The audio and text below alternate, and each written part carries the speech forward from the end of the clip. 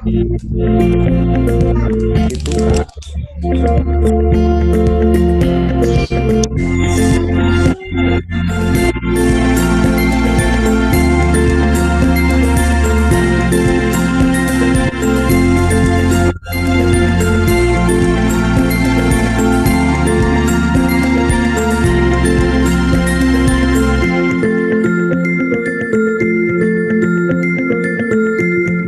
Keliru tanggal dan jam.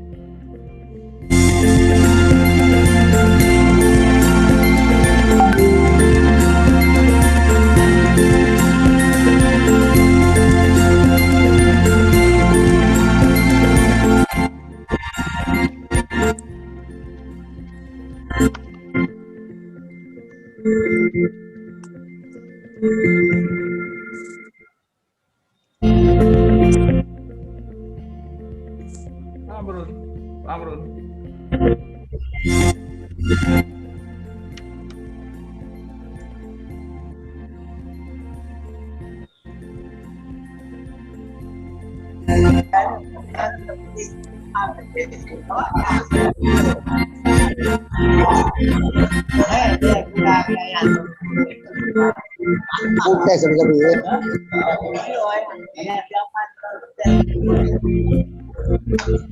Aku lagi lanjut bang.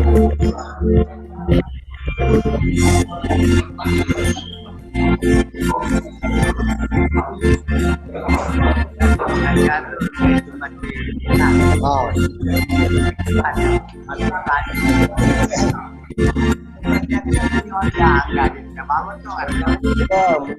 Tahu kacang kayak dua-dua ada. Ada yang ruangan sama. Ada ruangan yang. Mikir kita berborokan.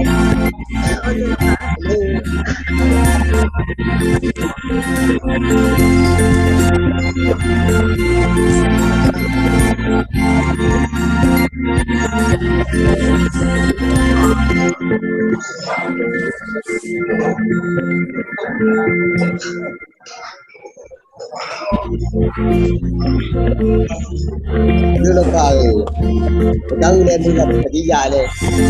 Jadi kalau mau mata pihak itu draw dulu. Mau mata pihak dia draw dulu. Ah, iyo, Zero.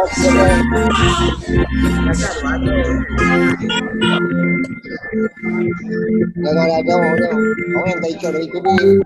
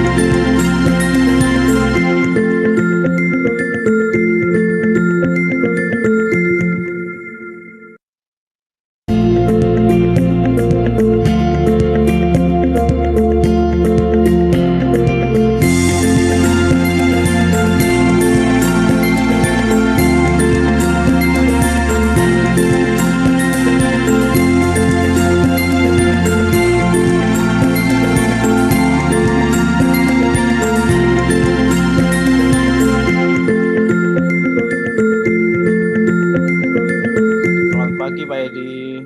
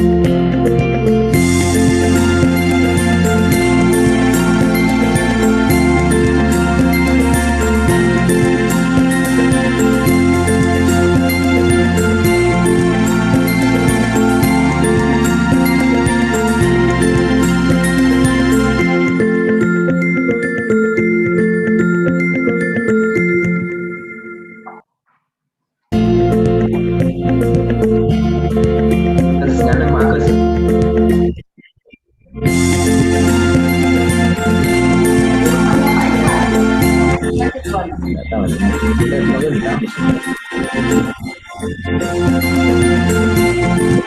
Pas malam nggak ada di Pak Israel.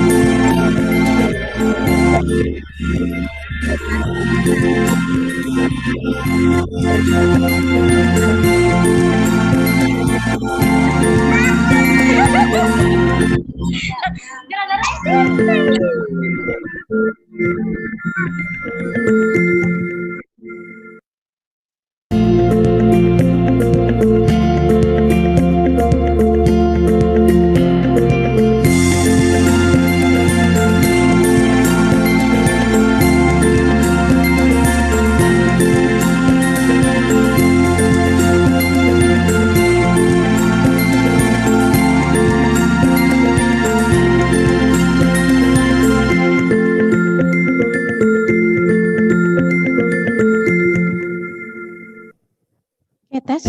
Suara saya sudah masuk ya? Sudah jelas. Oke.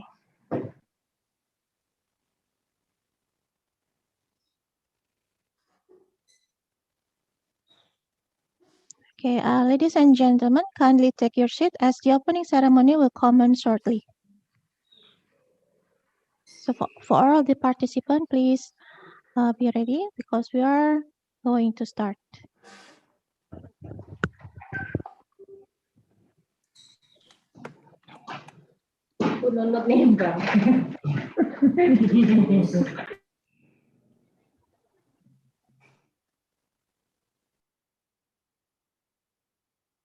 Okay.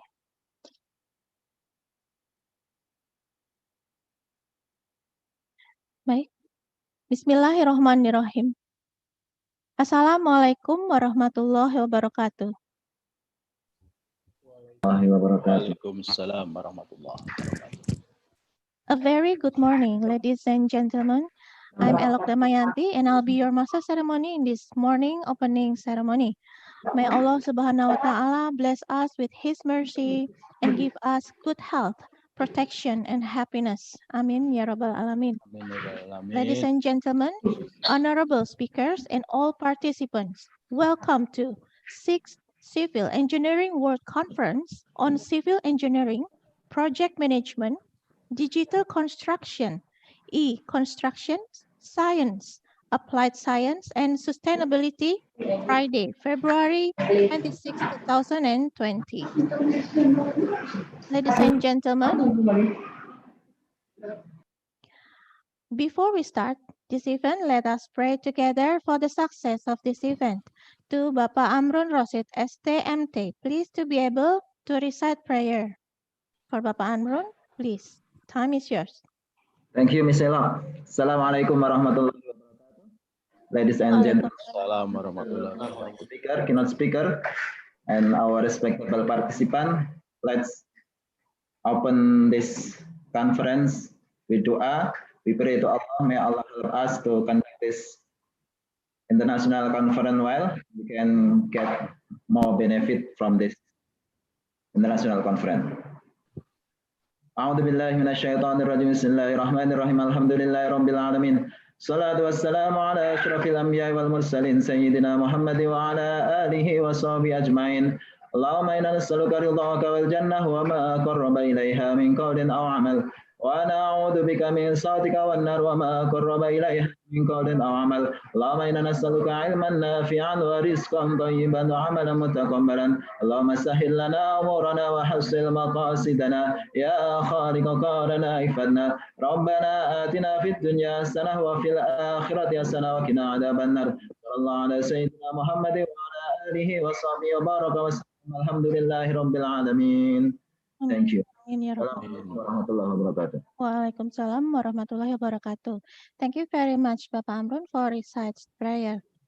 So, as a start of our opening ceremony, we will sing the national anthem, the Republic of Indonesia, Indonesia Raya.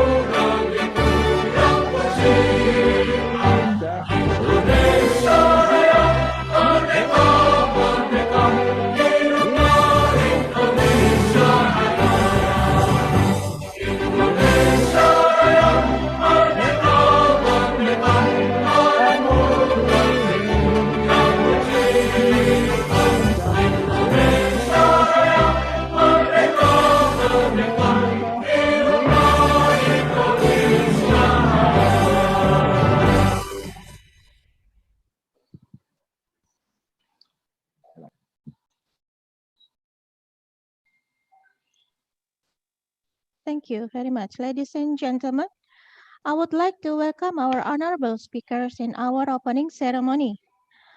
Bapak Dr. Insinyur Haji Sri Wiwoho Mujanarko, STMT, IPM, Rektor Narotama University.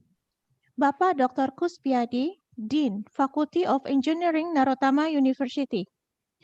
Bapak Roni Durotun Nahsihien, STMMT, Head of Civil Engineering Program Study, Narotama University. Bapak Dr. F. Ruslan Edi Santosa, Head of Master Civil Engineering, Narotama University. And then Professor Dr. Abdul Satarsan from Quest, Nawab Shah, Pakistan. And ladies and gentlemen, I would like to welcome for our moderator in this morning to Bapak Joko Suyono, PhD, to be able to be our moderator in this morning opening speech. Pak Joko is a head of Master Management Study Program, Narotama University. Good morning, Bapak Joko Suyono. Good morning, Ibu Elo. Thank you. How are you? Fine so far. Yes. So I will give this moment to you to lead the opening speech. Okay, thank you, Ibu Elo. So everybody, Assalamualaikum warahmatullahi wabarakatuh. Waalaikumsalam wabarakatuh. Good morning. We hope everything is okay with you, and we also hope that the success will become to you. Okay, thank you. I am Joko Suyono, as the head of Master of Management in Narotama University. So I am very happy to have the opportunity to lead this international conference. Okay, thank you for the first. Now let's continue for the opening speech. For the first opportunity, we will give to the Bapak Dr. Triwiwoho Mujanarko MT IPM as the rector of Narotama University. Okay, Bapak Dr. Triwiwoho, please. Oke, So terima we give you kasih. opportunity. Thank you, Pak Joko. Yeah, Suara terdengar ya? Very clear. Can you hear? Okay, Okay. we can hear very clear. Oke. Bismillahirrahmanirrahim. Assalamualaikum warahmatullahi wabarakatuh. Waalaikumsalam warahmatullahi wabarakatuh. Greeting to all of us, the Honorable Vice Rector, one for Academic Affairs, Mr. Dr. Iksan Setiawan. Good morning. The Honorable Dean of Faculty of Civil Engineering, Mr. Kuspiadi. Good morning, Pak Kus. Morning, Mr. Rector. Okay. The Honorable Head of Civil Engineering, Mr. Roni Dorotun. Good morning. Good morning, Pak Rector. Okay. The Honorable Head of the Master of Civil Engineering, Dr. Edi Santosa. Good morning. Good morning, Prof. Iwan. Okay, the Honorable of all keynote speaker, all participants, and ladies and gentlemen.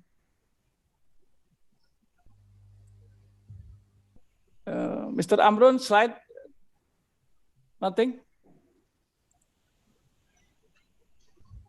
Okay, it's no problem. Ladies and gentlemen, Narotama University for the sixth time held this international seminar. This activity is carried out to facilitate student activities who will present their final assessment and other participants. Narotama University made a policy during COVID-19 student graduation was carried out through article presentation. The seminar was organized by a joint university industry in Indonesia and a university from other countries. As the Chancellor of Narotama University, I am very happy with the international seminar. The published article has been prepared to be published in reputable national and international aggregated journal. This also shows that the published article are the best work of the author, and the process of publishing article is carried through a review process. And finally, I have a good time participating in the international seminar with pleasure, question and discussion with each other. In the name of Allah, I declare this international seminar to be open. Wassalamualaikum warahmatullahi wabarakatuh. Waalaikumsalam. Waalaikumsalam warahmatullahi wabarakatuh. Okay, thank you so much, Bapak Dr. Triwiwoho, as the Rector of Narotama University, for your opening speech and also to open this conference. So now let's continue with the second opening speech from the Bapak Dr. Kuspiadi as the Dean Faculty of Engineering, Narotama University. Bapak Dr. Kuspiadi, okay, please, your time is yours.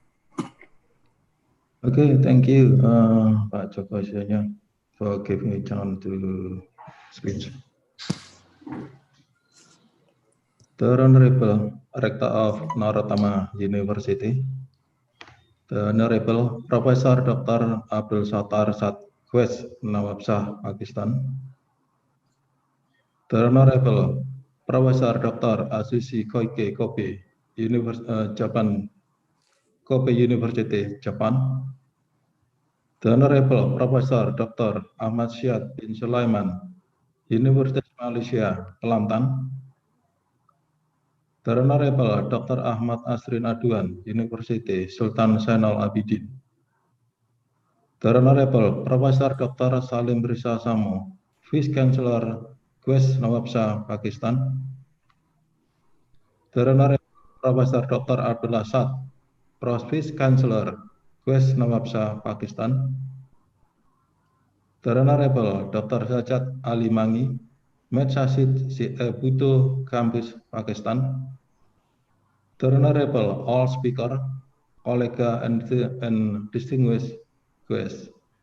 Assalamualaikum warahmatullahi wabarakatuh. Waalaikumsalam warahmatullahi Salam sejahtera, Om Swastiastu, Namo Buddhaya, Salam Kebajikan. On behalf of the organizing committee, it gives me a great pleasure in welcoming you to the 6th Civil Engineering International Seminar of Narottama University with Tun Hussein and Malaysia University, Mercu Buana University, Kobe University, Teknologi Mara University, Malaysia Pahang University, Malaysia Kelantan University, Indonesia, Medsasid Sid Abuto Kampus Kaipur Miren, Kuwait Awam University, Malaysian Academy Association Congress, Pajajaran University, Ghost Nawab Shah Pakistan, Nokia Asia Pacific. During the COVID-19 pandemic, there has been a decline in activity in all fields, including education, economy, industry, and construction.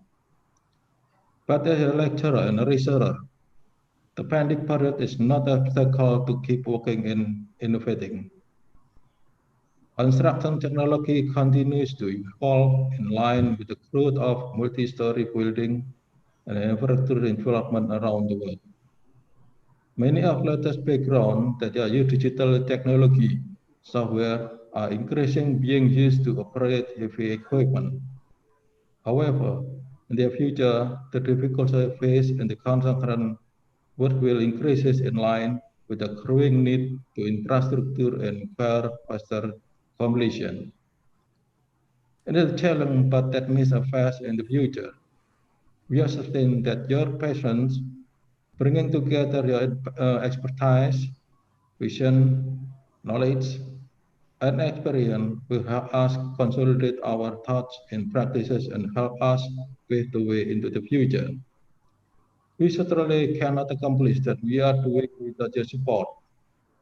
Throughout this conference, I ask you to stay engaged, keep us proactive, and help us shape the future construction and sustainable development. My personal thanks goes out to all of you. I thank all organizing committee members for all the dedication and hard work toward a successful conference.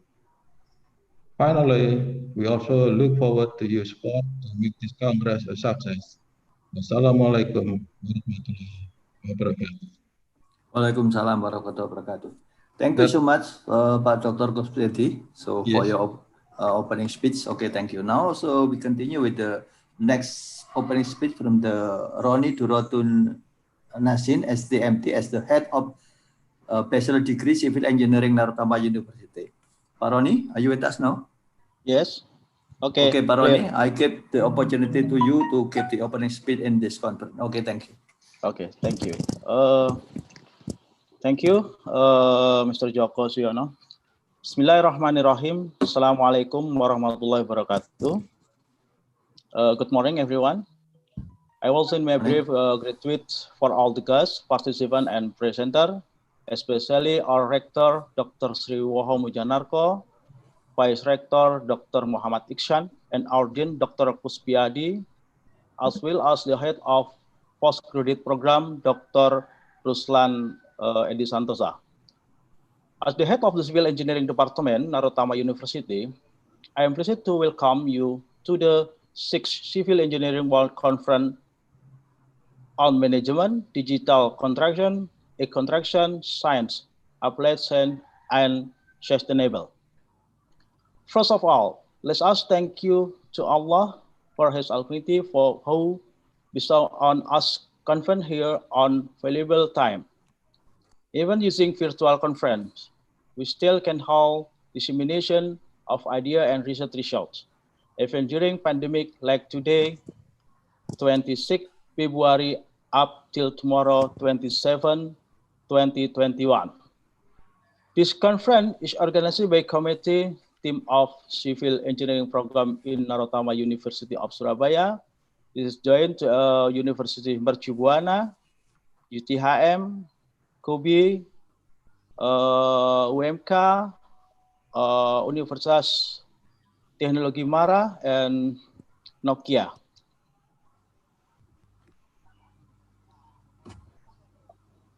This part of effort to prevent dissemination process is provided by our university vision, Total Quality University. The international conference brings together engineering practitioner, environmental research, and postgraduate students in the area of civil engineering, project management, digital construction, e-construction, science, applied science, and sustainable. This conference is attended by more than 100 participants who represent different countries like Indonesia, Japan, Malaysia. Therefore, on behalf of the organizing committee, let us extend our greatest appreciation to all of who support us and contributed your manuscripts to our conference. And to the panel reviewer who have helped us the selection process. Ladies and gentlemen, let me announce that this conference will feature valuable keynote speaker, Professor Dr. Asushi Koki from Kobe University, Japan, Professor Dr. Ahmad Zain B. Zulaiman from University Malaysia, Kelantan, Dr. Yohanes bin Ibrahim, PhD, University Malaysia, Kelantan,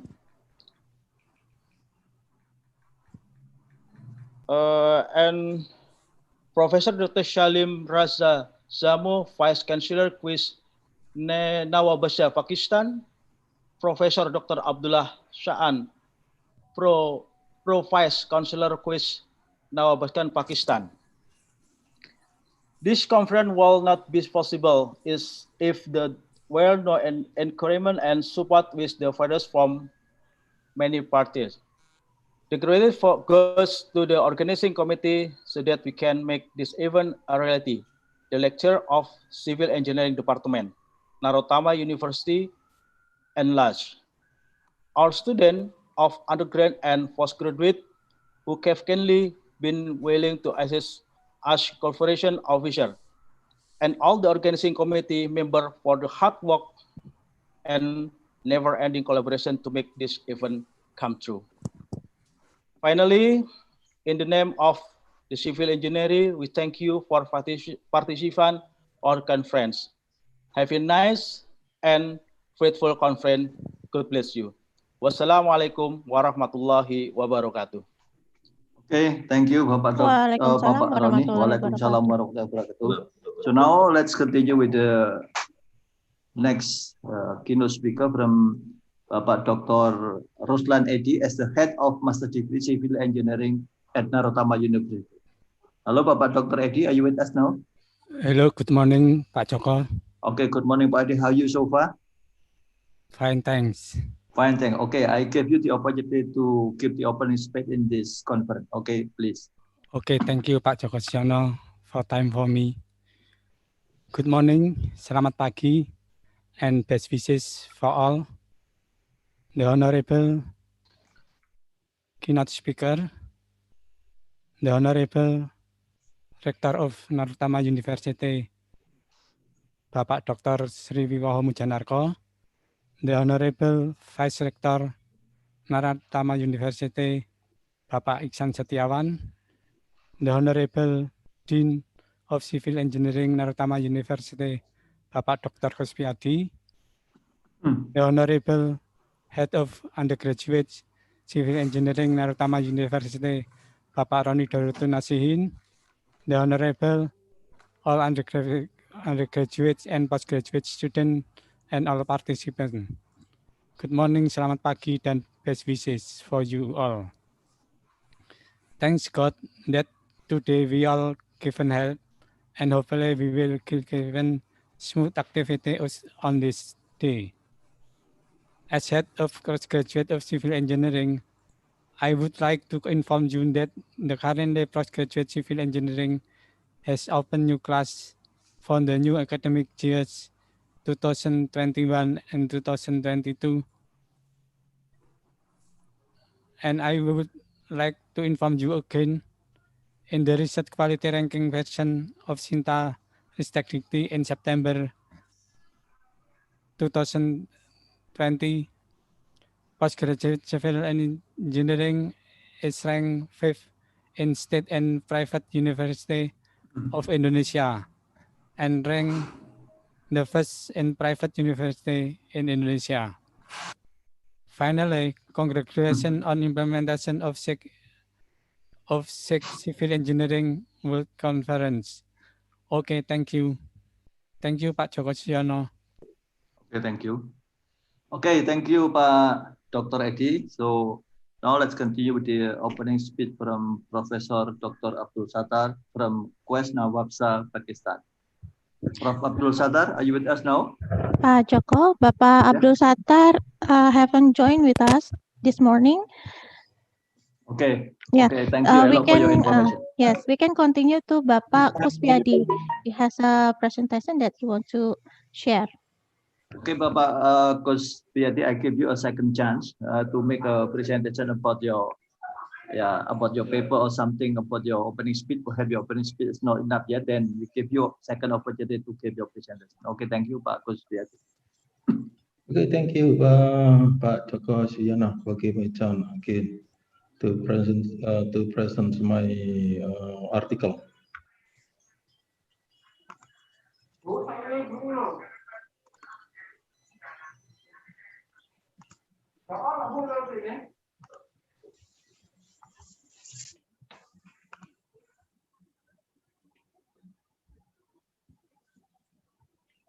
Can everyone see my presentation? Okay, Yes, I can Bapak. see.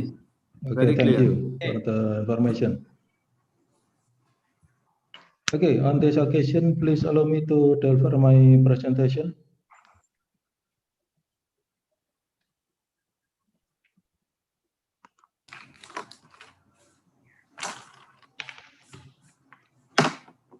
In the process of building a multi-story building, it is often required to carry out construction quickly to meet customer need or to meet a market. If using conventional method of the implementation, the construction process cannot significantly accelerate the building construction process. It is necessary to have a better implementation method so that it can support building construction implementation process more quickly. The floor jump method is a new method. You see, the method is already registered with the patent, under a patent. The method that function to accelerate the process of building a multi-story building. The first floor method is applied to steel construction building with a multi-level floor. The method is easy to apply to building implementation to answer the need for accelerated development processes that have always used conventional Sorry, implementation. Pak Dr. Kuspiadi, your presentation doesn't move. Perhaps you can move your PPT.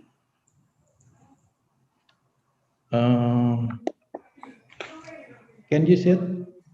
No, not run. Still at the first PPT. Or perhaps your PPT is just one. Okay, now. Okay, it is Okay, okay. I see your PPT is some, yeah. Okay, can you see consists my of some, slide? yeah. I can see your slide, but your slide doesn't run. Okay, thank you for the information.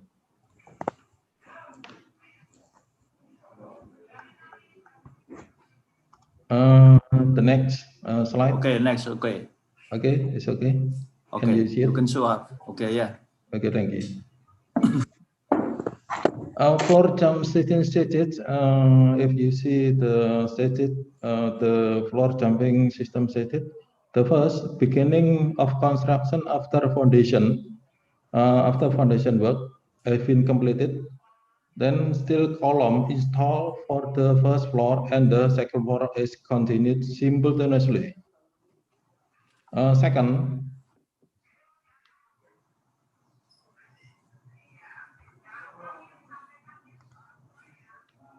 after completion of the second column, it is followed by the installation of steel beam and floor plate for the second floor.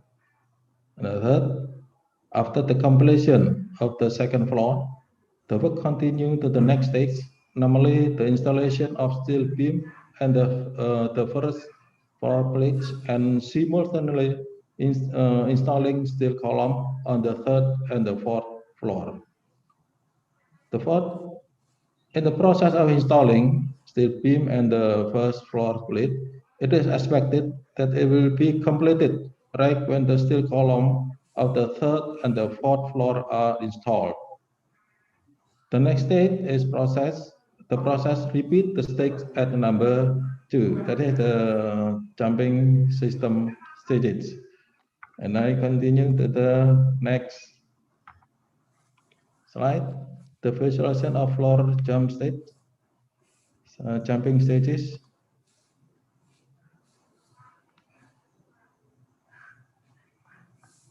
As shown in the video, after the foundation work is complete, it is continued with the first floor column, and then the second floor column work.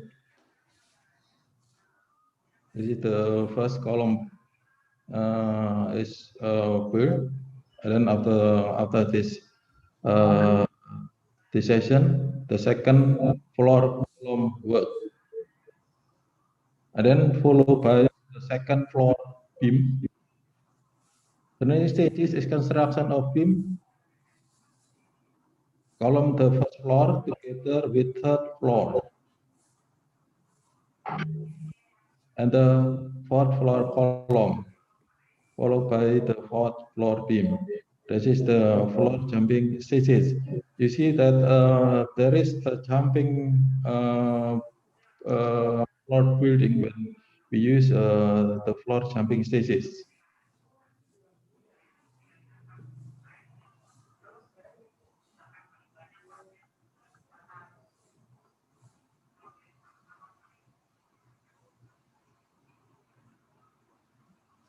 That is the illustration for floor jumping stages. Step by step from the ground floor up to the highest floor. Okay. Next, continue the slide number 5. During construction, there is many material used, namely steel, concrete, tool, brick, mortar, etc. This material is included as live load during the construction period. That must be taken into account of live load during use the floor jumping system. Live load that occur during the construction period compared to the load in the applicable load regulation. In the floor jump system, the live load during the construction period must be considered to accept load, and the steel structure must be able to accept this load. Even though the construction period was not very long, earthquake loads needs to be considered when using the floor jumping system. Steel structure must be able to accept this earthquake load. The main factor to consider when using a floor jumping system is the beam slenderness of column. The column slowly become longer, and the danger of the bending in this column is a factor that must be considered. While using the floor jumping system, it is necessary to plan a vertical transportation system to transport the material from below to the top of the building. This need to be assisted by the tower crane or the material lift of the tower crane and material lift should be easily accessible. Likewise, horizontal transportation should be planned so as not to cause difficulties during construction. Placement of material placement and organization as well. Workshop need attention during the use of floor jumping system. Slide number 6. There is in this article comparison between conventional system and floor jumping system is carried out. The first step is calculating a structure with the etape auxiliary program, a 10-story steel structure building. The result of balancing using etape program is as shown in the table. The first column story level. The story contain was for up to 10 floor. And then the second dimension is of wind. And the third is the stress of column is the comparison of PM33M comparing the stress is under the level stresses. It is okay for the structure that building it is okay. It's not. I mean that it is good for the. And then slide number 7.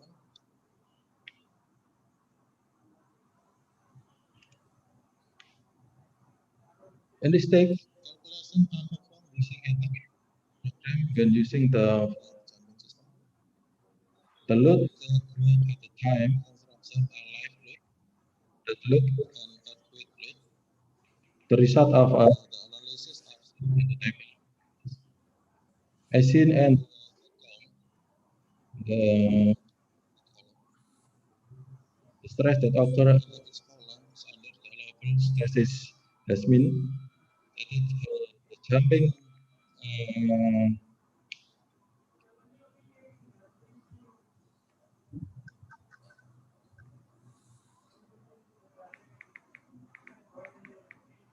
I mean this system it is okay because the stress is under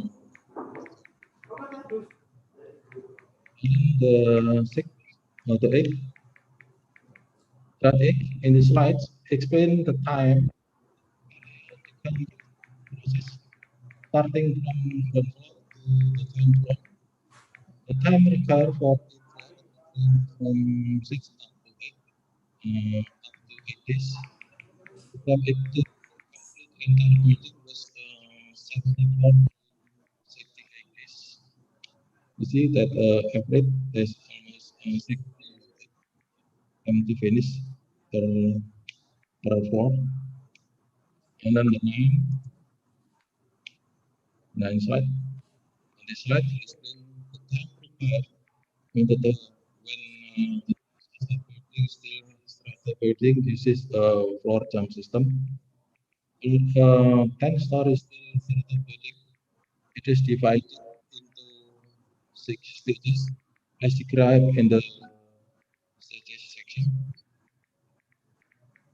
You see that in the floor jump systems, the stages is 6 stages. And also, you see the time to finish is average at 11 days. Consistently, the time required for the completion story steel structure building it is 71 days faster or 84.32% of conventional system. So by using the floor jamming system, I think build faster than the conventional system. This method has been registered under patent, and I hope you then thank you.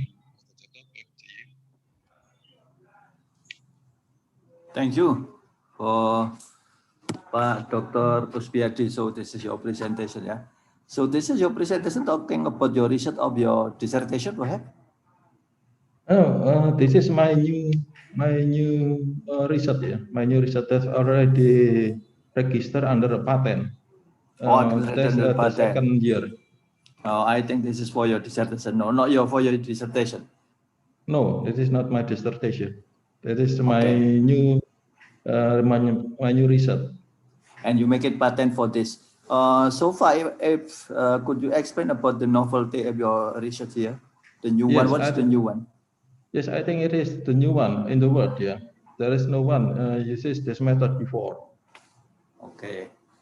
So you make it patent in Indonesia only, or perhaps in some other countries? Yes, I hope so. I hope you can. Yeah, you can patent it, and also in Malaysia and some other countries if possible. Yes, thank you. I hope okay, so. Thank you. Yeah, thank you for your nice presentation, Bapak Dr. Kusbiadi. So Ibu Elok, so now we can continue to the keynote speech. Hello, Ibu Elok. Or perhaps any other some opening speech again?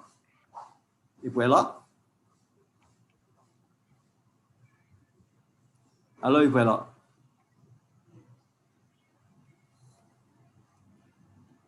Yeah, okay, Pak Kus, perhaps you can stop your presentation, okay? Okay, thank you, Master Joko. Okay, thank you. So, okay, so now let's continue with the keynote speech. Yeah. First, we would like to give the opportunity to Professor Dr. Atsushi Koike from Kobe University, Japan. So, Prof. Atsushi, are you with us now? Hello, Prof. Ibuela, can you help me to look for Prof. Atsushi from Kobe University, Japan?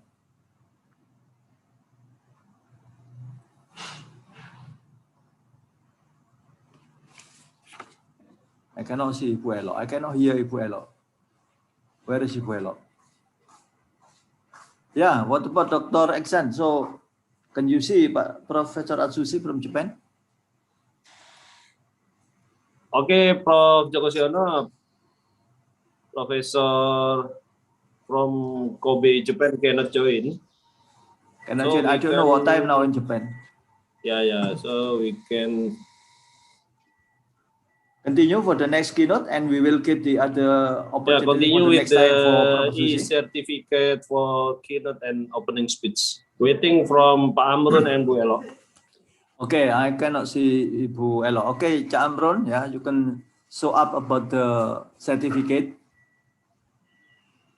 Yeah, this is the certificate of Bapak Dr. Kusbiadi as the steering committee and advisory board. Okay, thank you. Please give applause to Pak Dr. Kusbiadi.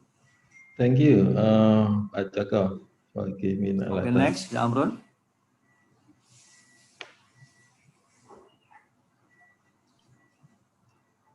Oh, you have another certificate, Pak Dr. Kusbiadi, yeah, as the opening speech and speaker. Okay, thank you.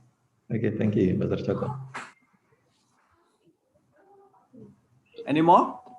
Any more certificate, Cak Amrun? No more. No more, only one. Okay. So now, because Prof. Atsushi is not with us yet, so we continue with the next keynote speech from the University Malaysia Kelantan. This is Professor Dr. Ahmad Ziad bin Sulaiman. Professor Ahmad, are you with us now? Hello, Professor Ahmad. Yes, Prof. How are you? Are you fine? How are you so far? Good. Kelantan. Are you in Kelantan now? Yes, basically in Kelantan, we are on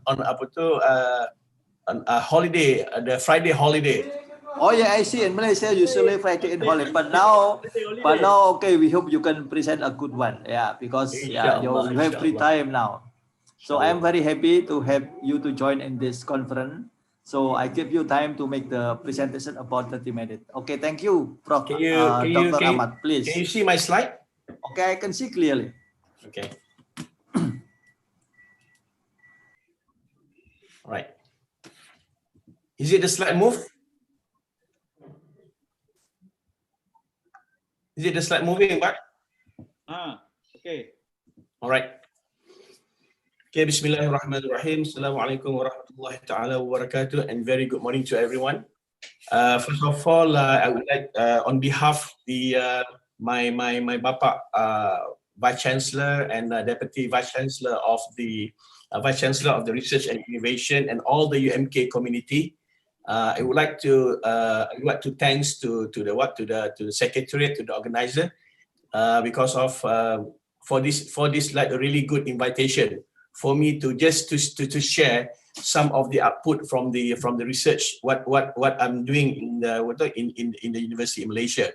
And then for information, just a little bit about myself.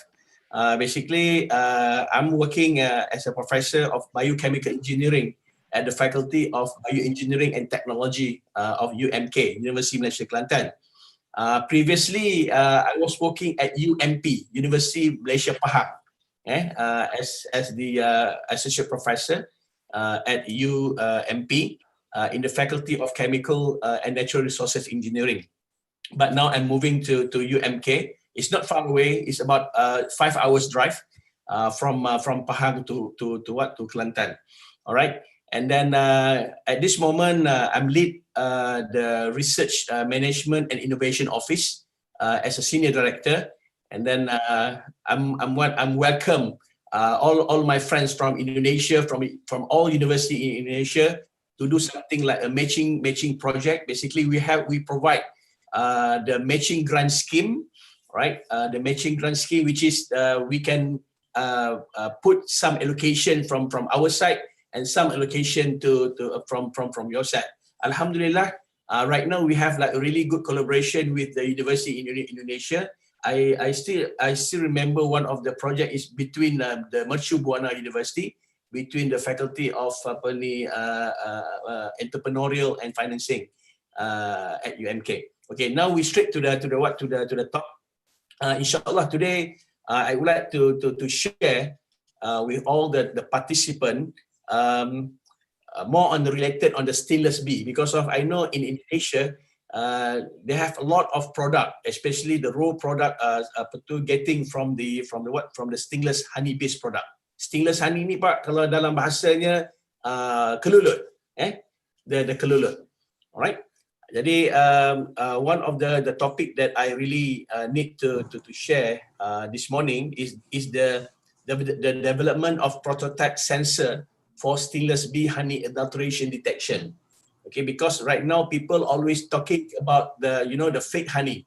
Okay, now what actually I'm doing, my group of research at UMK, basically we formed a team that we just not only do the downstream product, but at the same we do the things at the upstream as well.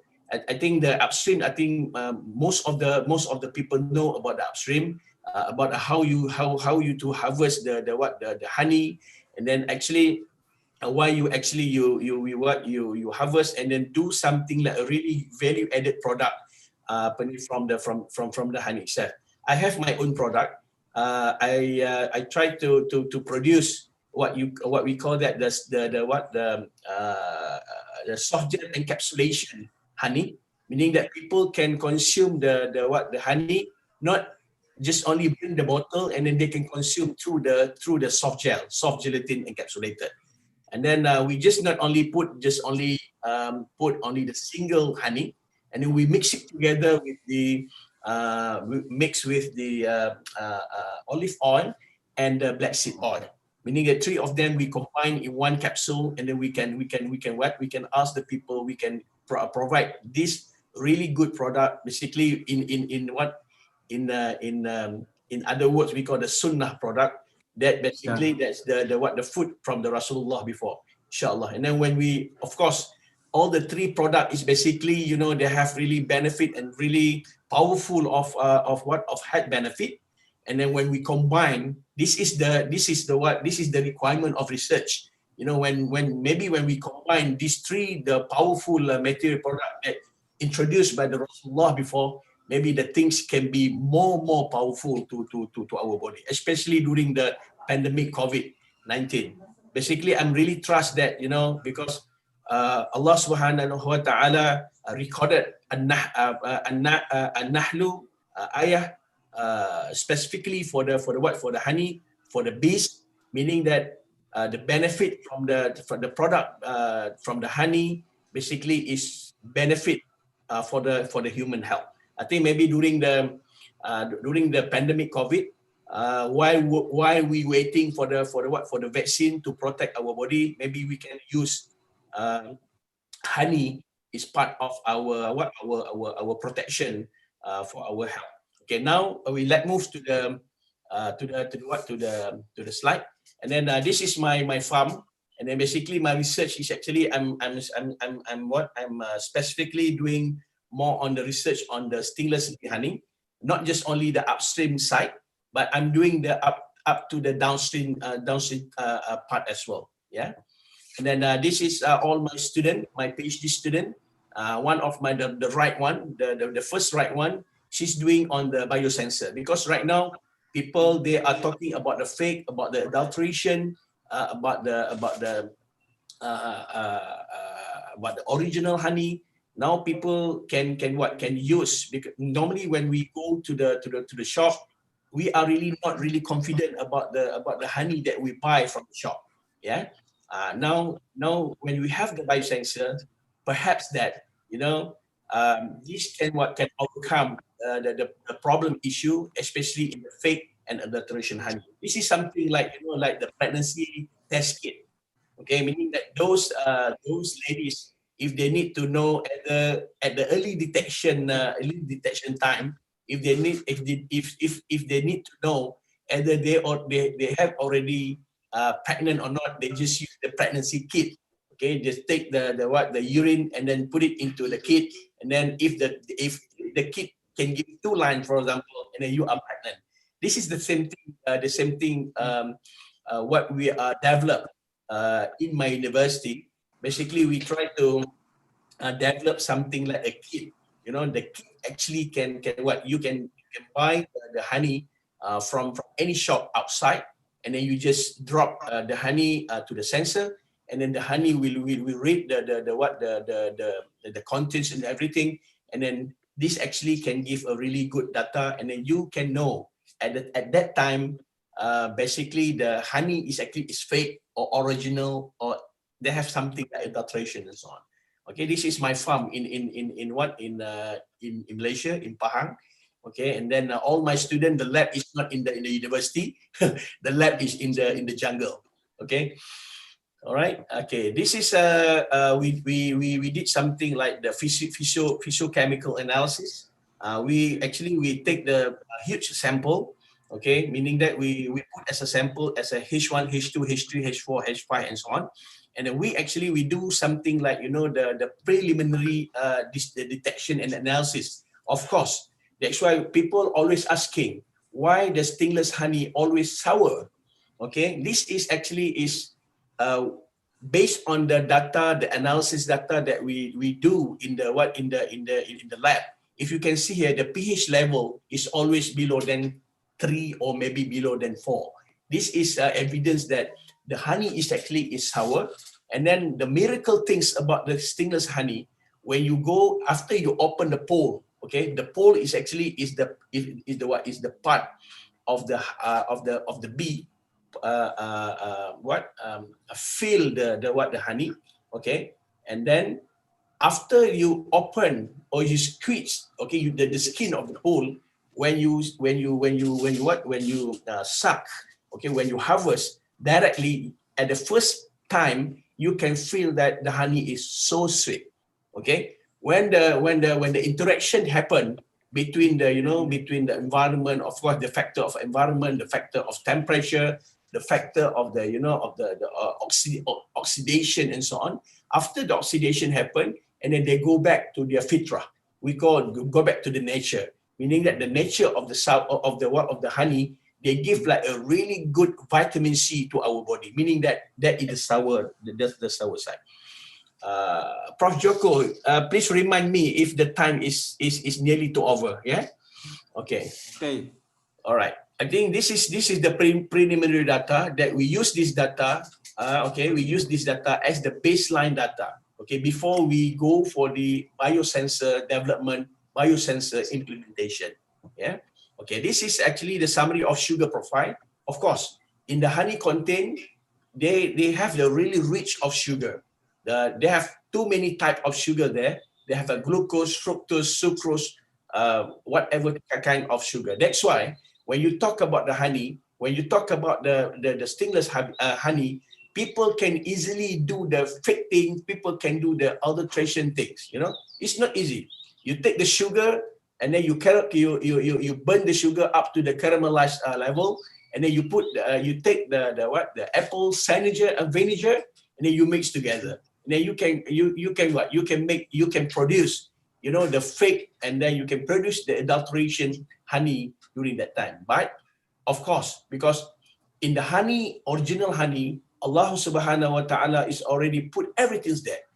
Especially they have a lot of, you know, the really good enzyme there. They have really good microbials, elements inside the honey. That's good for the human body. This is why people always ask me why Allah subhanahu wa ta'ala give the honey only little. It's not like a beach. It's not like seawater. Okay? Why? It's because of the consumption of the honey to the human body. It's not too much. Because of just, you need to just only use about 1.5 milligram of the honey. That is a good for the body to consume, and then that is a good for the body to get the benefit things from the honey to your whatever disease in your body. This is the miracle of honey. Okay, sometimes people, they go to the farm, they have their straw, and then they will suck the honey until he's satisfied. But it's too dangerous actually, because of inside the honey they have too much the potassium level. Because of human cannot consume more potassium, even though that's why those people, they have really allergic to the potassium. After you drink the honey from the pool, for example, you can feel that your ear can be changed to the red, and then you can feel that your ear feel something like a really hot feel and so on. Yeah. Okay. This is all the data. We do something like we do the analysis to identify how much the fructose level, how much the glucose level, how much the sucrose, and then we do something like, you know, the ratio between the fructose and glucose to make sure that we know exactly how much the sugar contains in the honey. All right. Okay. This is the result shows that the pH, moisture content, free acidity, electrical conductivity, and H content are quite similar for all samples. Yeah. All right. Now I need to go faster. Okay. All right. Okay. This is the data for the enzymatic analysis. We did the enzymatic analysis because inside the honey, the original honey, it contains the enzyme, it contains the microbe as per mentioned before. Yeah. If you can see here, we do the diastase number, and then we do the intake enzymatic analysis as well. Yeah. Okay, this is the microbial analysis. We did the microbial analysis as well. We used the SPC, and then we identify, and then we analyze the microbial count there. Basically, we can identify the total coliform, the amount of yeast, and the mold inside the honey. Okay, this is the result based on the preliminary for the standard for the reference, based on the sample that we are selecting from the farm, from the shop, commercial shop, from the farmers, for example, and then we try to get variations of honey. Okay, because of maybe the farmers, they are really, you know, because sometimes when the demand is too high, okay, and then the adulteration of the honey can be easily happen. Yeah. Okay, this is the physiochemical analysis of honey sample from Malaysia. Okay, but right now we just only studying about Malaysia first, because of course I know in Indonesia, honey is huge. Okay, because last time I went to Makassar, for example. Last time I went to, I still remember what's the place? They have a lot of the species of the bees during that time. Okay, this is some of the data that I'm not really really focused to this data to explain to all you guys. Perhaps that this data at least can give the information to all of you, those who are really interested to study in the stingless bee. You can find the miracle, you can find the advantage if you do the research through this thing, because of you can reflect back to the Quran as per mentioned just now, because the An-Nahlu ayah 69 and 68 and 69 already mentioned about this, the benefit of honey. Okay, I perhaps that I welcome to all of you just to explore this research, and then maybe we can share later on in other platform of the conference. Yeah. Okay, this is I straight to the development of protocol cancer. Okay, basically my team. Okay, we did some review. Okay, analytical device with integrate biological element, physiochemical solution. This is already studied by the Agarwal in 2017. And then the purpose is to provide rapid, real-time, accurate, reliable information about the target and the like, and then they're capable of responding continuously reversely and does not disturb the sample. Of course, this research is actually nobody in the world did this one. Nobody, because of this sensor you can use. Okay, the previous study is just only the study for the optic displacement sensor, biometric sensor, use Itang Inos, and the electrical impedance spectroscopy. Okay, this is something like a new, and then this is, I'm not declare this is from me. This is actually for everyone. You can go and then you can explore. Maybe we can use this for the ummah, inshallah. Okay, all right. If you can see here, okay, this is the data that we use from the previous. Okay, many substantial work on biosensor to detect adulterant in different type of honey has been reported, but no work on the screen printed amperometric biosensor has been developed to quantify glucose adulterant in Malaysia, stingless bee honey. Yeah. This is something like a really good to know. Basically, we do something like a really, really good literature. We did like a really comprehensive review, and then we tried to take the really gap. What is the gap between the previous and the future research done for this topic? Okay, this is the methodology. Okay, this is from the lab work. 3-channel screen printed electrode were purchased from the Rapid. Okay, and then we do something like the immobilization of enzyme. Okay, I think maybe some of my friends in the background of enzyme, you really familiar with the immobilization of the enzyme, and then amperometric analysis using potentiostat by palm sense. We use this one, and then the last part one on the right side is actually the analysis of pure and adulterant stingless bee honey using sensor.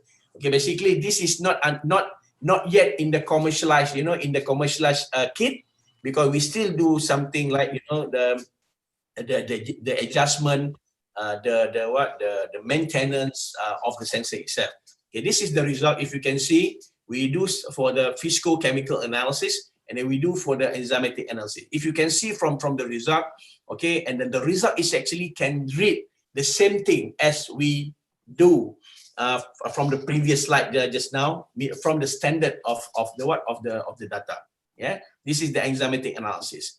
Okay, most notable parameter for quality criteria in honey are HMF content. HMF is a hydromethyl fluoride. This is the chemical contains in the honey. Yeah, they're increasing during the processing, preparation, aging, storage of honey. High HMF content in both market sample and so on. Okay, this is the result indication for the microbial analysis. This is for the sugar profile. Okay. Oh, okay. What this is happening? Oh, sorry. Oh. Something technical. Sekejap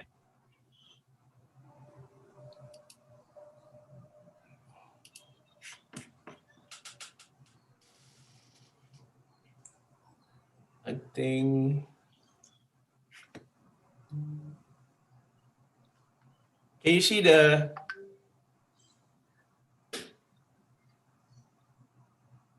okay. Can you see the slide? I can see. I can see, Prof. Can you see? I can see clear. Okay, all right. Okay, we go back. Sorry about that. This one is not yet. Okay. Where are we just now? Okay. This is the data. Okay, I'm not show in the slideshow. I just show something like that because of maybe the technical error will be coming later on. Okay, this is data for the physical just now.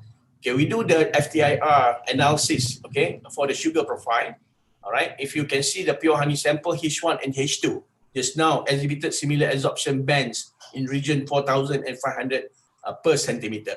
I think this is something like really technical about the analysis. What I need to mention here is actually if you can see from the study, okay, especially can I go straight to the okay, this one, the measurement on the stingless bee honey sample. I go straight to this table because I need to show based on the sample that we have, the Itama honey, the Thoracica honey, market sample 1 and market sample 2, the reference and the glucose biosensor that we develop is actually, they have no really big difference, okay, between, if you can see the Itama honey, okay, the reference is only just give us the 16 gram per over for 100 gram of the glucose, meaning that in the glucose biosensor, we can detect the same value as well at the 15.68 plus minus 0.91. I think if you can see from the measurement of the sugar, all right, and then for the glucose and then for the sucrose, we can see, okay, we can see they have not much different, meaning that we can clearly develop the sensor, and then this sensor can be benefited to all the honey consumer, the honey users, not only in Malaysia, in Indonesia, and throughout whole over the world. Yeah, I think before I conduct this research, I submit one of my review paper, okay, in under the topic of classical and novel approach to the analysis of honey and detection of adulterant. I think this is what the paper that we published in the food control. I think the quarter in the quarter 1 Q1 with the impact factor 3.21. This is actually, we try to review as much as we can the technique, the new technique, the modern technique, the conventional technique, and then after we publish this review, and then we come up with the development of the biosensor. I think this is the new era. I think the new technology that we can propose, that we can develop to the world, okay? Because of, the honey is always, consumed, produced every time, every second, because of, I have my study as well. When I put the sum of the population of honey, of bees, just beside the mosque, just beside the masjid, okay, just beside the surau, for example, and then the same species, the same population, I put the same amount to the jungle, okay, to the jungle, meaning that they have something like a really miracle information, because of when during the recitement of Quran, because every time the recitement of azan just beside mosque, the activity of the bees actually is really active, and then they produce more, they really produce more honey compared that where you put just straight to the jungle. This is something that we can study, and we can tell the world. Okay, we can tell the world basically honey is the best, because of Allah recorded the benefit of honey, the best of honey in the Quran. when the thing is recorded in Quran, when you do something like really, when you bring back all these things to the lab, you just need to confirm. Of course, you know, the honey itself have a really potential, you know, potential for the good medicinal for any disease in our body, especially cancer, you know, because of I examined one of the PhD thesis previously. Okay, the student study the potential of honey in the breast cancer, you know, and then I can see that the honey itself can cure the breast cancer, and then now the people, they are moving towards use the honey as a supplement for the athletes. Okay, supplement for the athlete to consume the honey and then can bring more energy. Okay, because like in Malaysia, they have one university, my friends, okay, they produce, you know, the energy bar. Okay, the energy bar is made from the honey. Okay, I think this is something like really good. I'm really emphasize this to all my friends in the conference. Okay, just to make sure that, because in Indonesia, of course, in Indonesia you have a huge of honey. Okay, and then you can make it the honey. You can make it the honey in the really wide perspective, not just only the liquid honey. And then you go to the farm, buy the honey from the farm, but you can make it really too much value-added product. Okay, as per mentioned by me just now, you can make it the capsule, you can make it the banana powder with honey. Okay, because of banana, because I have my product as well. We can choose, we can select the rotten banana. Because the rotten banana, the price is not really expensive. It's about 80 cents in Malaysia, 80 cents or 50 cents per kilo. Okay, and then you can make it the powder mixed with honey. All right, and then you can sell it back. Because of from the 80 cent or 60 cent of price, you can mark up 43 ringgit per kilo.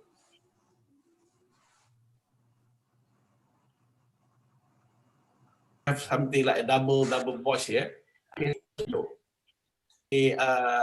Provision, that's why they have something like a provision. Perhaps that based on this initial, perhaps this can be benefit to all of us, and then especially those doing research in honey, not just only for the stingless bees honey, as well as, you know, the normal bees as well.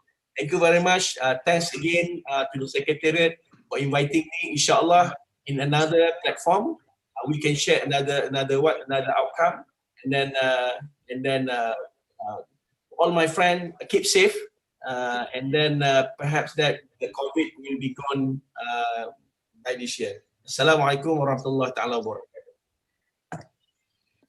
Waalaikumsalam warahmatullahi wabarakatuh. Thank you, Prof. Dr. Ahmad Syed. Very interesting presentation. Yeah. So there is also the bee farm in Malang. You know Malang, yeah? Sorry, my voice double. Take you to the honeybee farm in Malang. You know, in Malang. Sometimes they will combine with the honey to the pollen bee and something like that for the pollen bee. You know, yeah. So by the way, in Narutama University, there are some students from Yemen. They said that the best honey in the world is honey from Yemen. What do you think of this? Is it true or not? Always people, they claim that the Yemen honey is the best. Basically, when you talk about the best, you must to prove in terms of the scientific element of the honey. Yes, of course. When we do something like analysis before, because of why Allah Subhanahu wa Ta'ala created too many species, basically the species actually can give like a really, you know, different disease of help to the human. Okay, for example, they have one species for stingless honey that's good for the heart problem. Okay, that is the tarusika. Because of if you can feel the honey is not feel something like, the taste is not like really sweet. The taste is not too sour, but the taste of that honey is actually very bitter. Okay, very bitter. I think that's one is good. And then the price of this honey is not cheap. Okay, the maybe, you know, is about 1,000, 2,000 ringgit per kilo. The same thing in Yemen. because of always people claim the Yemen honey. Of course, the Yemen honey is really concentrated, okay, not much water, because for your information, Prof, in the honey, the nature of the bees, they go to drink the water first, get the water, and then from the water they go to the pollen, okay, to get the pollen, and then later on they will consume, okay, they consume all this the mix with water and pollen to the stomach of the bees, and then the process happen in the bee's stomach, in the bee's tummy, for example, and then they will transfer this honey to the pole, okay, meaning that every species, they have a very, very different. I think to answer your question, either Yemen, either Indonesia, if the Indonesian honey is the best, we can declare the Indonesian honey is the best. Okay, because of we are living in Indonesia. Like me, I'm living in Malaysia. I always saying that the Malaysian honey is the best. Okay, whatever if the honey can cure our disease, that is the best. Doc. Thank you, Doc. Okay, thank you. I agree with you. So, if possible, send me some sample to my house from Inshallah. Malaysia. Okay, I agree with you. So we know that I'm also a Muslim, and according to the Quran, the honey is the powerful medicine. I believe 100% of this. Yeah. By the way, Prof, I would like to ask again: does honey safe for the diabetic patient? What do you think of this? We have some people. I have some friends having diabetic, and they are afraid to take the honey because afraid of sugar and something. So what do you think of this? Is it safe or not for the diabetic patient for the honey? Yeah, really good question, Doc. Thank you very much for the question. Okay, as I mentioned previously in my earlier slide. Okay, I have my own product. Okay, I have my own product. Okay, based on the testimony that we received from the patient. Okay, they have some of the patient when they consume the honey, it's not in the stingless honey. Okay, the level of diabetic increased too much. Okay, to increase tremendously. Okay, that's why they come back to me. They say, why I'm consume this type of honey? My diabetic is from 5 or from 6, for example, is go up to 10. I mean, this is the indicator that I had my earliest stage of diabetic. All right, okay, and then why? For the stingless bee honey, stingless, they have too many species. Itama, you know, they have the Tarusica, they have too many others types of species, you know. And then in some bees, okay, for example, not in the stingless, it's like a normal bees. They have too much contents of glucose.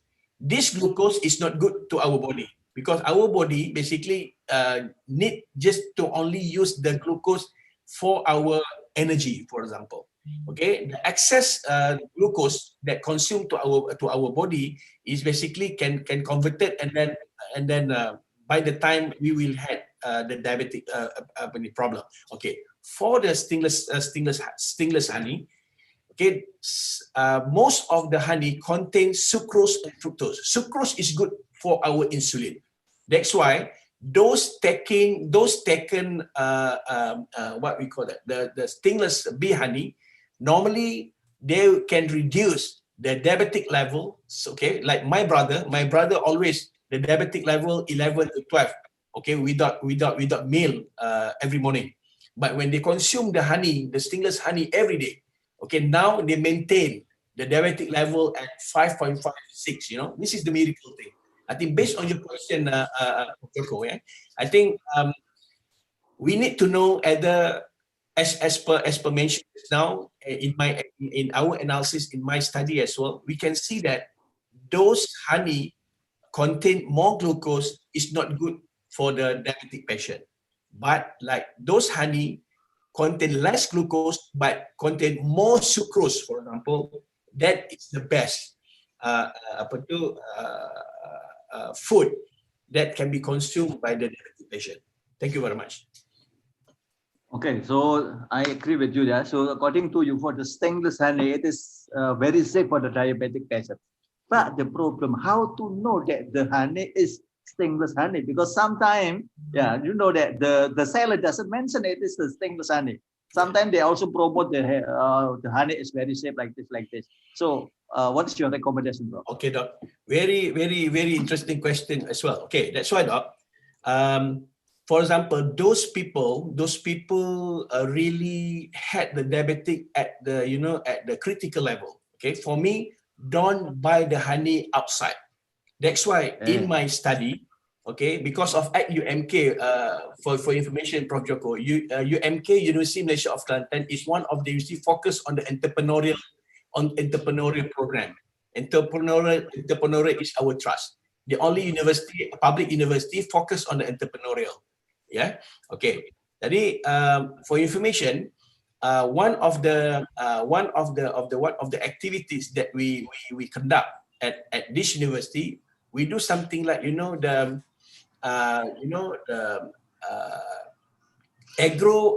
and agro tourism and edu tourism of concept.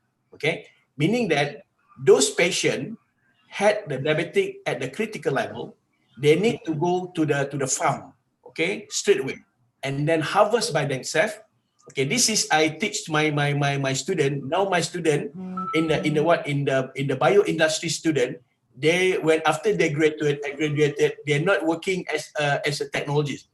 They're willing to work in the farm because of the income is very high every month. That's why they do is they open the farm, then they ask the people to come to the farm, okay, and then they can get 3 charges. Okay, the people when the people enter the farm, they charge for the entrance fee. When the people rent the pump, and then they charge for the pump, and then after the pump, when they harvested the honey, they fill in the bottle, they charge for the one bottle. This is something you give the user or the diabetic patient really high confidence of honey because of they harvested by themselves in the farm. At the same time, those who are working in the farm, they can get like a really good income because of they are not selling outside, but they're selling directly from the farm. I think that is my answer, Prof. Joko. Okay, so according to you, which is the best time to take the honey? It is in the morning or before sleep? Okay, for me, the best is during the empty stomach. Okay, after we like my style. What I'm doing is when I woke up early in the morning, okay, at 5 o'clock, okay, before we perform for tahajjud, okay, you can take the honey, okay, and then because of during the tahajjud, okay, straight to the fajr salah, okay, it takes about 1 or 2 hours. That's a really good consuming. And then when after you finish your fajr, is basically you will stay in the mosque just to hear about the kuliah and so on. And then don't take any food because of during that time is actually they can remove everything. They will clean all the things inside your blood. And then I think around 8 o'clock, 9 o'clock, you take your breakfast. And then later on, before you sleep, you take another 1 spoon of honey because of during our sleep, all our function or unit operation in our body is stopped. It's not stopped. Basically, they slowly reacted. Then this is the time that the honey can clean our kidney, everything. And then, of course, early in the morning, we will go to the toilet to remove all the urea, all the dirty things in our body. I think this is the best time. Okay, the best time is early in the morning. Okay, during the tahajjud time, and then before you sleep. Okay, before you sleep, and then you take it. Don't take it too many times. Okay, because people sometimes during the lunch they take it. During the evening, during the tea time, they take it. But I think the best thing only these 2 times. That's why Allah SWT give the honey very little. It's not like a sea water. Sea water is huge, but they give the honey just only little in the farm only. Thank you very much, Prof. Okay, thank you, Decker. So I conclude that the best way is before the tahajjud, or we can say in the morning during our stomach is empty, and also before sleep. So 1 spoon is enough, yeah, Prof. Yeah, 1 spoon is enough. 1 spoon is enough. Okay, Prof. So by the way, Prof, so if we want to order the honey from you, is it possible or not? Yes, of course, because I have my my capsule product. Maybe we can share later on, inshallah. If after the pandemic is over, and then what we can do is maybe we can do the collaboration research and everything. Maybe we will fly to Indonesia, or maybe Pak Joko can come to Malaysia. We do something like a really good collaboration between UMK and Kelantan, because Kelantan is huge with the food. Very nice place. I think Pak Joko okay, I been see. here before, right? Actually, every year we went to Malaysia, to UTH and UP, and also some other university. But you need to go to Kelantan. During COVID-19, we don't go there. Perhaps after COVID-19, I will visit you at Kelantan. Inshallah. By the way, I put my contact in the chat room, Prof, so we can contact with you. It's okay. I put my contact in the chat room. So, okay, this is very nice. Yeah, I agree with you. Very nice. So perhaps some people are interested to order from you. Is it possible for you to take your contact in the chat room like this? So I will check in the chat room. Perhaps there are some questions for you. Let's check. There are questions for you read or I read? Hello? Prof. Ahmad. Okay. Yes. Okay. Okay, hello, you can read. Okay. This is question come from Bapak Amrun from Narotama University. The question is, in Indonesia, we have so many products of propolis, but I think honey is better than propolis, a side product of honey. But many people, in my opinion, think that propolis is better than honey. Nowadays, propolis becomes more famous than honey. I'm sure that honey is better than propolis, especially because honey is mentioned in Al-Quran. Maybe Professor can give explanation about this phenomena. Okay, thank you very much, Miss Okay. Elok Damayanti. Miss Elok. Yeah, Miss Elok Hadi Damayanti. Thank you very much for the question. Really good question. Okay, because for your information, for the stingless bee honey, okay, Allah Subhanahu Wa Taala give to the bees responsible, okay, to produce three things. Okay, one is the liquid honey, second is the propolis, okay, or what we call the bee bread. The propolis is bee bread because people always call bee bread. Okay, propolis. And then the third one is the resin. The resin is actually the base, you know, the base and the pole and so on to create the pole. Okay, why is actually Allah Subhanahu Wa Taala create these two products? Why not just only honey? All right, both of the material is actually is very useful and very benefited to our body. Okay, why actually? If you can see from the hive, okay, we call hive. Normally during the not out of season, normally the honey they produce, the bees produce honey very little. Okay, they not produce the honey too much. What they do is actually they produce too much to bee bread. Okay, that's why if you can see, based on my analysis and based on my observation, okay, if you can see, when they produce the bee bread or when they produce the propolis, okay, the portion of the propolis is actually in the same. For example, like if they have 100 poles is like, you know, the material that the bees fill the honey. Okay, for example, like in one hive they got like 1,000 pole, right? Meaning that the 50% of the pole is filled by the bee bread. Okay, now back to the question. All right, some of the producer, they produce, you know the chewing gum. Okay, chewing gum. Okay, chewing gum means that sometimes they make it, the base product is from plastic, from the polymer material. Okay, now people use the resin, and then people use the bee bread mixed together and then make it a chewing gum. This is good for the kid because of when the kid chewy the chewing gum, the kid can straight away to swallow.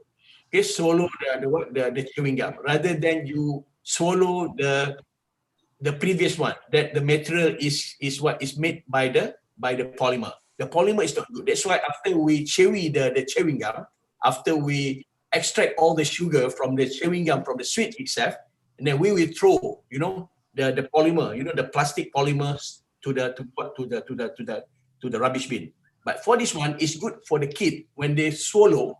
This can be a good help to the kid because of the bee bread is good for the asthmatic level. Jadi to answer this question, okay, the bee bread is actually now the people when they consume. For example, just now I mentioned to Pak Joko just now, when we consume 1 spoon of liquid honey, we take the bee bread and then we mix together. Okay, this is the miracle actually. Why Allah give the pollen, because of this is actually you can mix together, not just only honey. Because of stingless bee honey produce this honey very limited. What you can do is you can take, but the taste and smell is maybe many people they are really don't like it because of the smell. One thing is not really nice smell, and then the taste is too sour because of the rich with vitamin C. I think for me, those outside, those farmers, if you need to explore, you can sell your product in the single product as well. Like for example, like single in the bee bread or propolis itself alone, or maybe from the honey alone, something like that. Did I answer my question? Yeah. What do you think, Cik Amron? Is it answer your answer? Does it answer your question? Cik Amron, silakan. Cik Amron? Pak Amron Hopefully said that, the hopefully the answer already of Prof. satisfied. Yeah, satisfied. So any more question? Yeah, from the he participant? has the second question. Yeah. Okay. Yeah. I think honey is a miracle from God, especially gift from Allah. Food with many nutritions. My questions: have you do research, analyze the correlation between the cases of coronavirus infection with honey consumption? Maybe the people who used to consume honey more strong than those who don't. When people infected with coronavirus, the healing process is faster. I need to show to you guys. I think one of the let me share. Okay. Can I share again where is it? Yeah, sure, Prof. Okay. Okay.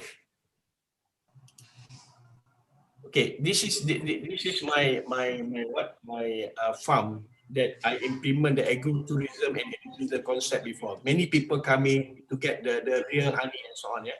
Okay. What I need to show is actually is like this.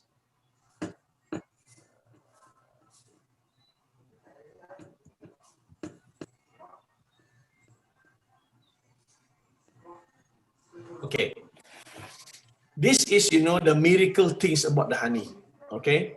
The honey is actually come out with this, the miracle, really complete, the complete nutrient. Okay. If you can see start from the vitamin, you can see from the provitamin A, B1 thiamine, riboflavin, niacin, pantothenic, vitamin C, vitamin D, vitamin E, B, really rich with the really fully mineral benefit and others as well, amino acid, meaning that if you can see from this fully mineral contents of nutrient, this is for our body. Allah make it, the honey is dedicated to the human. That's why if you can read the Quran, especially in Nahlu ayat 68 and 69, Allah instruct the bees go to anyone. 60 Allah for the human. Okay. Allah produce the honey not for jinn, but Allah said for the human. This is something that if you can see here, to answer my question, okay, my study is actually, okay, for example, honey is actually can increase the immune. Okay, I can show you here. Okay. For increase the immune. Okay.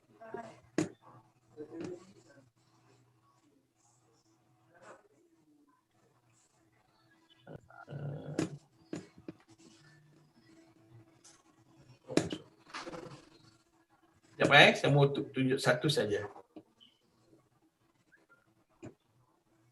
Okay, where is it? Tak ada. Okay, this one.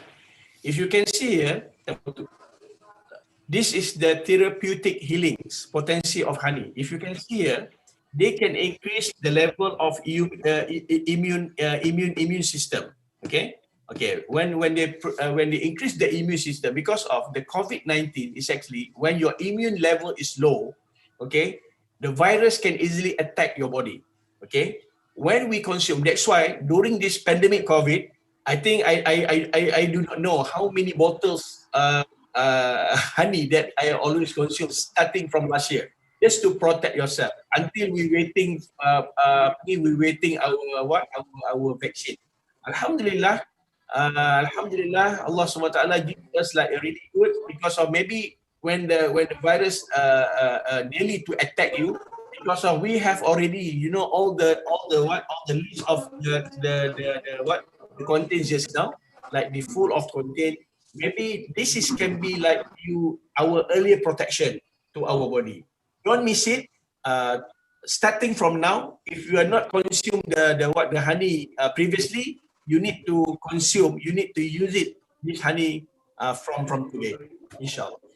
I think this is how I answer the question, because of it's related to the contents of nutrients. Yeah.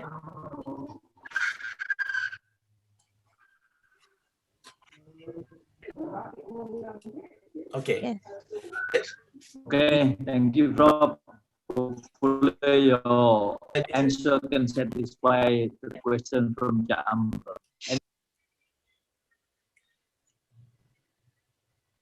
From the participant, any question? You can share directly to the keynote speaker. Open question more, Pak Joko? Yeah, sorry, Ella, your voice is not clear. We have a question more in the chat room, Pak Joko. Okay, you can read. I think maybe we need to conduct, I think, a special program, okay, just to share about the benefit of honey later on, because of, I think, of course, that's why when I went to any workshop, okay, especially in the honey related to honey subject, many people, most of the session full with people, okay. Inshallah.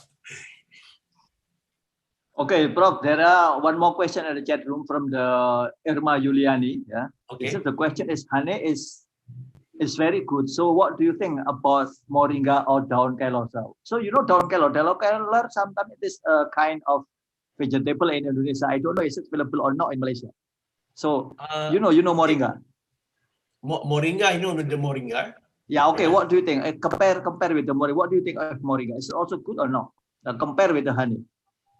Okay, I think when you talk about the moringa and honey, okay, that's why most of the species, most of the material, they have their own, they have their own, the compound, the active compound, and then the phenolic, the resin, the contents and everything. I think to answer the question, basically we need to know the use, okay, the use and the benefit first. Meaning that maybe I think the question raised by our friend just now, basically this is good. Okay, that's why if you can see some, I have my product as well. If I can show you, we mix together honey and tongkat ali. You know tongkat ali. I know tongkat ali. Yeah, because of why we actually we tongkat ali is just for gentlemen, Prof. Yeah, for the gentleman. Okay. That's why. Okay. That's why. Okay. That's why. Kalau tengok di sini, saya boleh claim di sini fermented organic Viagra. Okay. Because of kalau if you can see from the left one, inside the bottle they have the tongkat ali. Because of honey, as I mentioned just now, honey got the enzyme. Okay, enzyme basically can penetrate and do the enzymatic hydrolysis to the cellulose wall of the woods. Meaning that if we mix with the tongkat ali and then we keep about 30 days, for example, they can release all, you know, what the tongkat ali, but what Joko said just now, all the gentleman active compound outside the body. Okay, when I sell this bottle, normally my friend, the man friend, they doesn't want to buy. The wife call me, Prof, can you sell to me 1 or 2 bottles? Okay, meaning that my friend, the gentlemen, they are really shy to buy.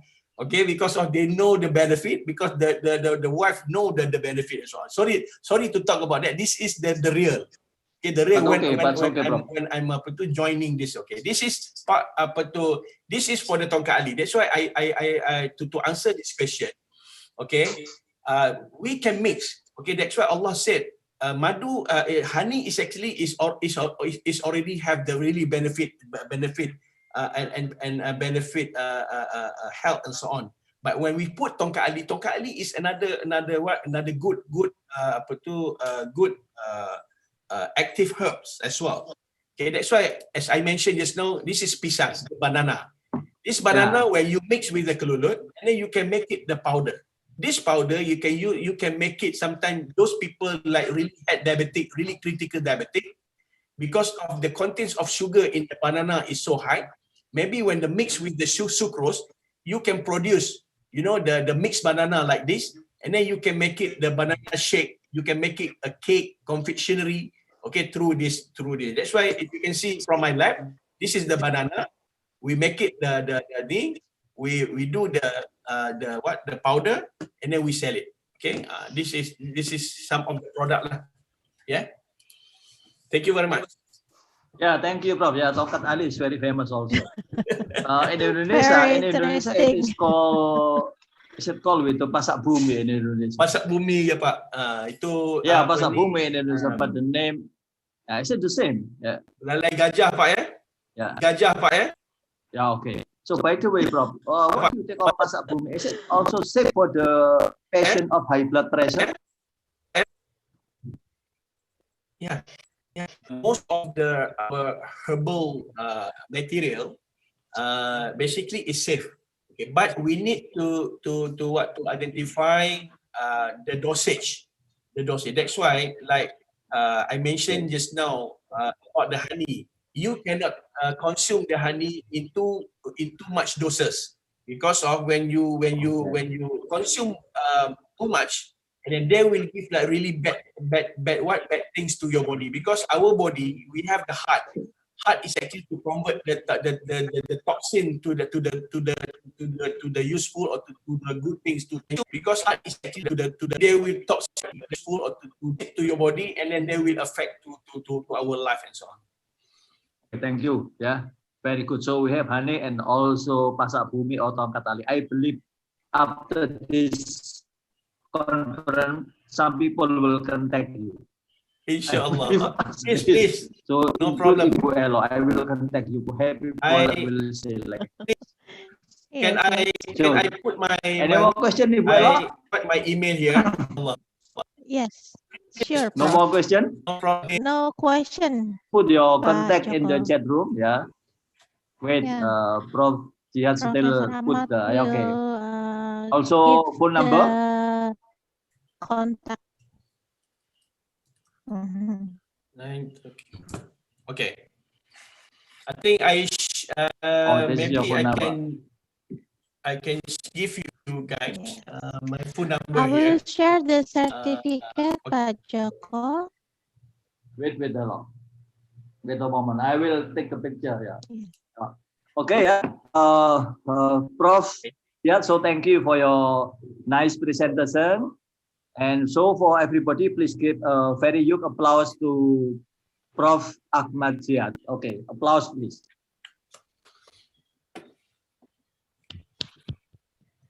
And this is your certificate, yeah. This is as the recognition from us, yeah. So to Prof. Dr. Ahmad Jihad bin Sulaiman as the steering committee and advisory board. Okay. Any more? Yes, one more. Any more certificate, Ibu Elo? Yes. This Only is the one? keynote speaker. The keynote speaker. Yes, keynote speaker. Also the certificate of keynote speaker. hopefully for the next conference, either from the civil engineering or also from the faculty of business and economic, you can join again in this conference.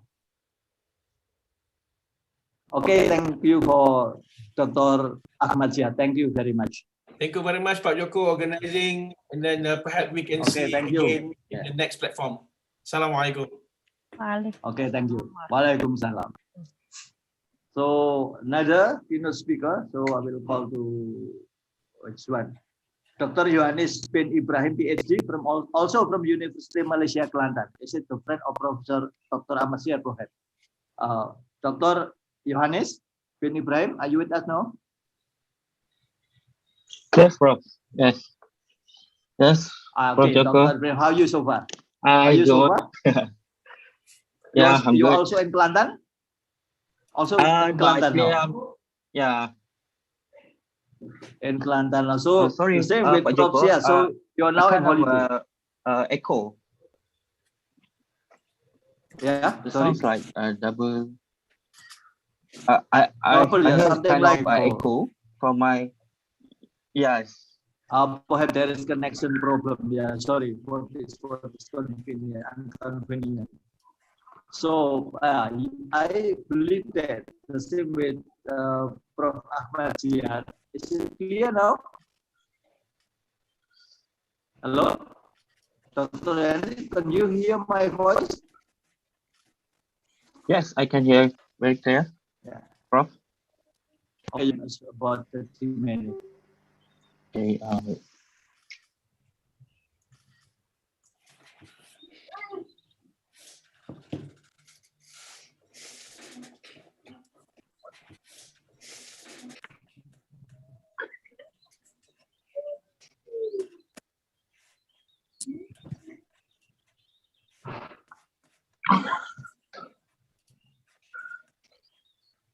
Yeah, Assalamualaikum and very good morning to everyone. Hello, can you Hello, hear? okay, I can hear you. Hello. I can hear you. Very clear. Okay. I kind of hear other sounds. Sorry, is it an echo? Okay, again.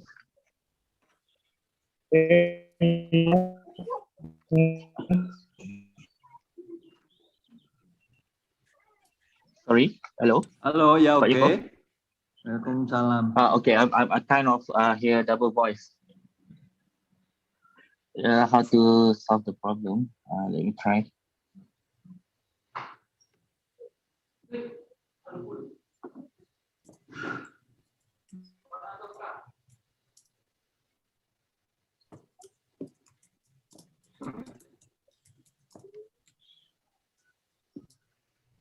Hello, can you?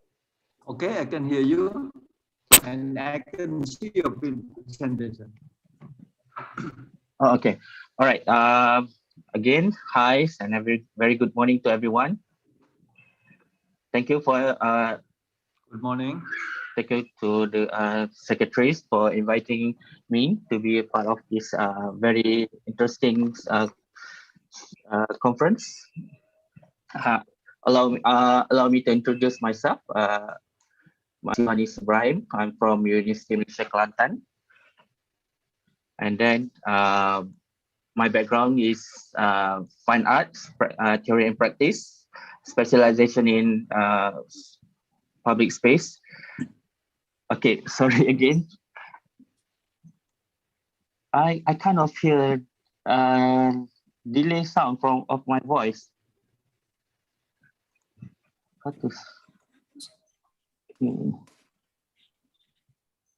Dr. Yohanes, is it okay with your voice and also your presentation? I kind of hear double of my voice, but it's a bit delay. Your voice is clear. For me, it is not double. I don't know for the others. For me, I can hear without double voice. Also me, Dr. Hanis' voice is so clear. Is it clear? All right. So clear, Dr. Hanis. Perhaps Okay. it's just for you only. Yeah, double voice. Maybe, but for the participant, I think my... it's just single voice. Very clear from okay, all right. Okay, thank you.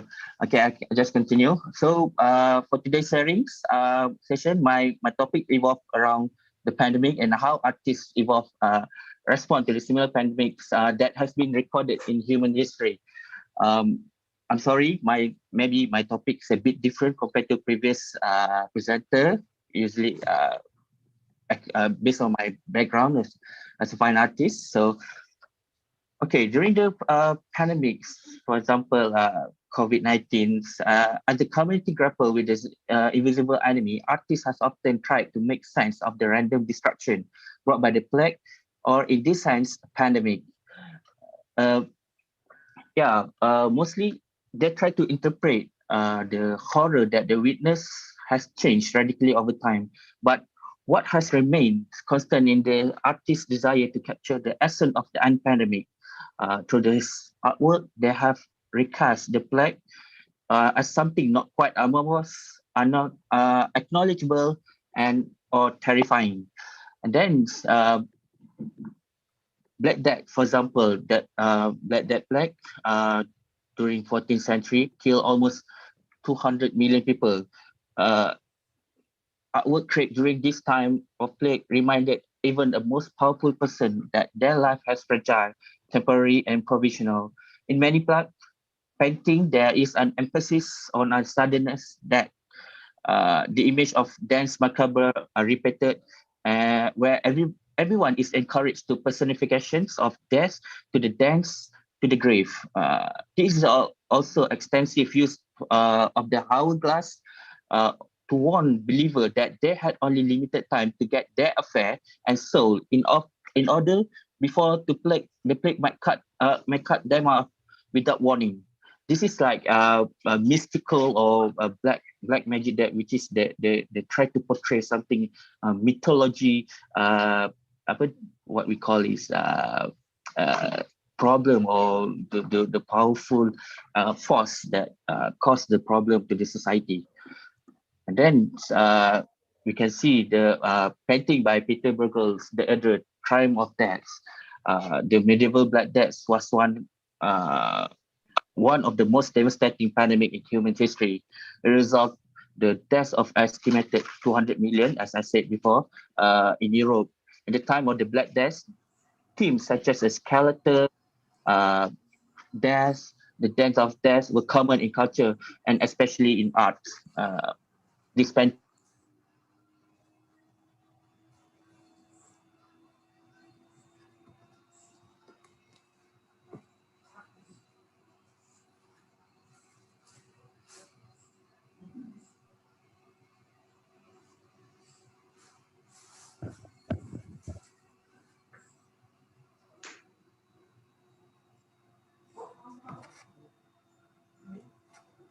Hello, I think Prof. Johannes is lost of connection. Yeah.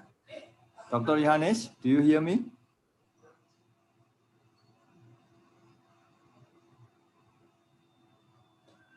Perhaps the connection of Dr.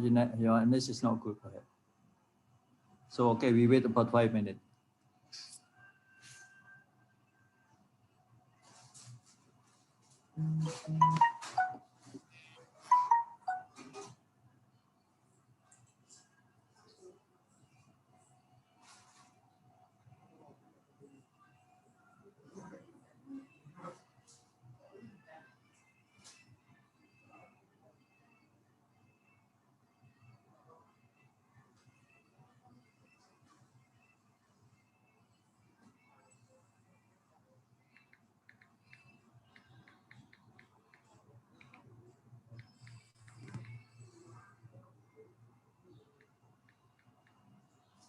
Hello, Dr. Johannes. Can you hear me? Perhaps some connection problem from Dr. Johannes.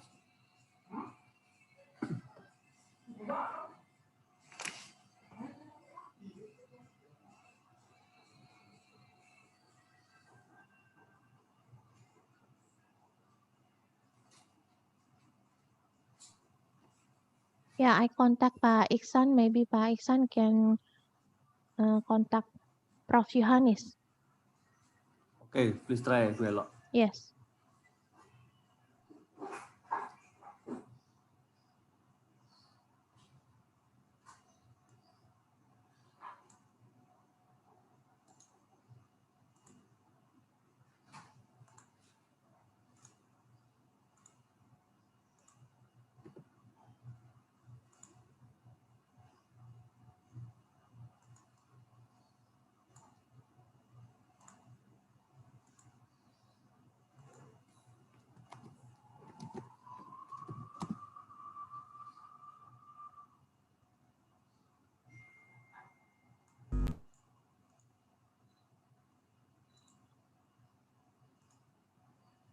Hello, Ibola, can you contact or not?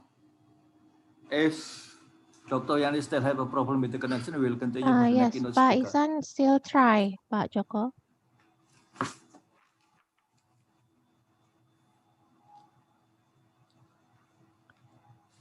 So everybody, please be patient because perhaps Dr. Yanis had the problem of the connection. I would like to call for the next keynote speaker. If he is here, we can continue for the next. And then we give another opportunity for the next session to Dr. Johannes. I would like to know whether Prof. Dr. Salam Rasa is here with us. My voice is clear or not, Ibu Ella? Yes, clear, very clear, Pak Joko. Okay, very clear. I would like, Yes. because I am afraid that my voice also double like Dr. Johannes. So Oh, what do you think? Prof. Dr. Salam Reza, are you with us now? I also try to find Prof. Salim and also Prof. Abdullah. They Yeah, have, okay, you can try. yeah, they haven't joined us. They haven't joined I us have yet. information that Prof. Salim will join in 11. And 11. Yes. 11 Indonesian time or Pakistan Yes. time? I don't know. Indonesian time. Indonesian time. 9 a.m. in Pakistan. 9 a.m. in Pakistan. Yes. So the difference of time is just 2 hours. Yes.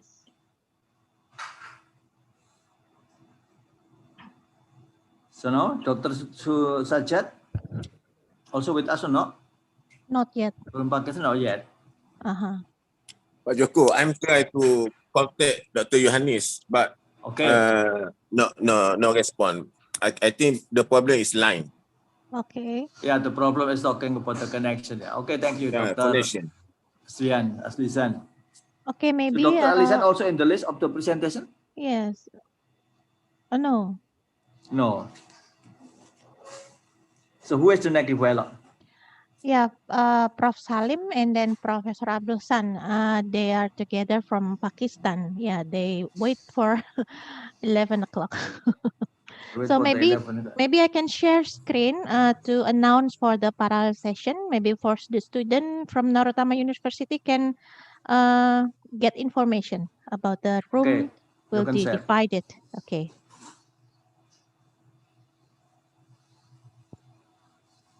Okay. This is the share room of the parallel presentation for the participant from Narotama University. The room number 1 will be Muhammad Rizki Hidayanto, Zainul Hidayatullah, Ratsadika, Muhammad Irfandio Kurniawan, Muhammad Ramzani Bagaskara, and then Muhammad Syahroni, Muhammad Iqbal Pratama, Farid Prasetyo, Muhammad Ismail, and then Agung Setiabudi. So for you, the name already mentioned. This is a parallel session for the room number 1 for you to be noted. And then parallel presentation in room number 2 will be Danu Agung Prayogo, Hayadi Agus Mawardianto, Rio Kurniawan Budi Suseno, R. Dandi Jurindra Pratama, Eko Suryanto Ahmad Rendra, Arifuddin Ahmad, Rizka Widiani, Panji Toha S. Balido, Jo Vindo Herminio Martins. Now this is the room number 2 for the parallel presentation. Please be noticed for the student of Narotama University. This is your room for number 2. So the name who already mentioned, please be noticed. And then the third, this will be Debbie Hendika Putra, Wahyu Nugroho, Linda Sri Amining Tias, Muammar Fahrul, Tri Cahyo Adi Pamungkas, Frederico Pinto Dasi, Muhammad Farid Hadipe, Rian Ferdiansyah, Evita Cynthia Wulandari. So this is your name for the room number 3 later on the parallel presentation. So I hope you already look at the list. Later on, I will announce more for the parallel presentations. Okay, I will share also the certificate for the keynote speaker who hasn't mentioned yet. I have the certificate proudly presented to Dr. Sri Wiwoho Mujanarko, MT IPM. In the recognition of your achievement as a steering committee certificate for Bapak Dr. Sri Wiwoho Mujanarko, MT IPM, this is your recognition as your achievement in a opening speech and speaker in the 6th Civil Engineering World Conference. And this is presented for Bapak Roni Durotun Nasihin, STMT, Head of Committee and Advisory Board in the 6th Civil Engineering World Conference. And also the certificate for opening speech and speaker in the 6th Civil Engineering World Conference. And the last is for Bapak Dr. Floranius Ruslan Edi Santosa,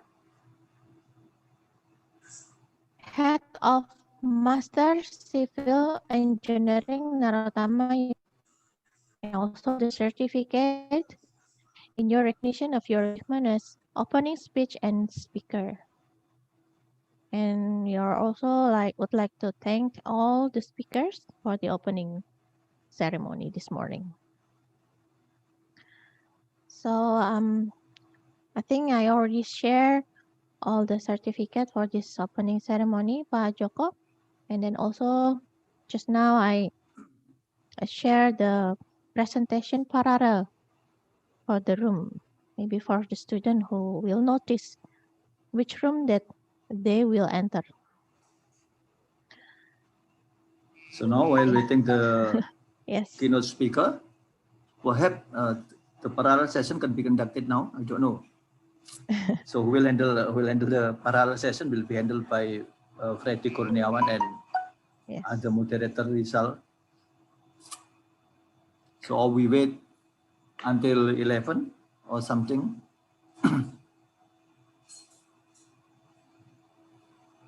Yes. I don't know, but there is a problem connection. Perhaps in Kelantan it's raining hard. I don't know why.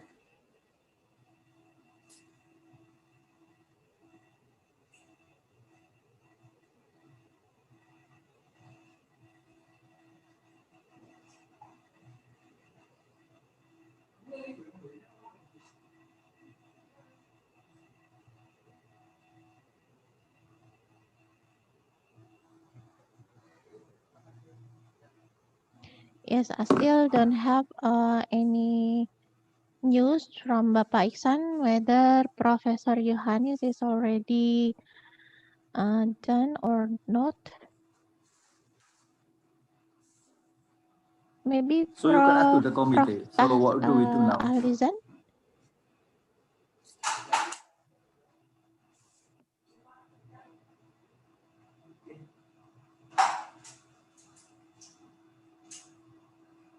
The keynote speakers from Pakistan, there are 3 people.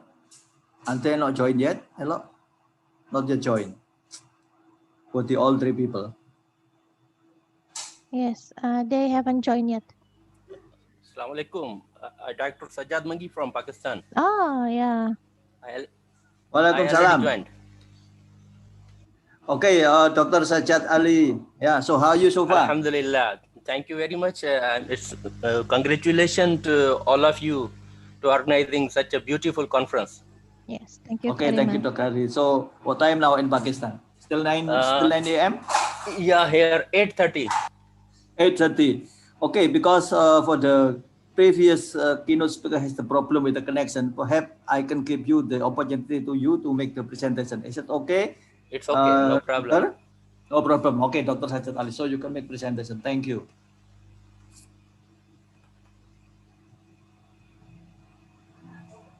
To let you know that Dr. Sajjad Ali is from the MUET Saharat CA Bhutto campus, Pakistan. So perhaps if my pronunciation for your campus is not correct, and then you can correct, Dr. Sajjad Ali. Yes, it's okay. It's okay. Let me open my presentation. Okay.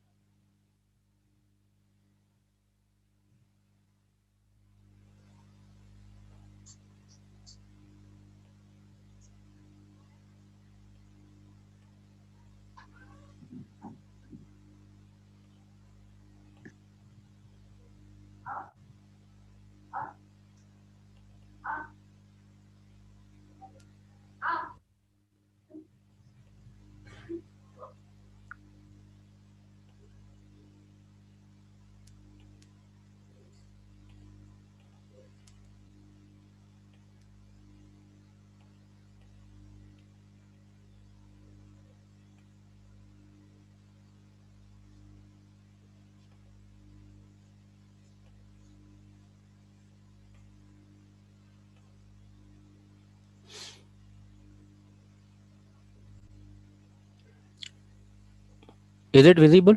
My screen is visible? Okay, beautiful.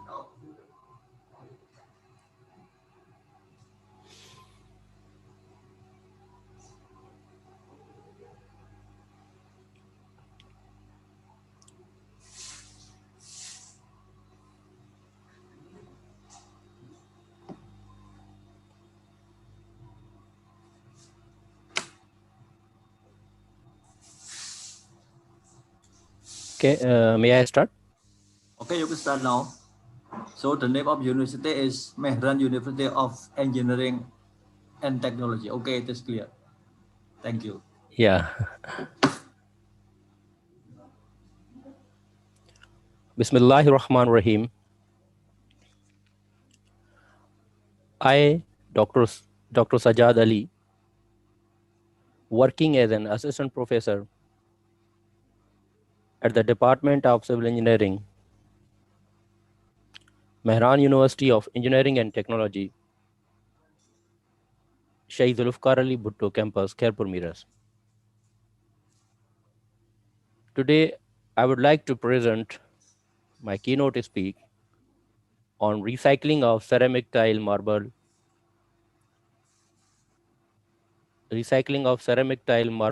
powder waste in concrete production.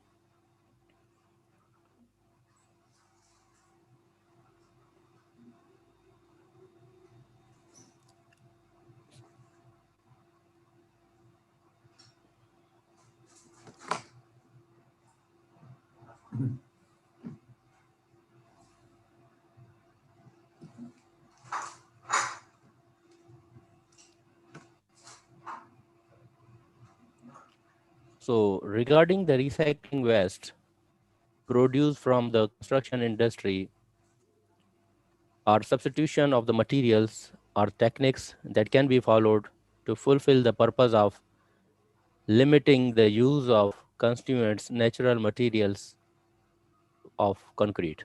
Around the globe, the 3R concept is very familiar, means reduce, recycle, and reuse of the waste materials, as we can produce a sustainable concrete. So reviewing the nature of the materials, marble, ceramic tile can also be recyclable in the concrete.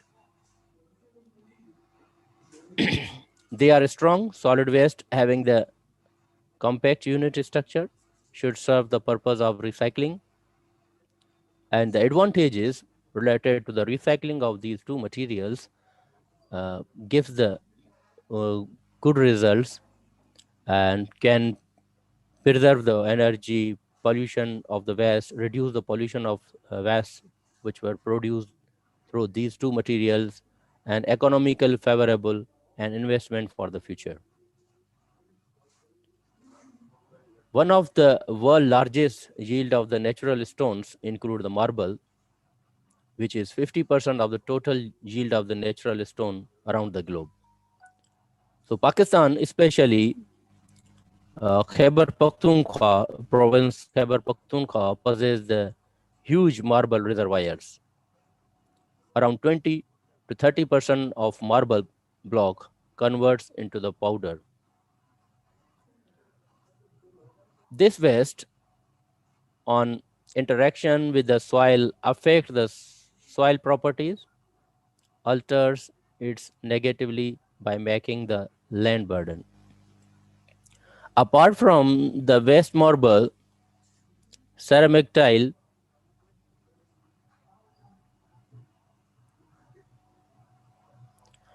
during the ceramic production, studies have shown that about 30% of material turns waste and currently they are not beneficially utilized.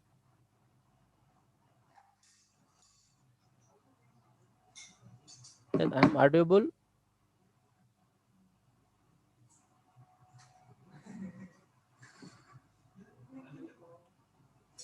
Yeah, Dr. Ali, it's okay. I can see your presentation. Okay. You can run your presentation now. My voice is also okay? It's okay. Okay, okay. So let me continue. Okay, continue. The construction and demolition waste contributes the highest so now still percentage of introduction. waste, around 75%. Okay. So the ceramic tile and the waste marble is also the construction and demolition waste.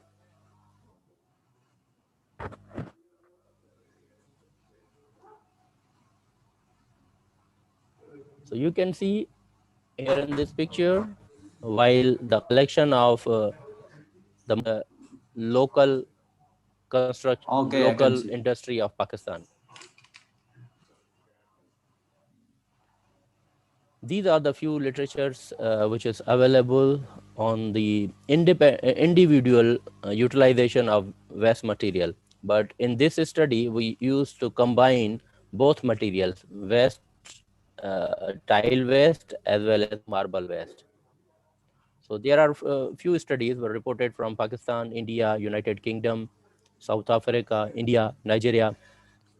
And the summary of this literature indicates that the sequence of research that can be concluded, the waste from the marble as well as the ceramic tile can be used as a reliable source in the concrete construction.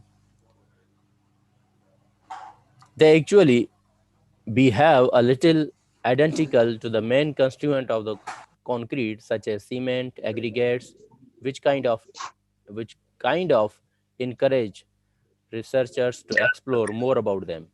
It shows increase in the compressive and flexural strength on the replacement by marble powder. Besides, there have been many combinations under the considerations in which of the marble and ceramic tile used as the partial substitutions in concrete, but no evidence of anyone obtaining for the combination of the marble powder and partial substitution of cement and ceramic tile as a partial substitution of coarse aggregate. So what is the problem? From the previous research, the best performance of marble powder being used as a partial replacement of cement was declared as 10%, while the ceramic tile as a coarse aggregate replace is up to 30%. But when we combine these two materials, might be it gives the positive results. So due to that, we designed this research and conduct an experimental study. This must be excited one to try their combination and see how the works out and find out their best performance in terms of compressive strength and other physical properties.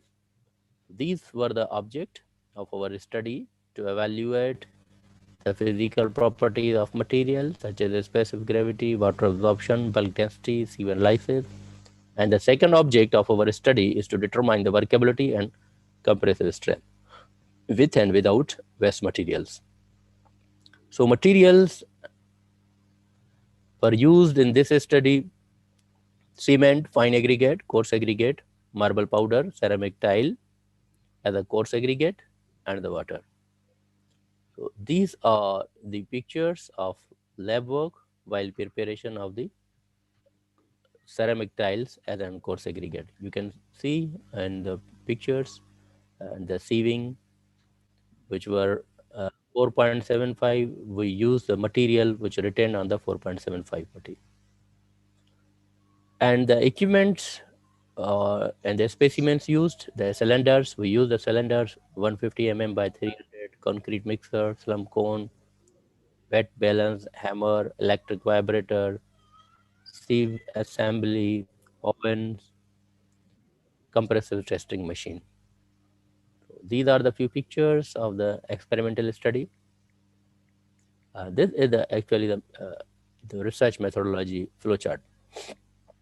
In this flowchart, you can see the first we select the material. After the selection, the physical properties of materials were checked. After the physical properties, concrete mix were prepared, 1:1.5 and 3, with a water cement ratio of 0.5. After that, we put the concrete specimen in water for water curing for 7 and 28 days. And for that, we harden concrete, we check density and compressive strength. And for fresh mixed concrete, we check the workability.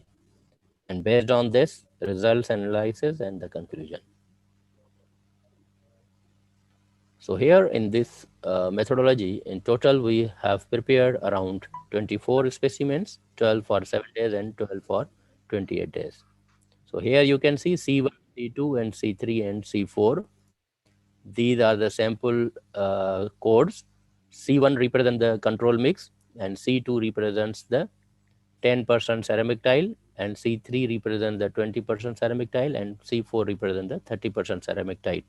But all in these samples, we fix the replacement of marble as a 10%. So these are the pictures of experimental study while preparation of concrete mix and casting. So these are the results of sieve analysis of fine aggregate, which shows the fineness modulus of fine aggregate is 3.3, which is within the range, which is range is 2.6 to 3.5. And these are the results of coarse aggregate. Fineness modulus is 2.2 at, and the range gives the 2.6 to 3.5. The results of the ceramic tile aggregate pass from 12.7 mm and retained from 4.75 mm sieve. Marble powder, which passed from sieve number 100, 150 micron, used in the mix for 10% replacement. And these are the specific gravity results. Specific gravity of coarse aggregate is 2.23, and the ceramic tile, which were used as a coarse aggregate, the specific gravity is 1.90. Water absorption for coarse aggregate were found as 9, and for the ceramic tile, the water absorption is 12. So because as per previous results, the specific gravity is lower in ceramic tile, so it absorbs the more water. Due to that, there is a more water absorption. And these are the aggregates and bulk density. Ceramic tile 1320 kilogram per meter cube. Coarse aggregate 1415.2 kilogram per meter cube. Fine aggregate 1672.5 kilogram per meter cubed.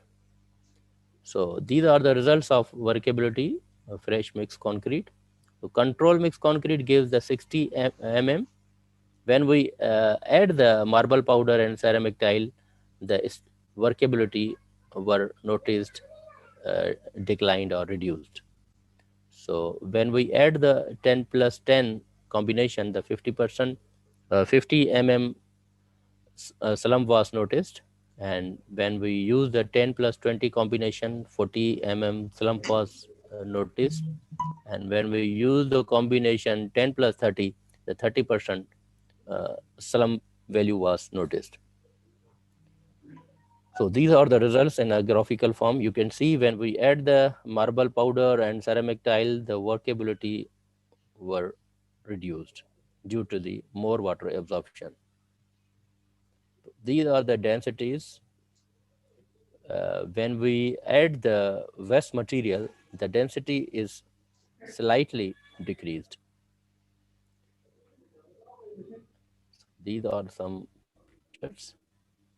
And these are the main results, the compressive strength. The control mix gives around at 7 days 18 megapascal and at 28 days 22 megapascal. And with a combination of 10 plus 10 marble powder and ceramic tile, it gives 17.72 and at 28 days 21 compressive strength. And with the combination 10 plus 20, it gives 16.91 and 19 megapascal. And with the combination of 10 plus 30, it gives 17.63 and 20 at the 28 days. So from this results, it was analyzed that, and these are the graphical results, it was analyzed that the combination of 10 plus 10 was quite comparable and near to the control mix.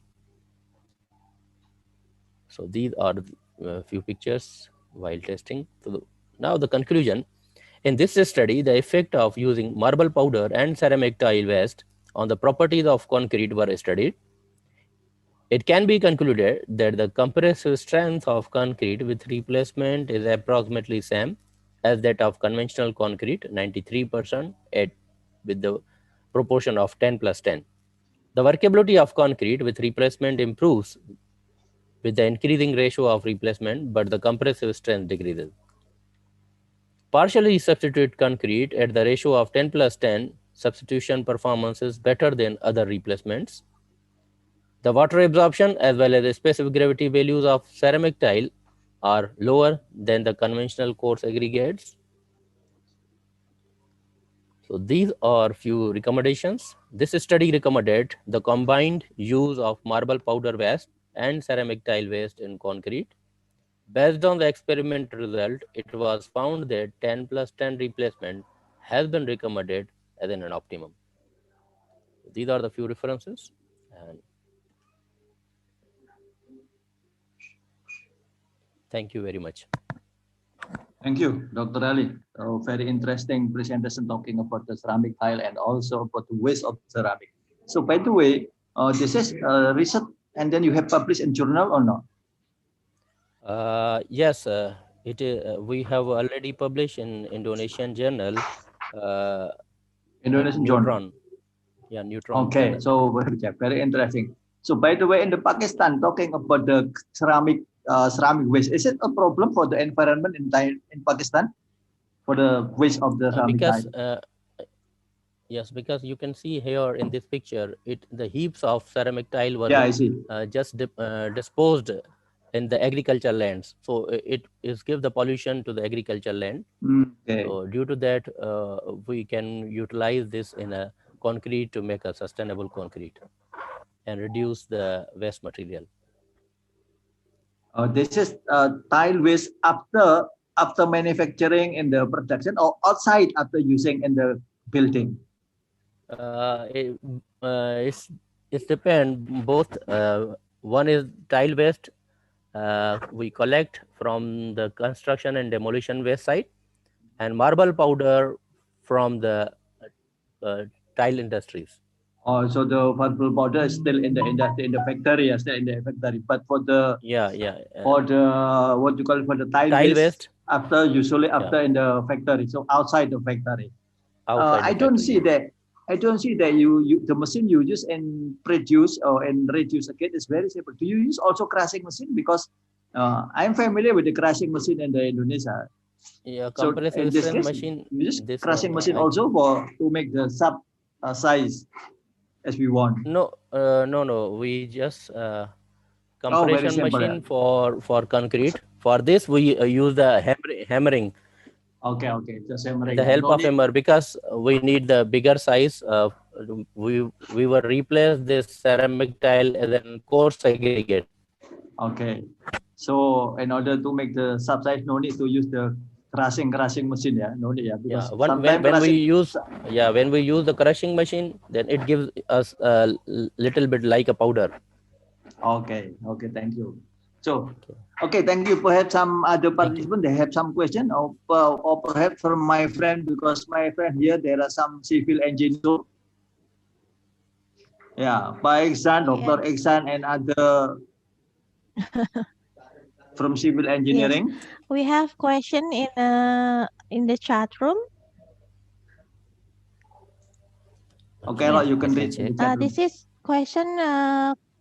Yes, come from Yopi Lutfian. 7 days and 95 up to 70% from the strength maximum. Why the result not far to 28 days? 100%, only 10 up to 15%. Perhaps you can explain it. Okay, the professor UP, usually at 7 days, 65 to 70% from the strength maximum. Why the result not for 28 days, 100%? Normally there is at 28 days, concrete gain around 90% is strength. So due to that, we used to conduct the compressive strength test at 7 days, which represent the initial compressive strength, and 28 days, which represents the complete hydration process. But when we replace the waste material like cement, because in our study, we replace the cement with marble powder. Actually, we disturb the chemical composition and chemical hydration, which were actually be done by the cement. So this is in this study, we also recommend to in curing time can also be increased by 56 days or 90 days, as we can get the good strength performances. What is the Dr. Rafila? What is the most positive impact if you add the waste to the concrete? The most positive impact that we can save the environment, because we are utilizing the waste materials. So ultimately we are saving the environment. And when we replace the cement with the waste materials, and ultimately we are reducing the carbon dioxide production, because as you know that the 1 ton of 1 ton of cement production produces the 1 ton of carbon dioxide. So this is the ultimate benefits. Another question, Dr. SC from Samarinda, Indonesia. Can you mention about your difficulty when you have research in it? Yes, we feel the difficulty in the collection of waste materials.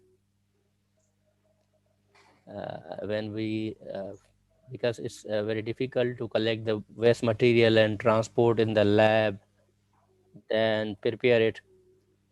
And you all know that the civil work is a little bit dirty work. Thank you very much. Very interesting questions. Yeah, thank you, Dr. Ali. By the way, why are you interested in the waste of ceramic tile waste? What do you think about the liquid waste? Because in the in the tile industry, a lot of waste is talking about also the liquid waste. Concerning, especially if you are concerned with the ISO 14001 concerning of the environmental management system like this.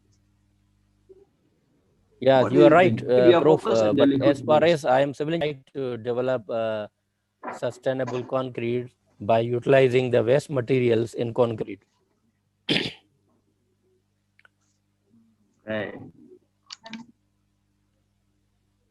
Okay, so this is talking about your field, talking about the concrete building, because sometimes in the manufacturing there is also the audit of not just in the tile, in some also some other industries also.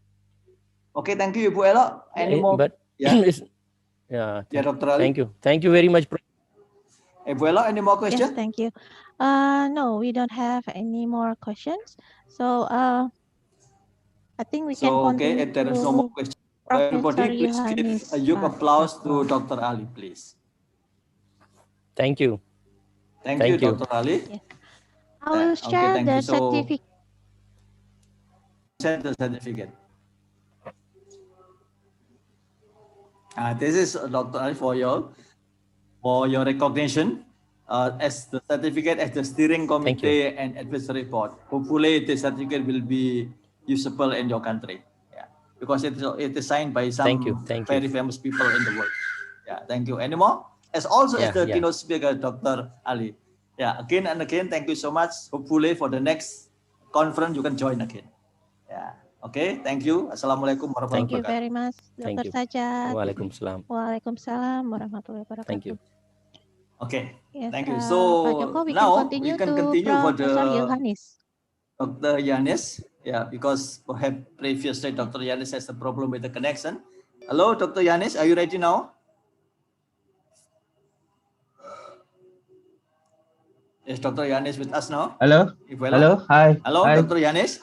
Hi, Prof. Joko. Sorry about our connection. My connection. Can you hear me? No problem. I can hear you now. So, okay, you can continue your presentation now. I'm sorry about the connection again. And then, I will continue my presentation. Okay. Even though I still hear the echo from my headphone. Sorry. Okay. As we can see, artists I divide by three rules that they transform their rule in expressing their artistics during the pandemic.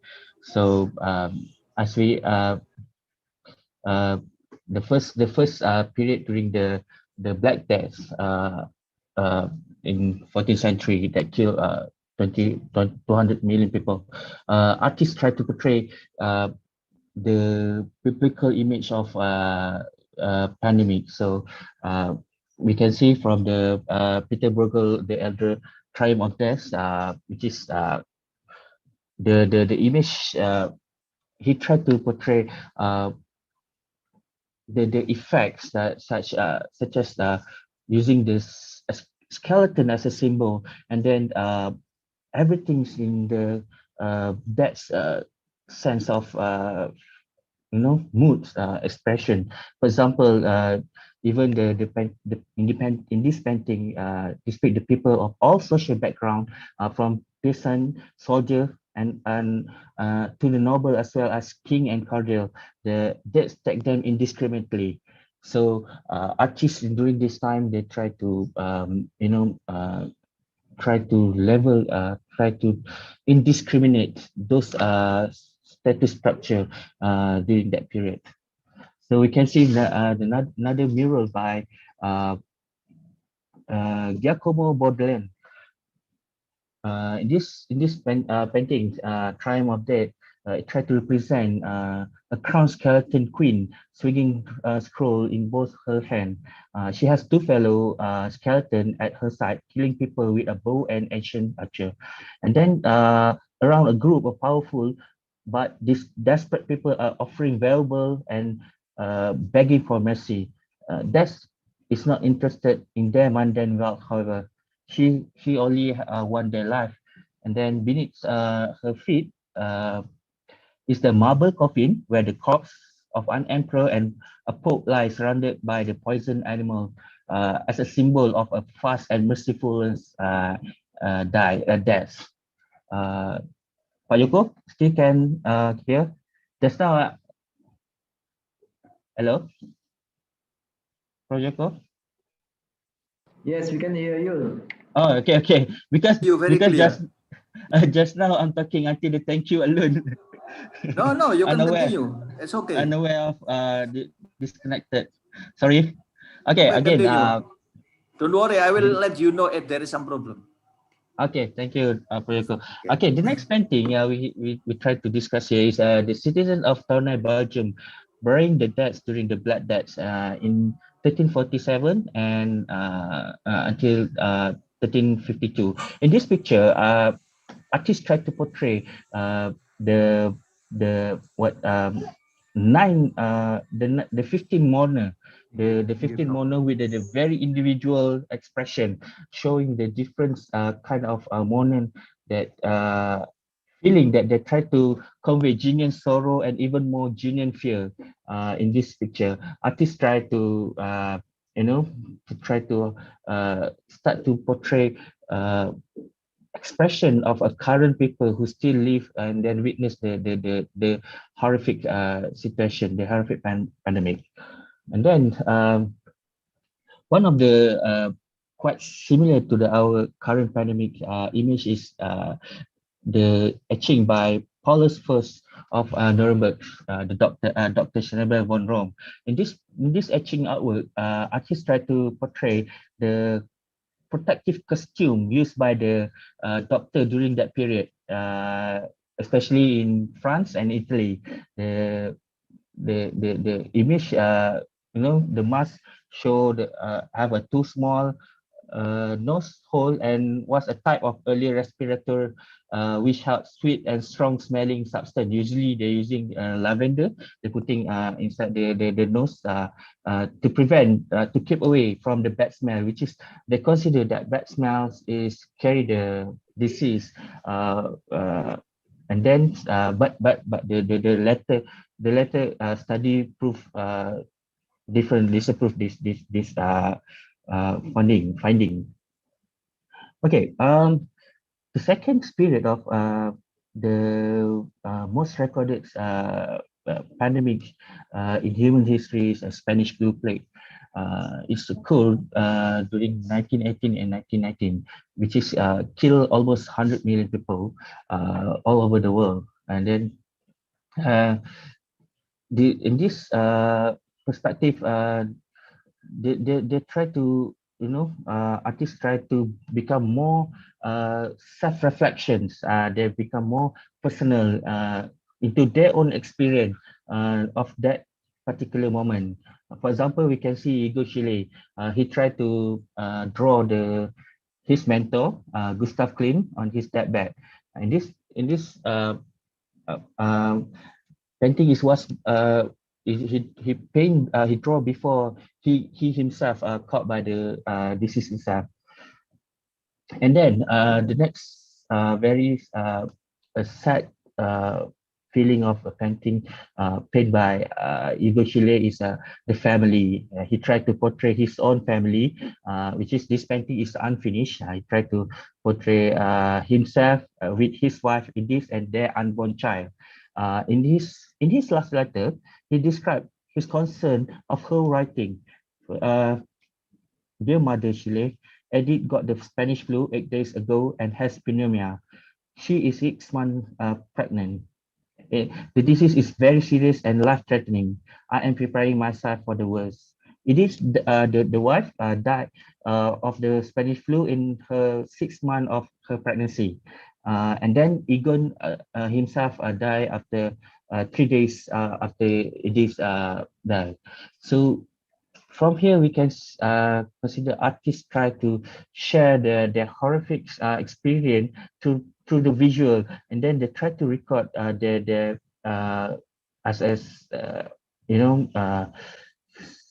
personal feelings, about that particular moment. Another artist is Edward Munch, self-portrait after Spanish influenza, 1919, Oslo. In this particular painting, Munch he was caught by the Spanish flu, but he survived. He did survive. But in this painting, we can see how suffer he is. The hair is thin, his complexion is jaundiced, and he is wrapped in a dressing gown and blanket in that show how suffer, how hard life during that moment. And then we will have our own metaphor and images to make meaning of this time, art or reportage, or our own witnessing, the visual that endure, reflecting us back to ourselves. Tuberculosis or the Great White Plague during the 17th century till 18th century. This pandemic, is it known as among the longest pandemic in human history. But then, in this period, artists be more proactive, respond to the society problem. For example, in this photo, Alvar Aalto, he tried to create something, try to respond to the pandemic that happened in the society during that time. He tried to create he create the palmier chair, which is using the unconventional material during that time, which is a bent plywood and laminated wood.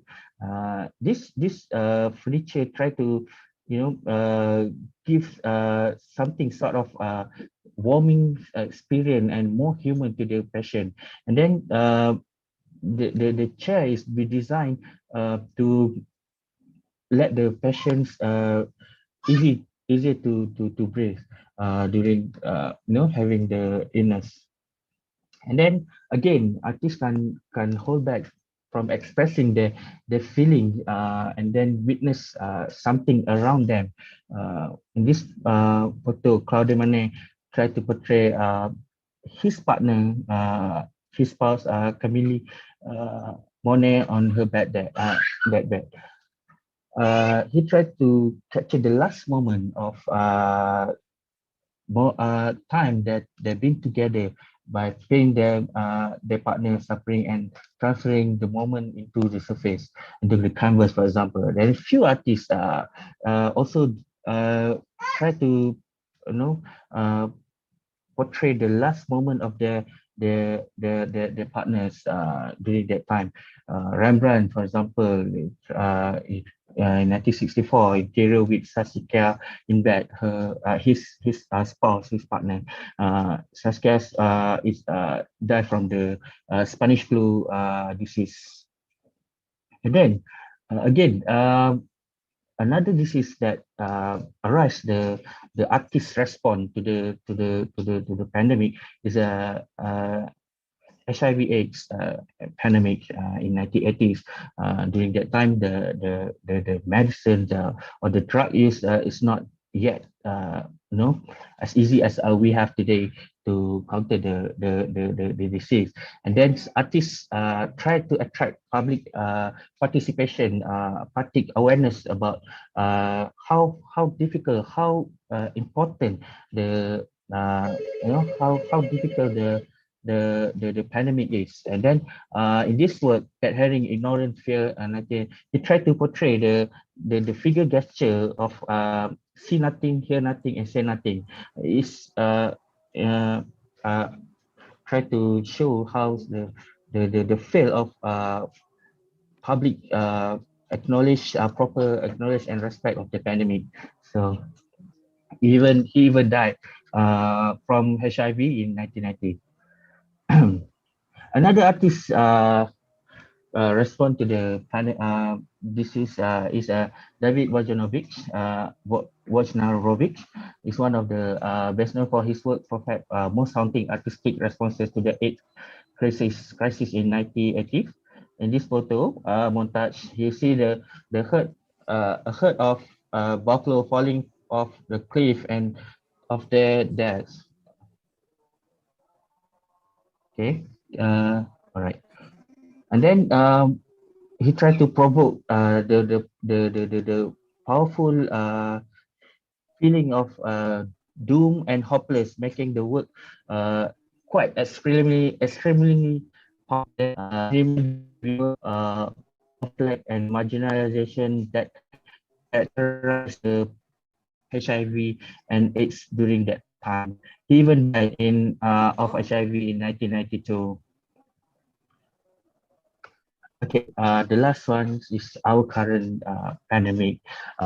We don't know yet what life will look like after we emerge from our grave, but surely this time has already changed us in all kind of way we can't see yet.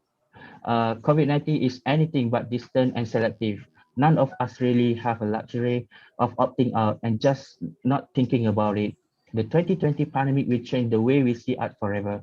Artists has already begun doing the work of eliminating and new shifting and losses, documenting a small kindness and cruelty. The large failure of leadership, technology, and society. We will never look ourselves as a culture in the same way again. We hope our way of life, which significantly changed after the pandemic. Thank you very much. Okay, thank you, Dr. Yanis. Yeah, so very nice presentation. I just want to know. So, Dr. Yanis, do you hear me? Yes, I can hear, but a bit echo. Hello, Dr. Yanis. Yeah. What's Yes, make this of painting a big echo? Yeah. Yeah. Yeah, a bit echo.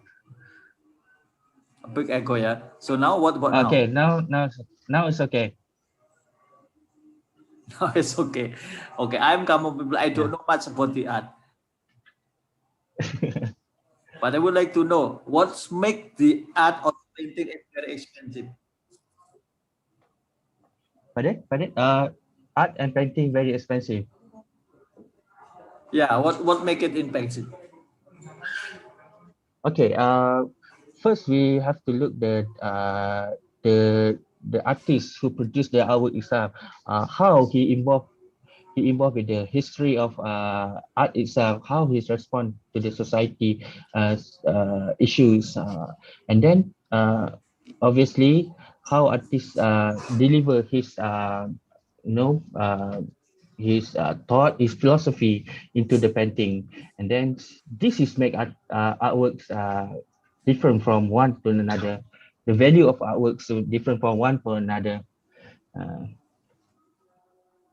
Sorry, I kind of echoes. I'm not sure whether my voice is clearly throughout or not. Oh, clear. Is it clear? Okay. So if we allow some question from the chat.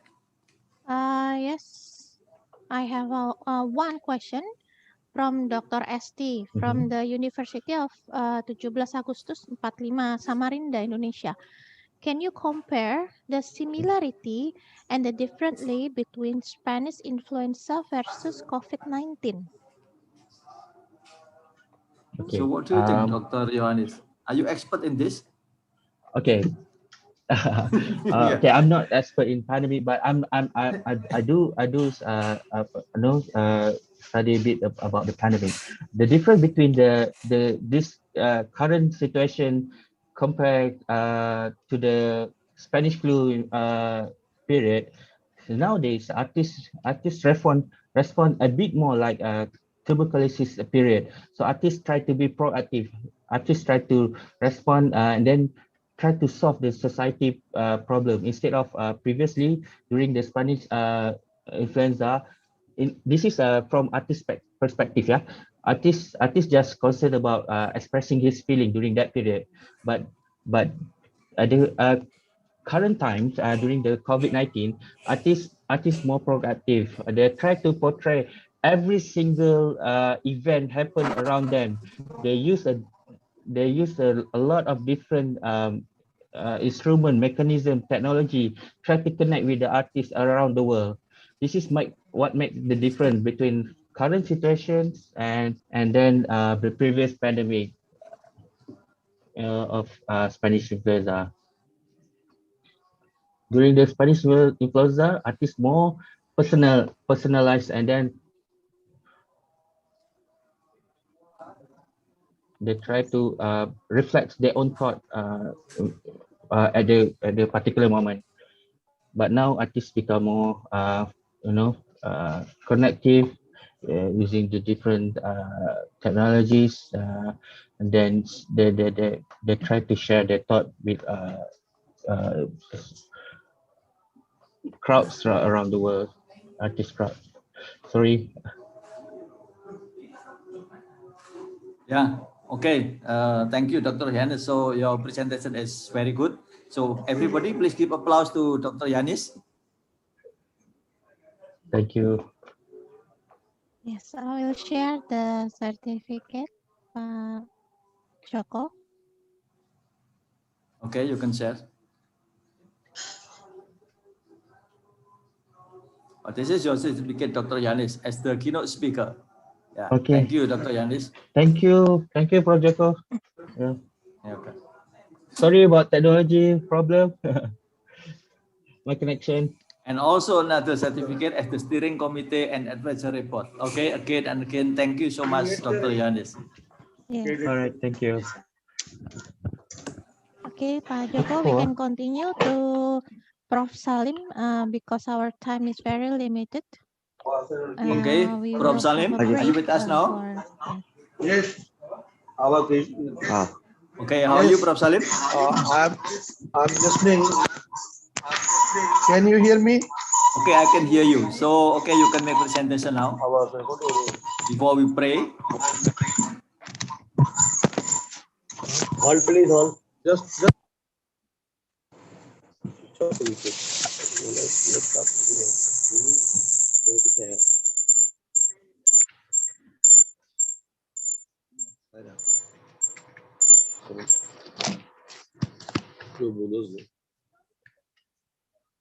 Hello. Are you listening to me? Yes, yes. Okay, I listen to you. Yes, I can hear you Thank you. clearly. Thank you. Professor Dr. Salim Radasamo, the Vice Chancellor Kaide Awam University Nawabshah, is with us today to honor our conference, the 6th Civil Engineering International World Conference. So everybody is requested to welcome Professor Dr.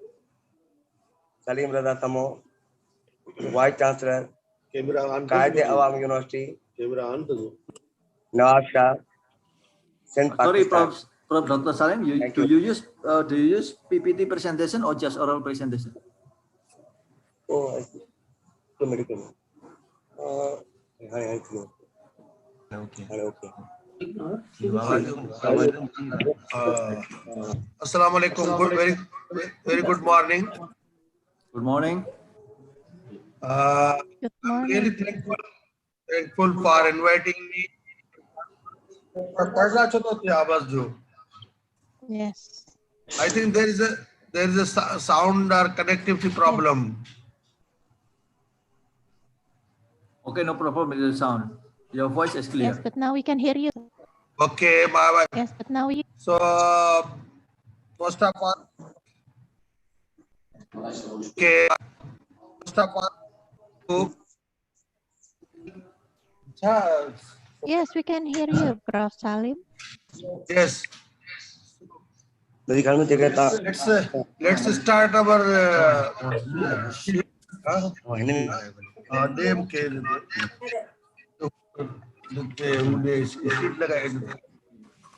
just 1 minute.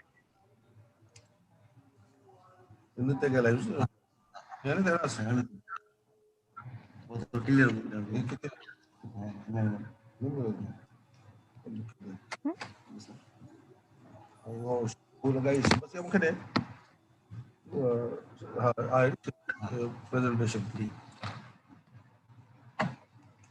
Bismillahirrahmanirrahim. वापस आवाज छोटो छे पडला छोटो all right, so the topic of my conference is sustainability. This gala disseminate.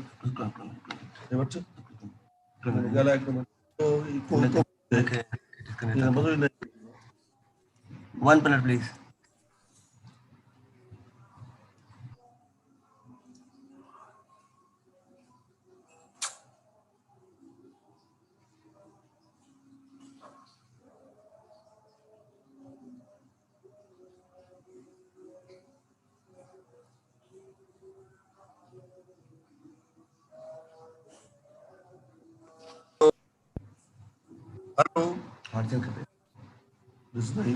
Yes, Prof. Salim, your voice is not clear now.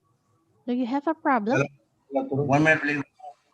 Hello. Hello. Yes.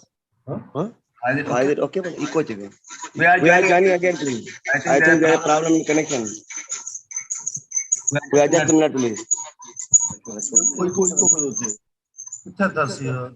System. Ini जो जगह sound system होगा बंदा की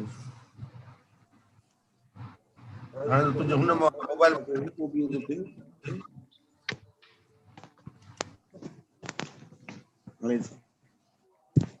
Hello.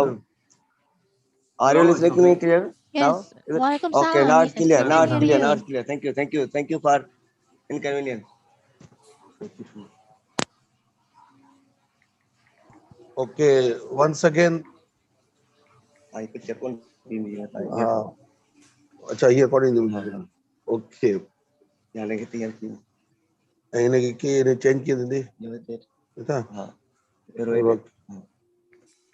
So topic is sustainability. Everybody knows what is sustainability. Actually, sustainability is the most used word now in the world, where everybody wishes that we can have the sustainability, environment sustainable, economical conditions, and our future could be saved, our environment could be saved through the process of sustainability.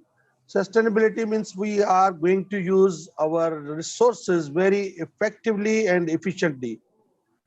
When we are talking about the sustainability, we have to look at our resources, that how we are going to use our resources so we can meet the needs of today and also safeguard the future requirement.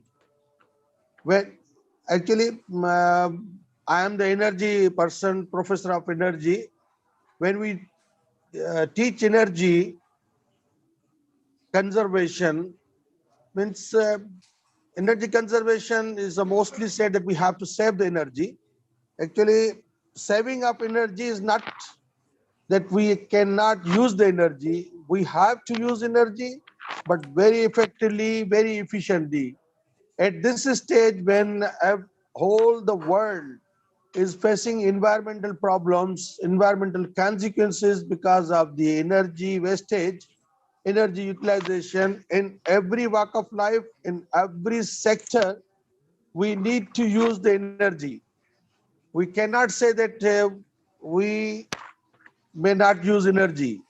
We have to use as much energy as we can, but one thing we have to keep in mind that it should be used very effectively.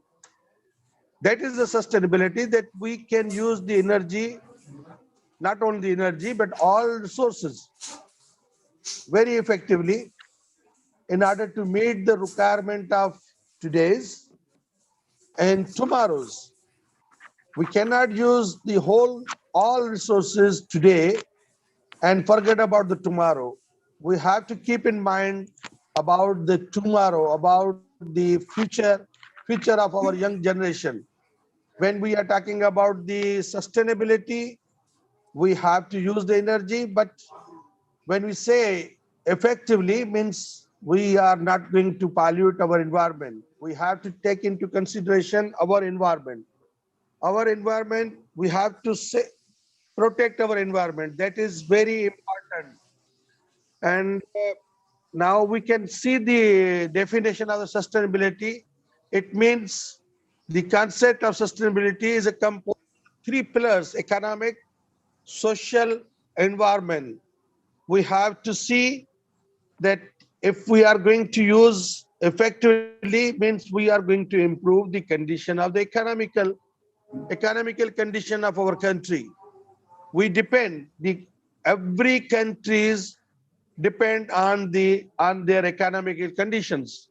So we have to safeguard our economical conditions, that economy should be better. environment should be better for our young generation.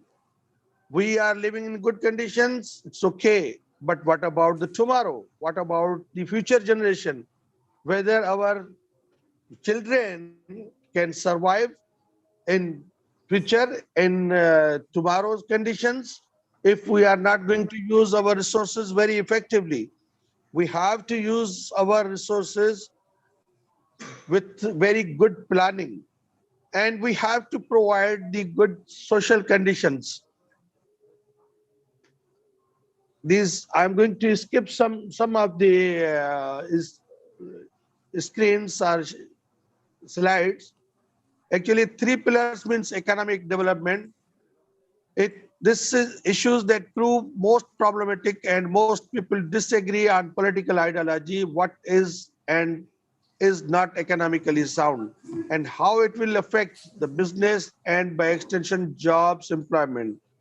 But when we say the resources of our country, for example, let me share with you the resources of our country, Pakistan. Alhamdulillah, we are very rich in the resources, but we are not the developed country.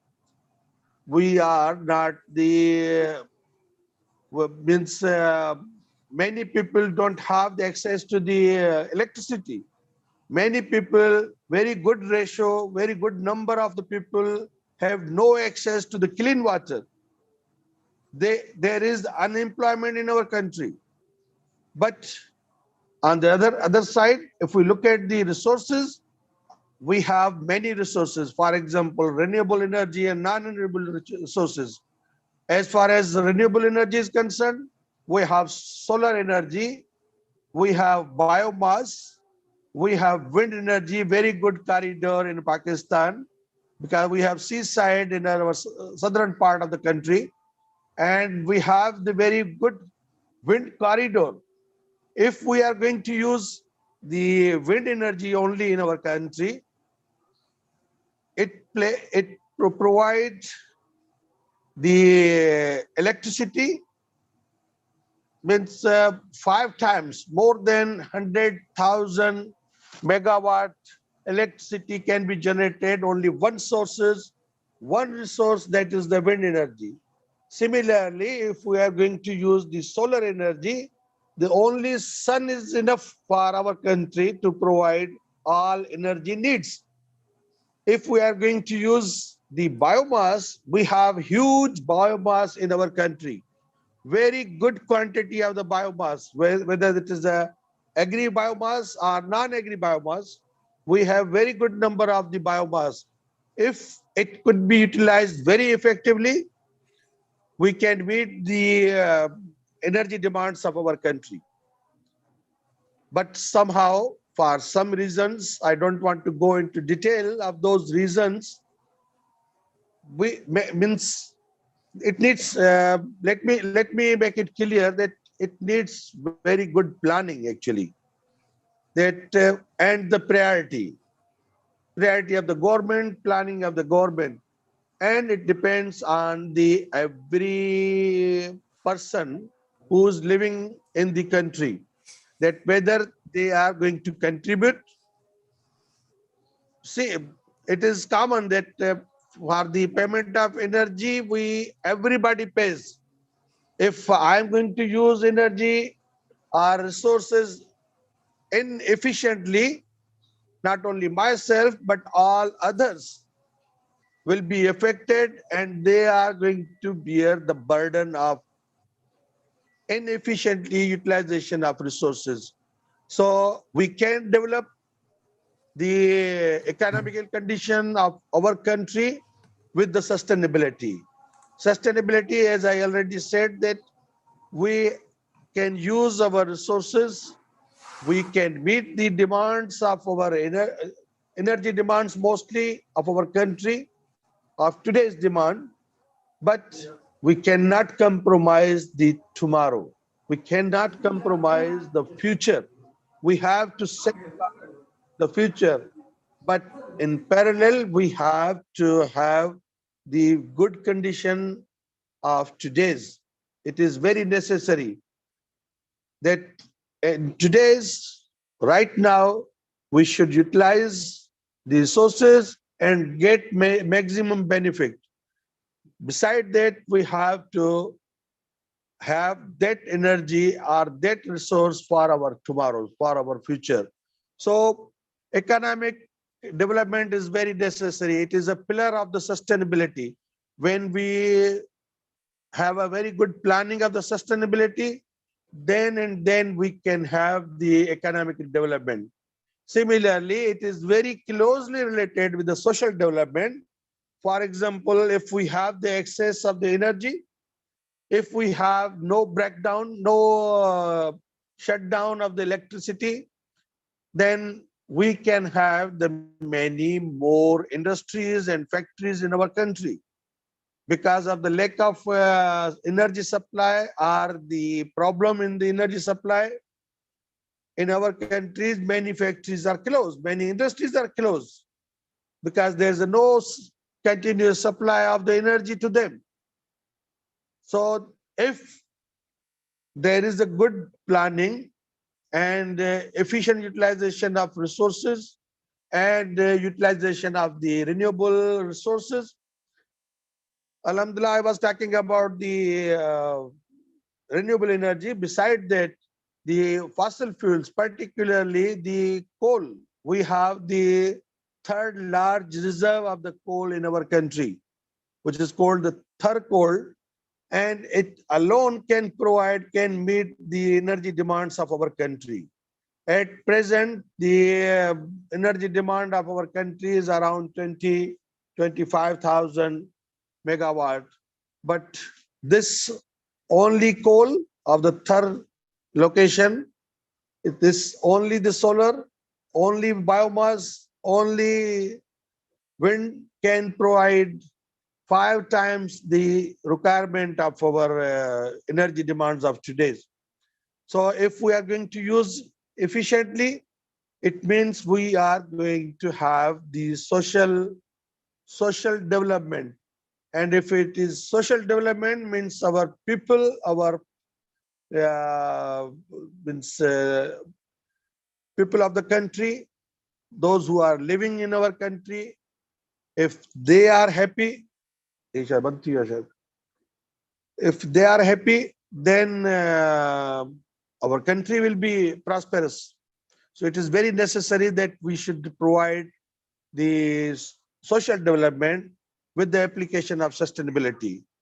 Similarly, we have to protect our environment. If that is the third pillar of our sustainability, that environment, we cannot use energy in a way that we are going to pollute our environment. We have to keep into consideration about the air quality. The air quality, very good air quality we have to provide. Very good air quality we have to provide to our nations. It's very necessary that we can provide the good environmental conditions. So it is our responsibility. We are almost maybe in very near future. I'm for example, I'm at this age of the 60 years, we have almost lived our part, but we have to take care of our future generation. So we have to very good environment. We have to take steps for the protection of our environment. It is very essential, very necessary. How we are going to do it? We are going to do it efficient, utilize technology, using efficient technology to provide the good environmental condition to our nation, to our youngsters. Many countries are facing these environmental consequences. We have to take into care. We have to see that whether we are able to provide the good environmental condition. It is very necessary. The way back in 1990, if you remember, the Kyoto Protocol was signed. And why it was signed? It was signed because they the people, the planners, they thought that we need to safeguard our future. That's why they have, if I am not wrong, they put the limits, they put the borders, limitations, that every nation, every country have to reduce their carbon dioxide emission at least 12% from 1990 level. And at that time, I was doing my PhD in UK. Let me share that information. I was working on the housing, it means efficient housing in the UK and their impact on the environment. We introduced different measures, energy conservation measures in the new houses and in the existing houses with the refurbishment. And what was the result? The result was that around, instead of 12%, we can save the 20% of the energy.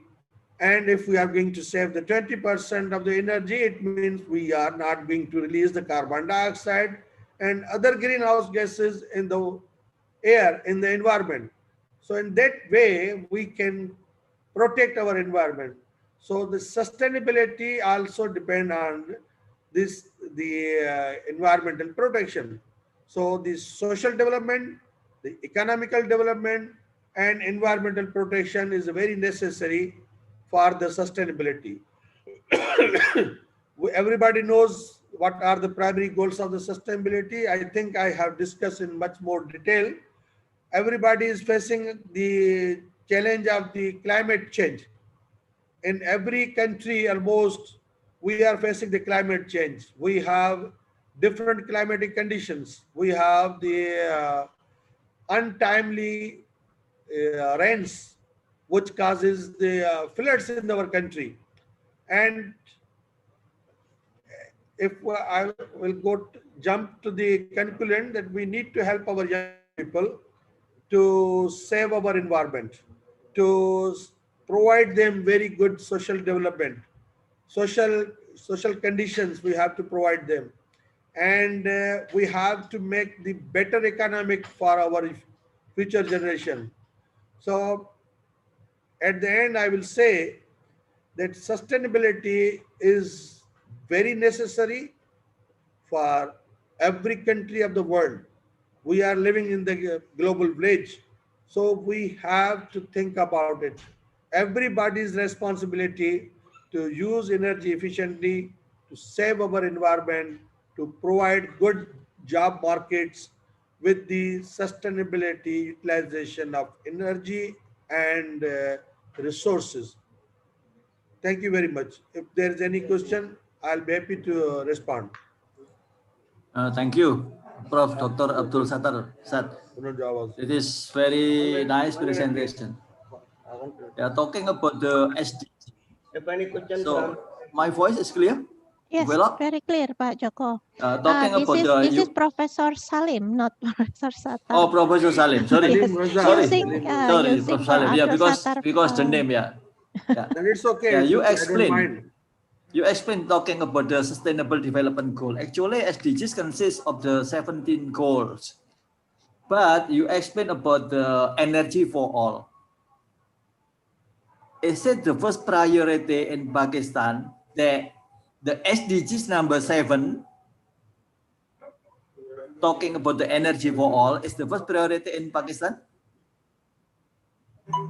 Yes, because we are living in such a condition that we have to make this energy sustainability top priority. Yeah. You talk about the energy for all. This is from the part of the SDGs goal. So what about the implementation energy for all in the Pakistan? Yes, our government is now serious, very serious for the utilization of our resources. They have planned in the next 5 years that share of renewable energy, we are going to increase the share. At this stage, we have only 1% of the renewable energy, but now our government is planning to have 20% from the renewable sources. Okay. Do you also use the coal for the power plant? You explained that you also use the coal for the power plant, yeah. So do you also produce coal for your country? Or you have the mining coal? Is there any mining coal in your country? Is there any? You Can you repeat the explained that question, you please? also use the coal for the power plant. Is there? Yes. Okay. Hello. Okay, I repeat again. Hello. For the previous, you explained that you also use the coal. Sorry. Yeah. Okay. I repeat.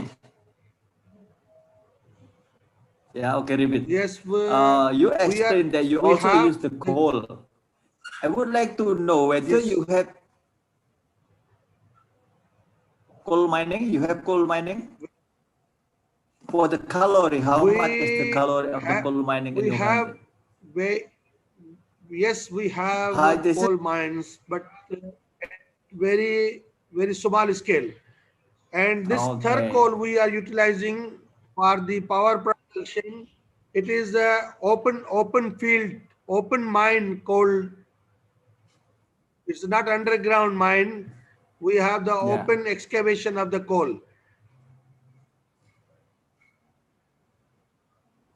Okay. And then concerning about the program or the blues of the coal using in the power plant. Yes, we have collaborated with the government of China and other countries. Okay. The power plant we are using, they are using the scrubbers and efficient technology, the efficient coal technology, which are taking care of the exhaust and the filter that flue gases in order to have the blue sky. Okay, so this is talking about the program of to sky, and then for the power plant you use the exhaust to reduce the pollution like this. Yes, we are using the efficient technologies, efficient coal technologies. So your country work together with the China, to reduce what is. Yes, to some extent, not only China, but China and other countries. And other countries. Yeah, okay, thank you. Yeah, We will have a lot from other participants. Any question? We wish that. Yes. There's one question from Cha Amrun. Which kind of renewable energy mostly used in Pakistan? And you said many people do not have access to electricity. How they can fulfill their energy needed? That's the questions, Prof. On top priority, we are using the solar energy right now. Those people who don't have the access of the conventional electricity, they are using the solar panels. So in villages, in remote areas, everywhere, I invite you to Pakistan. If you visit Pakistan, you will see our people are using the solar panels everywhere in the smaller villages and in the cities as well. For example, I am living in the city. I have solar panels in my house, and I am using the solar energy. So mostly, the solar energy as a renewable energy we are using.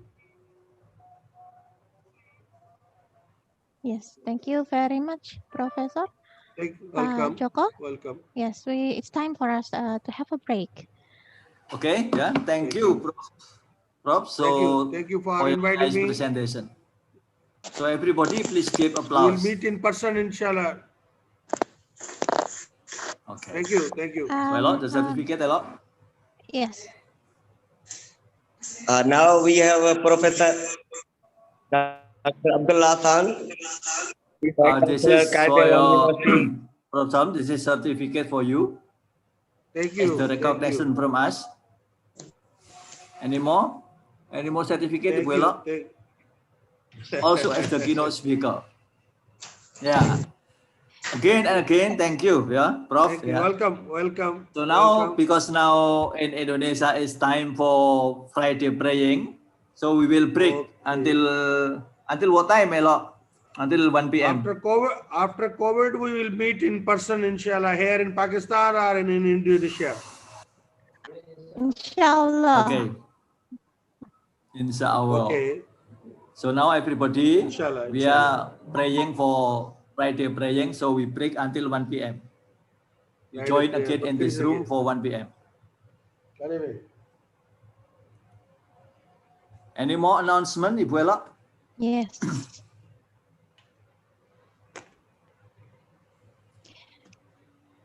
Okay.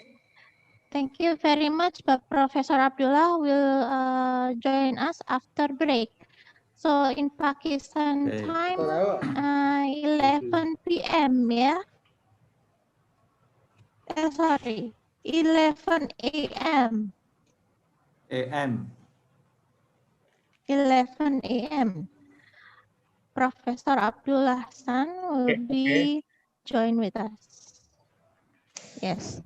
Okay, ladies and gentlemen, we will have a break for 1 hour speaker. Professor Dr. Abdullah Hassan from Pakistan. Okay, I'll see you soon at 1 p.m. Assalamualaikum warahmatullahi wabarakatuh. Waalaikumsalam warahmatullahi wabarakatuh. Assalamualaikum warahmatullahi.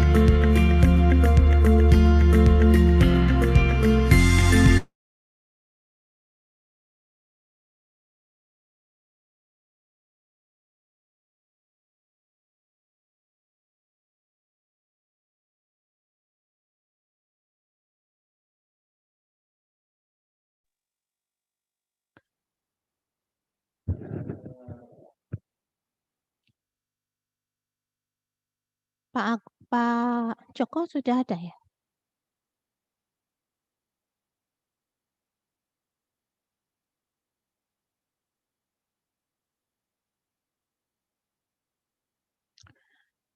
Pak Joko Siono, are you Okay. here? Yeah. Okay.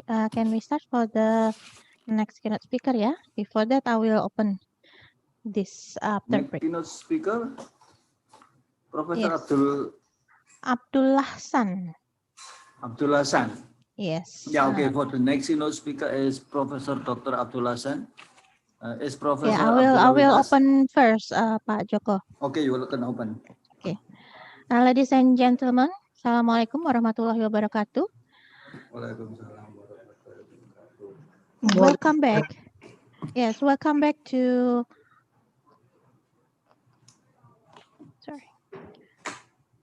Welcome back to the 6th Civil Engineering World Conference on Civil Engineering, Project Management, Digital Construction, E-Construction, Science, Applied Science, and Sustainability, February 26, 2020.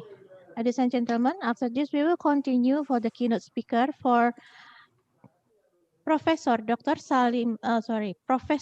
Abdullah San.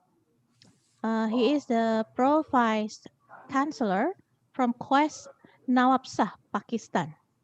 And our moderator today is still Bapak Joko Siono, PhD from Narotama University.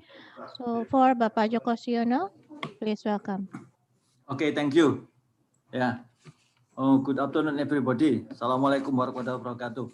Waalaikumsalam warahmatullahi wabarakatuh. So now we continue for after Friday praying, and then we continue for the next session. The next keynote speaker is Professor Dr. Abdullah San from Pro Vice Chancellor Quest Nawabshah, Pakistan. I can see you, yeah. Prof. Dr. Abdullah, how are you, Prof? Thank you very much, Prof. And Assalamu alaikum to everybody.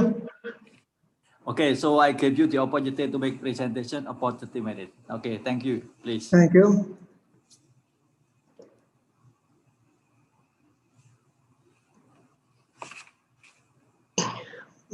Assalamu alaikum and very good afternoon to everybody. Waalaikumsalam warahmatullahi wabarakatuh. Good afternoon, Prof.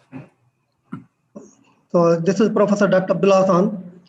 I am working as a emeritus professor and pro vice chancellor at Qaeda University of Engineering, Science and Technology. And in fact, I did my PhD from UTM, Malaysia, Kedai Johor Bahru. And so I have association with many friends from Indonesia and Malaysia, because there were a lot of friends from Indonesia with me.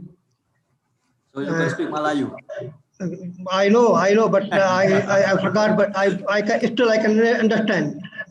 Okay, continue, Prof. Yeah. So thank you. I will just make a short speech on green construction.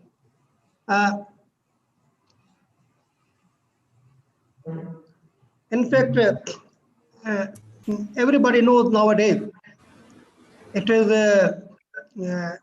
time to think and work for green construction, in fact. And nowadays, green word is not like to associate with the green grass, but in fact, it is a set of actions and choices which has positive impact on environment. Or in other words, something that is less harmful and much sensitive to the environment. In relation to construction, the word green is in fact associated in two ways. One is green building and other is green construction. So everybody knows that green buildings is in fact the design, operation and maintenance of the structural systems.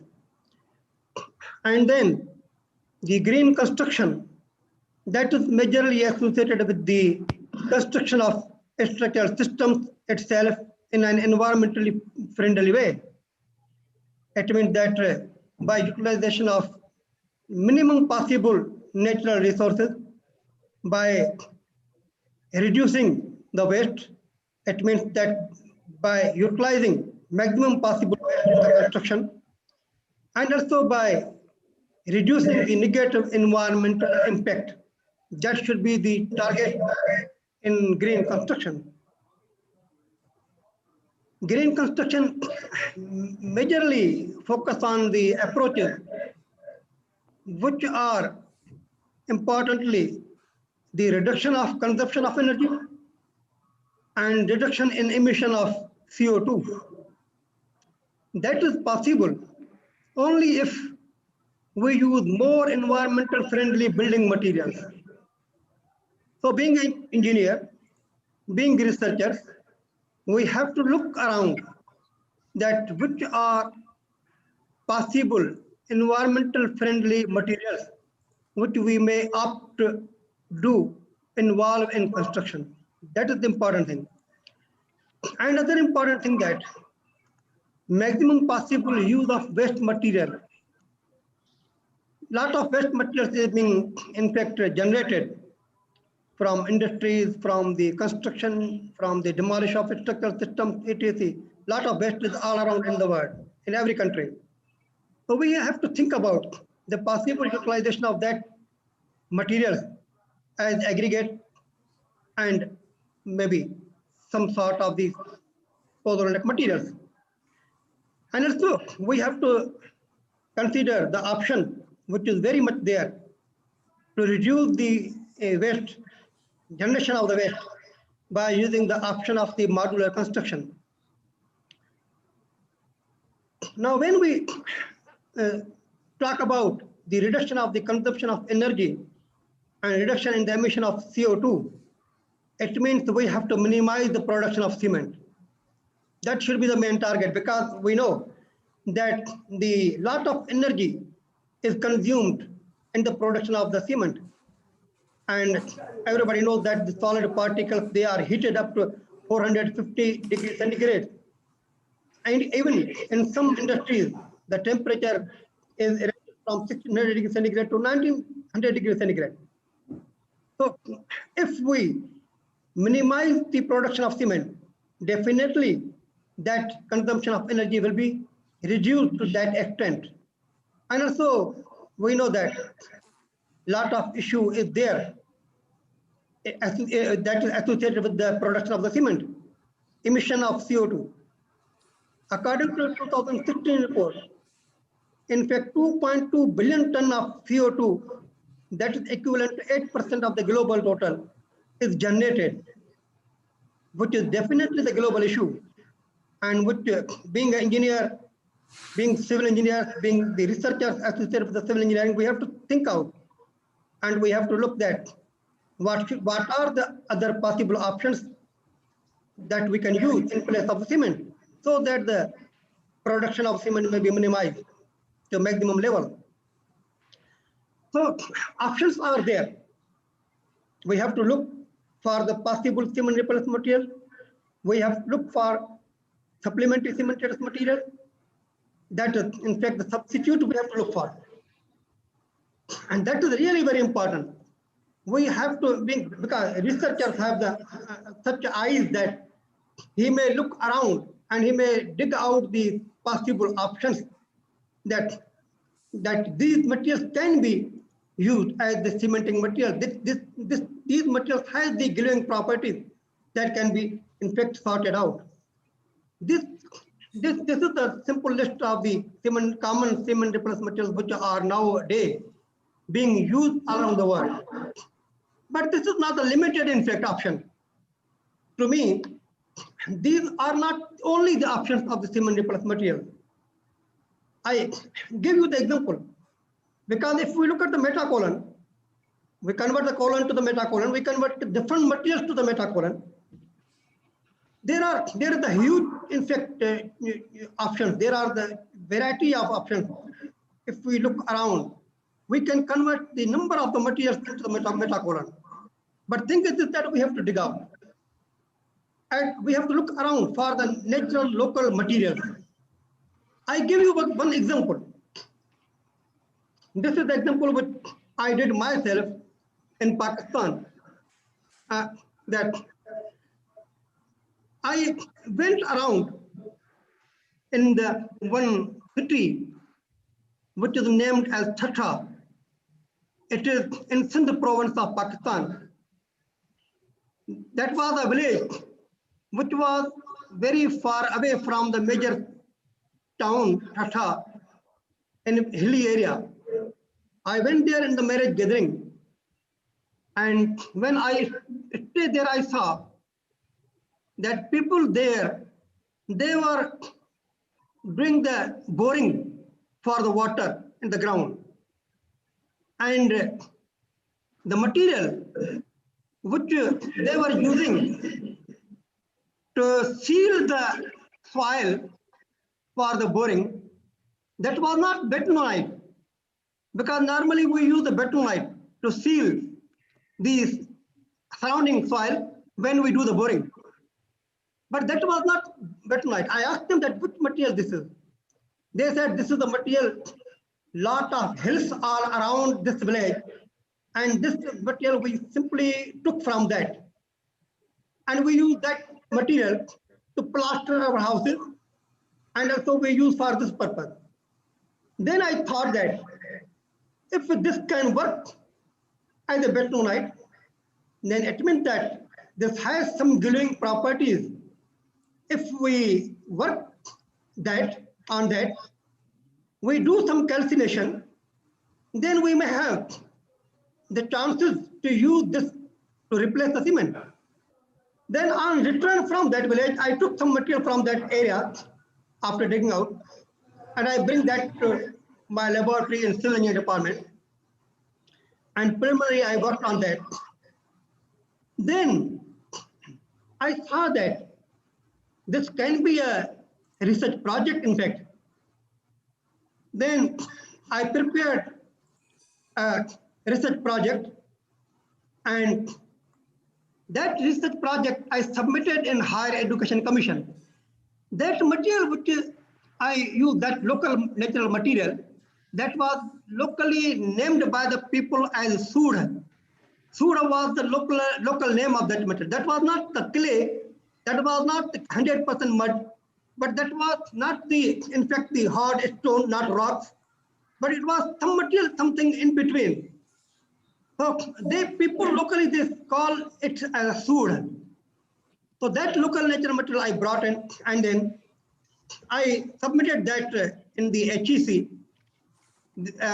because HEC has the scheme of National Research Program for Universities. I submitted that as a PI, and I got the approval of 7.4 million budget for that project. And then I registered 2 PhD students on that project, and that project was successfully completed in January 2020, and in 3 years.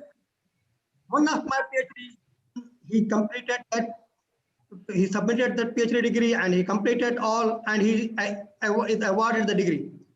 Other PhD student has submitted the thesis from same project, and now that is under review. Few things are there which I want to only share, only few things regarding that research, that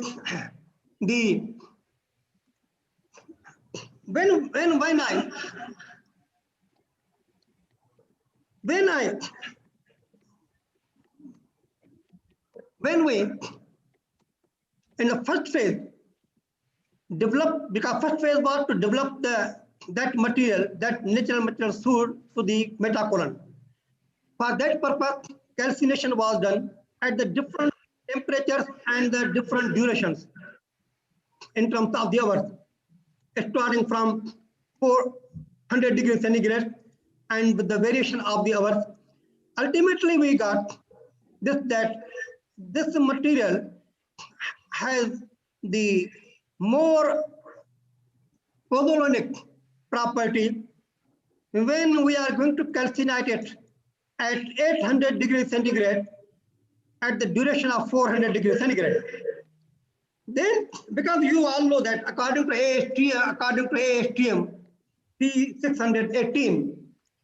The requirement is just that if silicate, aluminate, and ferrous oxide has minimum 70%, then that material can be in fact considered as a polyolenic material.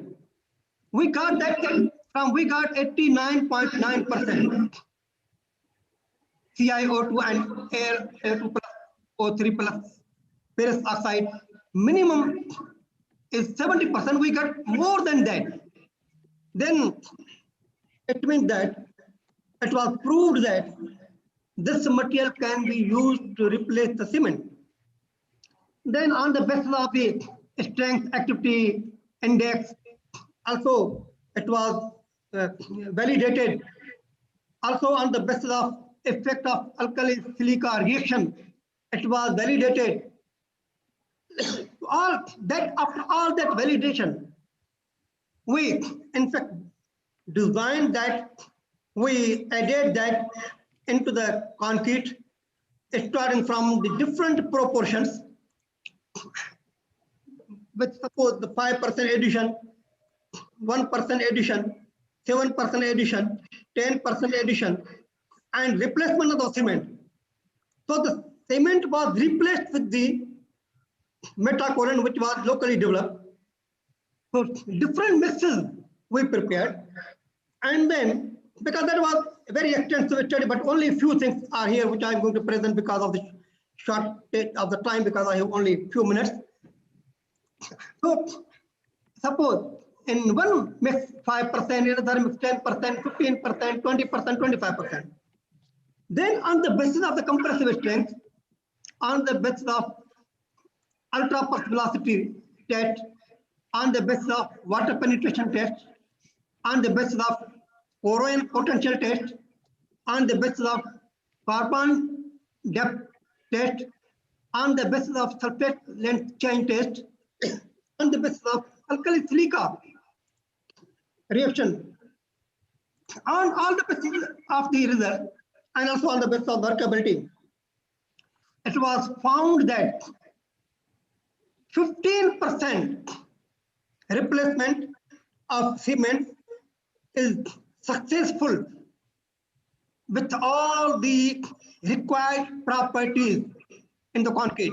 Required properties in terms of the strength and in terms of the durability, because we all know that the concrete which is being used as a building material, that is majorly two characteristics are important. One is the strength and other is the durability. So in terms of strength and durability, it was proved that we can use, if we have to use 100 bags of the cement in any construction work, we can use 15 bags of the metacoolant, and we can replace 15 bags of cement. It means that if we are going to use that proportion, we are going to reduce the 15% production of the cement from any industry. With that, definitely the impact of the CO2 will be reduced, and the utilization of the local indigenous material will be done, and also the cost of the construction will be reduced, because the local material that need only the calcination process and that does not involve the much cost, only it is the calcination, heating, and only sieving. But in case of cement production, lot of cost will be involved. So the low cost will also be there. So we people have to think like that what are the other maximum possible options which we can adopt to replace the cement with the other possible gluing materials, other possible cement replacement materials.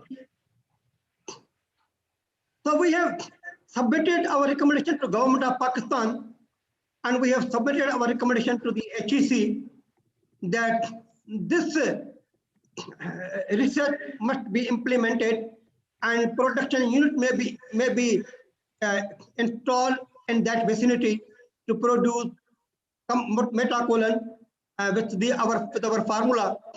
for commercial basis. But in general, if we talk again that what should be for green construction, again, we will say that extensive continuous research is required to dig out possible cement replacement materials, especially indigenous local materials, to reduce the cost, energy, and CO2 emission.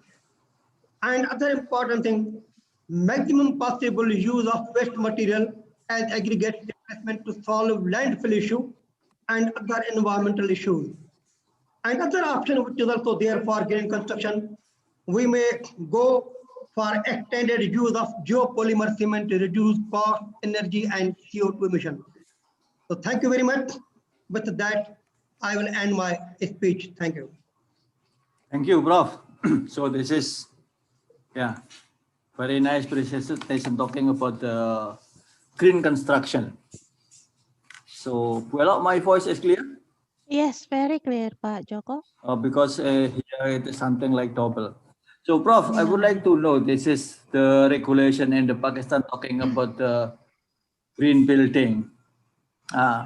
In Indonesia, we would like to compare between Pakistan and Indonesia. In Indonesia, we would say that the building is follow the green building or green environment. We would like to compare between how much space should be available for the green space. In Indonesia, supposing the land is, let's say the land is X, and then 40% should be empty for the plantation and so on. This is for we can say that there is the green environment and green building. So I don't know in Pakistan. In Pakistan, in fact, the present government, in Pakistan, in fact, the present government is focusing much on the green environment, and they are doing a lot of the plantation in millions in the areas.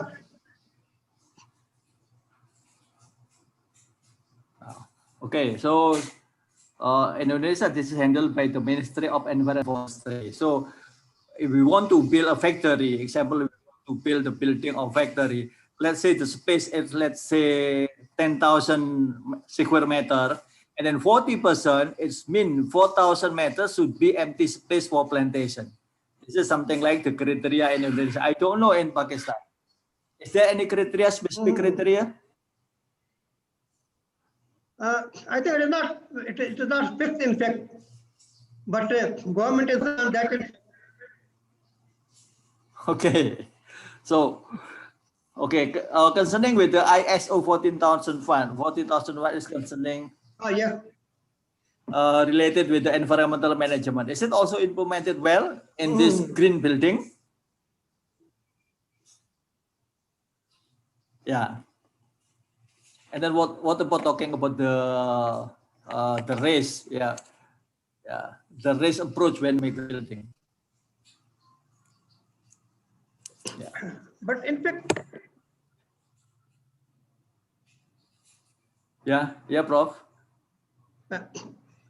But in fact, as I talked in my speech, as I told that really in terms of the green construction, we have to think a lot for the materials, especially the indigenous material. Okay, I see. Once I was moving around in the car, I saw in fact, the banana plants, the roots of the banana plants on the road. That was simply a waste on the road. I got those roots of the banana plant, and I asked one of my research students that process that and get the fibers from that and use those fibers, do the chemical treatment, and try to use those fibers in the cement mortar to make that mortar. And when we use that, in fact, a lot of the shrinkage crack issue was resolved as compared to the plain mortar. So we have to think like that we have to think, because a lot of issues of the waste material. A lot of the landfill requirement is there for waste material. So we have to reduce that by that way. we may utilize those things. Okay. So in order to make the green construction, so the material should be very good like this. So is there any specific certification about the material in order to create a green construction and also green building? Yes, like I told you that the material which we have developed now from our research project, metacolon. Metacolon is common. Any colon material can be converted into the metacolon, right? But think is this that which material? Now the material which we converted, that is available in huge hills in that area, which was not investigated before. That is available, and we simply now converted that. Now government, we have submitted the report to the government that government may install one industry over there only for cancellation and the giving and then packing and then supply in the market for the commercial use. Like that. Okay. And then, by the way, talking about the green building and green construction, concerning with your government, it's been Pakistan government regulation. Is there any incentive for the company or the offices that create a good building or a good construction? Is there any policy of this in your country? No, on government side, it is not yet, but now Pakistan Engineering Council has initiated that, and Pakistan Engineering Council has started one committee, which is PITC. PITC is given task that whatever research is being done in the universities, that must be in fact marketed, because a lot of research is being done by the people, but those are not being marketed. If these are not marketed, then there will be no, in fact, the practical use of those things. So now government is focusing much on that. Okay. Okay, thank you, Prof. I will see perhaps there are some questions from the chat room. Okay. There is no in the chat room. If we allow any question, or perhaps from the participant? Any Yes, question from the participant? I see no question in the chat room, Pak Joko, whether in a Zoom chat or in YouTube channel. Still don't have questions. Okay, Prof, because there is no more question from the participant, I thankful so much for your presentation. Hopefully for the next, you can join again. And we hope that God will bless you. Thank you very much. Thank you very much, Prof. So I will please share give the huge applause to Prof. To Prof. Yeah, please applause. Okay, thank you. Thank you very much. Okay. So this is as the recognition we provide you, give you the certificate of steering committee and advisory board for you, Prof. Yeah, thank you. Thank you. Any more? And also keynote speaker for you, Prof. Yeah, thank you again and again. Thank you so much for your participation. Okay, thank you. Okay, Ella. Yes, thank you, Bapak Joko and Professor Abdul San. This is a very fascinating presentation and sharing session. And once again, thank you for Bapak Joko Suyono to be our moderator in this afternoon. So I also have the certificate for you. Okay, thank you. Thank you. Thank you. Thank you. This is a certificate proudly presented to Joko Suyono, PhD, in your achievement as steering committee and advisory board. And also the certificate for Bapak Joko Suyono, PhD, as a moderator in the 6th Civil Engineering World Conference. Once again, okay, thank you very much. So Bapak I hope Joko the committee Suyono. can send me through my email. Yes. Yeah. Of course. Okay, Chambrot will send to my email. Thank you. Thank you. And everybody. Goodbye for me. Thank you. Bye. Yes, I'll see you again in the next World Conference, Bapak Joko. Okay, thank you. Yes. Now, ladies and gentlemen, we will move to parallel sessions. Yeah, I will share the break room. So all the participants can find their name. So this is room 1. The moderator will be Bapak Freddy Kurniawan, PhD. And the participant will be Muhammad Rizky Hidayanto, Zainul Hidayatullah, and then Retsa Dika, Danu Agung Prayogo, Hayadi Agus Mawardianto, and then the last is Rio Kurniawan Budi Suseno. And then room 2, the moderator will be Bapak Rizal Bahaswan, STMSC, and the participants will be Muhammad Irfan Dio Kurniawan, Muhammad Ramzani Bagaskara, and then Muhammad Syahroni, Agung Setia Budi, Ahmad Rendra, Lindah Sri Amining Tias. So I hope you already noticed that which room that you will be entered. And then room 3, the moderator will be Bapak Dr. Kuspiadi, and the participants are Tri Cahyo Adi Pamungkas, Frederico Pintoda C, and then M. Farid Hadi P, Rian Ferdian Syah, Evita Cynthia Wulandari, Wahyu Nugroho. And then for the room 4, the moderator will be Bapak Dr. F. Ruslan Edi Santosa, and the participants are Muhammad Iqbal Pratama, Farid Prasetyo, Muhammad Ismail, and then R. Randi Jurindra Pratama, Eko Suryanto, Muammar Fahrul. And then for the room 5, the moderator will be Bapak Roni Durotun Nasihin, STMT, and the participants are Arifuddin Ahmad, Rizka Widiani, Panji Toha S. Balido, Jovindo Herminio Martins, Debbie Hendika Putra. So I hope all the participants already note that this is your moderators and the rooms that you will be enter.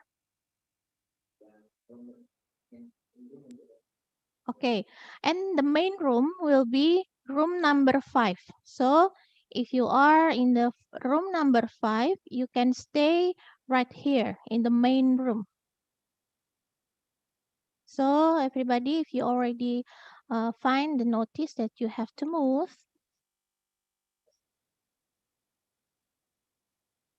yes, maybe you want to screenshot. Yes. Okay, this one. Okay.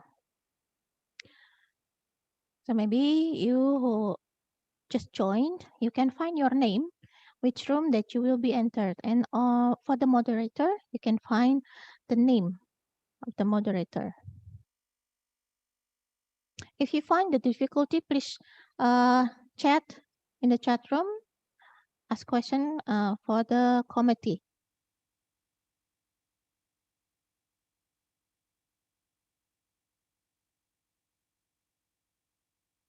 Okay, for Bapak Freddy Kurniawan already here with us, Bapak Rizal, Bapak Kuspiadi, Bapak Edi, and Bapak Roni.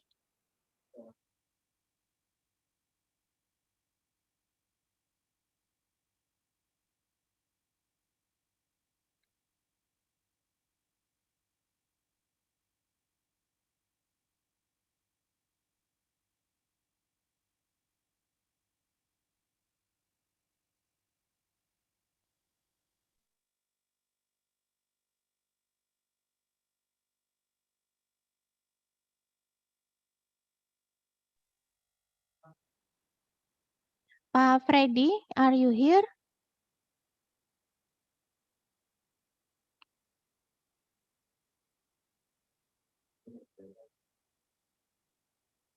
Pak Freddy will be in the main chat, in the main room. No. Pak Roni ya? Pak Roni will be in the main room ya? Oh, sorry. Pak Roni, are you here?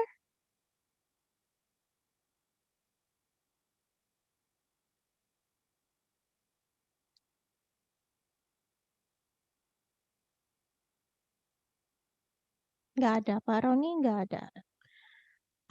Can't find Pak Roni. Pak Roni, yes.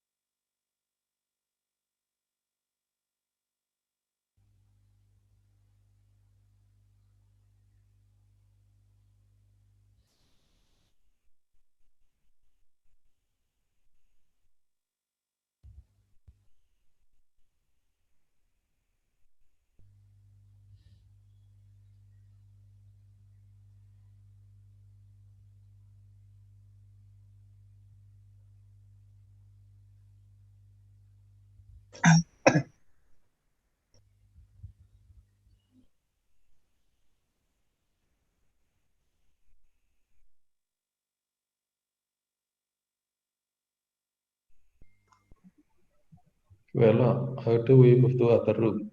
Yes. The break room will be pop up by the committee. It will be appear in your laptop. Oh, I see. Yeah. And then you just can click to move. It's a pop-up notification. Just wait until they already break for the room.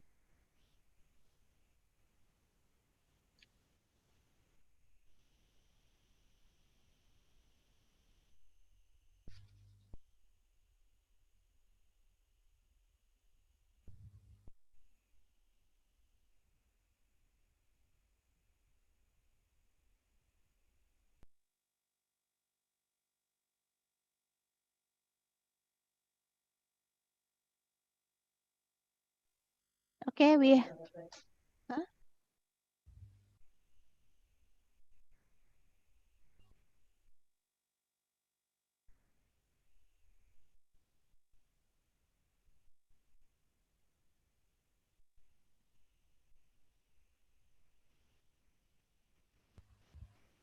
Okay, all the participants, please wait until we finish to break out or the participants into their room. We have many chats asking about how to move to the room. Okay, please be patient.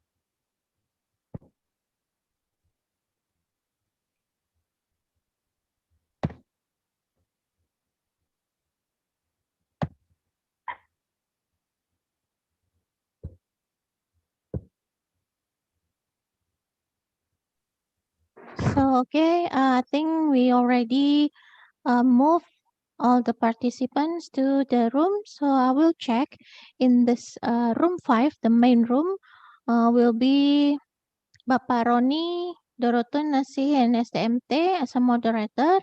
And the participants are Arifuddin Ahmad. Yeah, I think if you are here, please answer. Arifuddin Ahmad, are you there?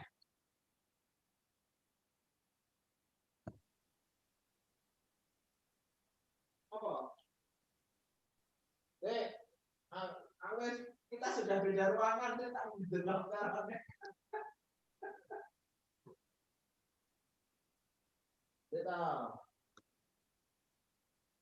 Rizka Widiani, are you here in the room 5?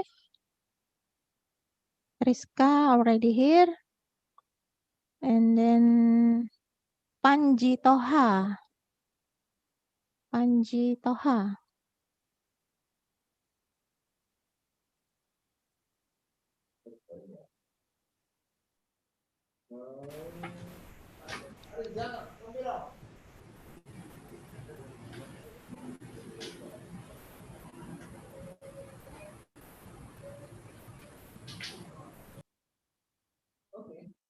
Jovindo Hermino.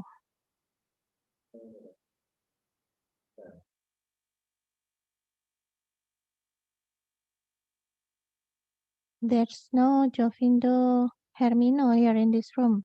Debbie Hendika Putra.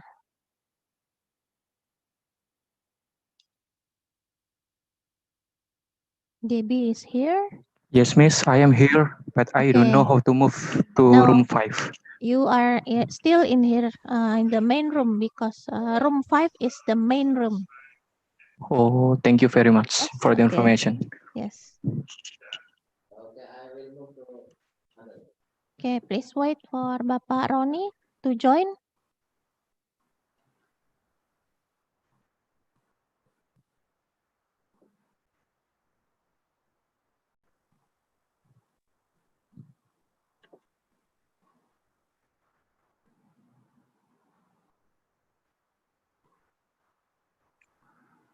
Oh, wait, okay, I will repeat again. For the room 5 is the main room. You still here in the main room, room 5. There will be Arifuddin Ahmad, Rizka Widiani, Panji Toha S. Balido, Jovindo Hermino Martins, Debbie Hendika Putra. The one that I already find is Debbie and Rizka Widiani, but the other one is not here yet. Arifuddin, Panji, Jovindo. I cannot find them.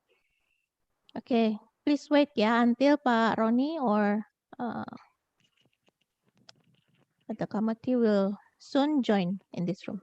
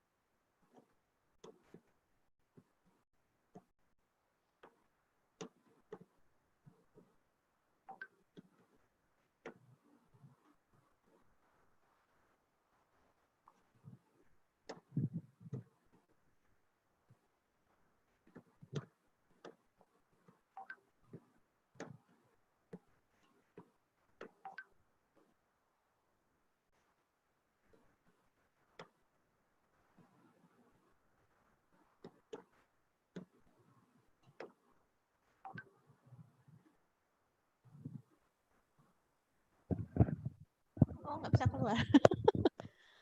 Okay, dear participants, since we can't wait any longer to Bapak Roni Dorotun to show up, maybe he find a difficulty to join.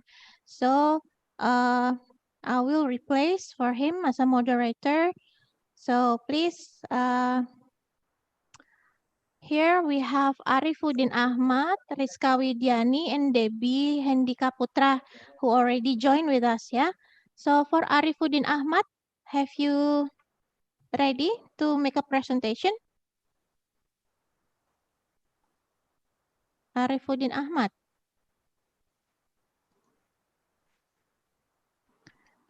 Or maybe Debbie Hendika Putra. If you ready to make a presentation, you may take the first one as a presenter. Yes, no problem. I will be the first presenter. Okay, sure. Thank you. You may start now.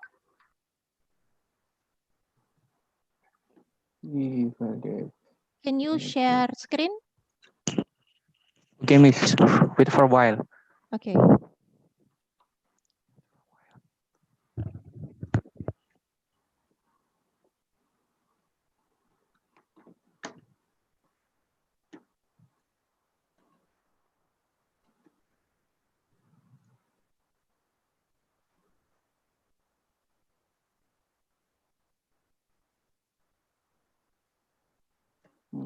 Everybody can see my presentation?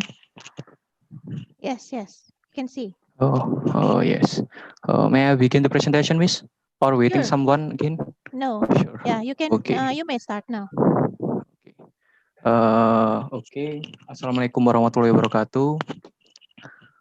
To all the audience, my name is Debbie Andika Putra. You can call me Debbie. Now I would like to have presentation about my journal or my last test. And I think the title is about the structure, and the title of my presentation today is building structure design of a Simbaran house, Rusunawa, Tower A in Surabaya, with special moment bearing frame system and also shear wall. And my supervisor, there are Mr. Kuspiade and Mr. F. Roslan Edi Santosa as the first supervisor and also the second supervisor, while me, I'm Debbie Andika Putra as the student of Narotama University of Surabaya. And then for the continue abstract, the building of the Simbaran Tower A, the building of Simbaran House Tower A was designed in Nagra Flats, Cilincing, North Jakarta, with an existing area of 812.5 meters per square, with a total of story 16, which was redesigned with a land data for area of Gunung Anyar, Surabaya, with an area of 578.5 meters per square, with a total of story is 11 floors. From the standard penetration test SPT data, it was found that the flat building was built on the soft ground condition SE set class with arrest category second and including seismic descent category D.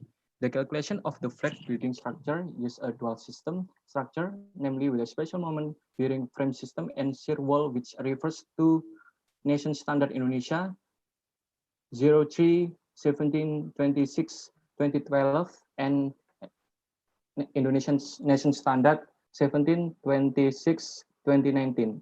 The earthquake resistant planning procedures for building and non-building structures, earthquake load planning for the design of the flats building use dynamic response analysis, non-earthquake loading refers to nation standard years 2013 and Indonesian nation standard 2018. Minimum design load and related criteria for buildings and other structure, secondary structure of the flats building, namely the floor and roof plate and also stairs, while the primary structure includes beam, column, and beam column join that support the secondary structure. Shear wall is used to resist shifting of the building when an earthquake occurs. The lower structure consists of the pile foundation, pile cap, tie beam. The flat building structure is a reinforced concrete structure, which calculation referred to 2847, 2013, and 2847, 2019. The requirement for structure concrete for building and explanation. Calculation of the structure of the flat building using sub 2000 and the result of the calculation are in the form of engineering drawing consisting of architectural drawings and also structural drawings that presented using AutoCAD or other tools. For the keyword is structure design, dual system, dynamic response analysis. And the introduction research background. Indonesia is an island nation in the technology zone are still active because there are large parts of the world in Indonesia. Earthquakes often occur which result in material losses, casualties, and damage to infrastructure and buildings. This condition makes Indonesia engineers have to develop knowledge and methods in designing infrastructure and building construction so that they meet the principle of earthquake-resistant buildings and do not experience building collapse or structure failure. In planning a multi-story building, there are several methods used for, one of which is dual system methods. The dual system method is a combination of the moment-bearing frame system and shear wall. The moment-bearing frame system function is withstand the gravity loads, while the shear wall function to withstand the lateral force or lateral load. One of types of bearing frame, especially moment bearing frame system, is used for building with system design category D, A, and F. While there are several types of shear wall, one of which special concrete structure walls were the system used for building structure with system design category D and F. Based on the description above and referring to 1726-2019, the structures of this flat building is in the high earthquake risk category, so that it is redesigned using a dual system, namely special moment bearing frame system and shear wall, where the structure components are designed in a chapter 20.5, 20.6, and 20.7, so that the structure can respond to the strength force of an earthquake without structure collapse instantly. So the problem formulation based on the above background, the authors get the main problems related to the planning, the modification of the flat building in Surabaya using a dual system. The first is how to plan an efficient building structure system for flat building in Surabaya to withstand dead load, life load, earthquake loads, and working wind loads. The second, how to plan the dimension of the main structure elements, including columns, beams, column joints, shear wall, as well as floor, plates, and stairs. They are efficient and in accordance with Indonesian nation standard 2847 2013 and 2847 2019 concerning structure concrete requirement for buildings. How to draw the planning result into a plan drawing using AutoCAD or other tools.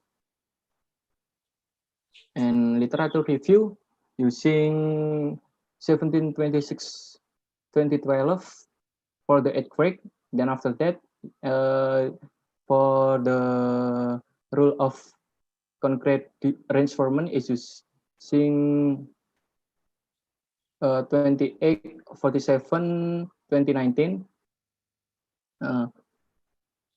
There are two kinds of this in my design. The first is special moment bearing frame system and also shear wall, or usually we call that one dual system at SRPNK, or special moment bearing frame system. The structure is planned to form plastic hinges on all earthquake bearing beams before collapse occur.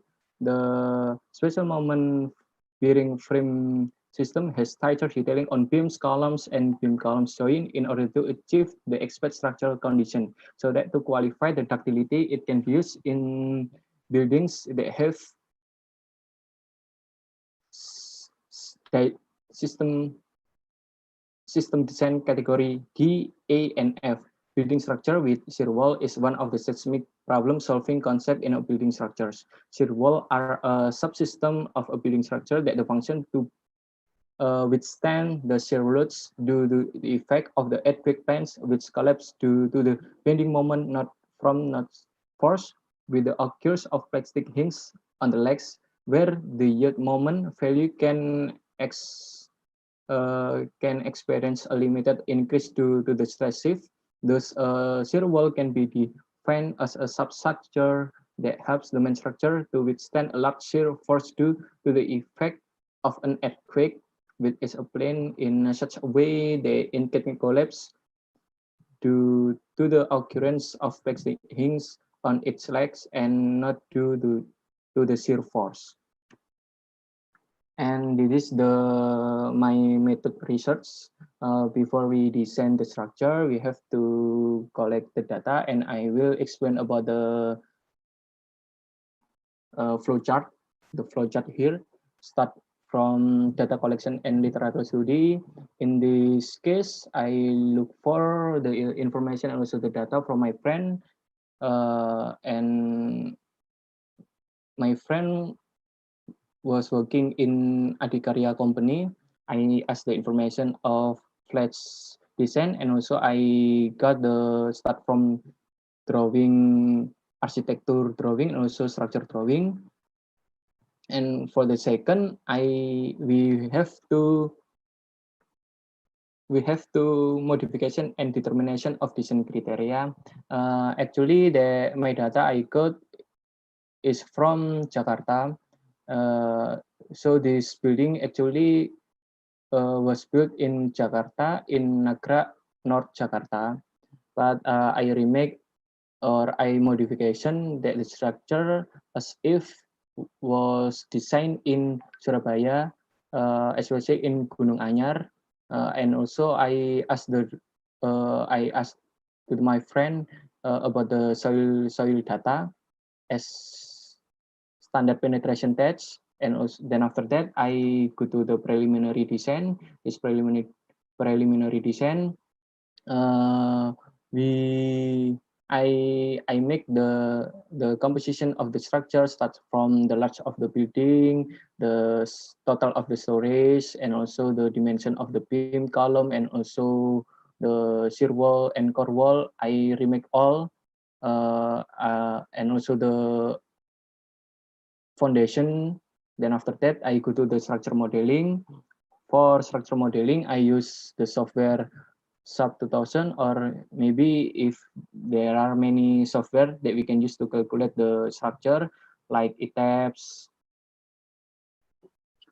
And then after that, we calculate the working load. This is the important thing of the design. We have to make sure, and we have to be careful to determine the working load in the structure. I take the standard of Indonesia in 2019, and then we calculate for the secondary structure, include plate and ladder. And the second, I calculate a primary structure, include calculation beams, column, and shear wall. Then after that, after all happen, I calculate the foundation structure, include pour, tie beam, and piles. Then after that, we analyze all using the software, and then we will take the reaction output analysis like moment, shear, and axial. Then after that, we do the reinforcement calculation. We calculation to determine what about the reinforcements that we use, what about the rebar size, and then also the type of rebar, and then after that we can determine the grid and also class of the concrete itself. There is in special moment during frame system, there is a very detailed requirement that we have to be eligible in this. If not eligible, we back to the preliminary design. If we back to preliminary design, it means that our design is not enough or cannot withstand with the working load that happen. Then after we qualified in requirements check, we do the plan drawing. Then after plan drawing, we finish the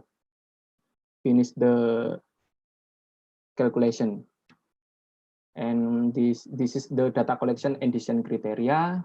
The first that I do is I calculate the wine load.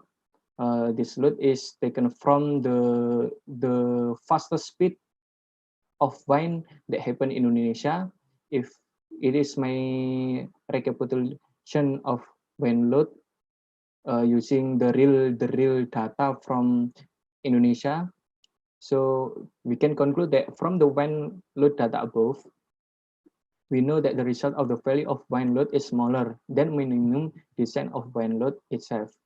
In Indonesian nation standard, so there's some of requirement to give a wine load in our calculation. I'm so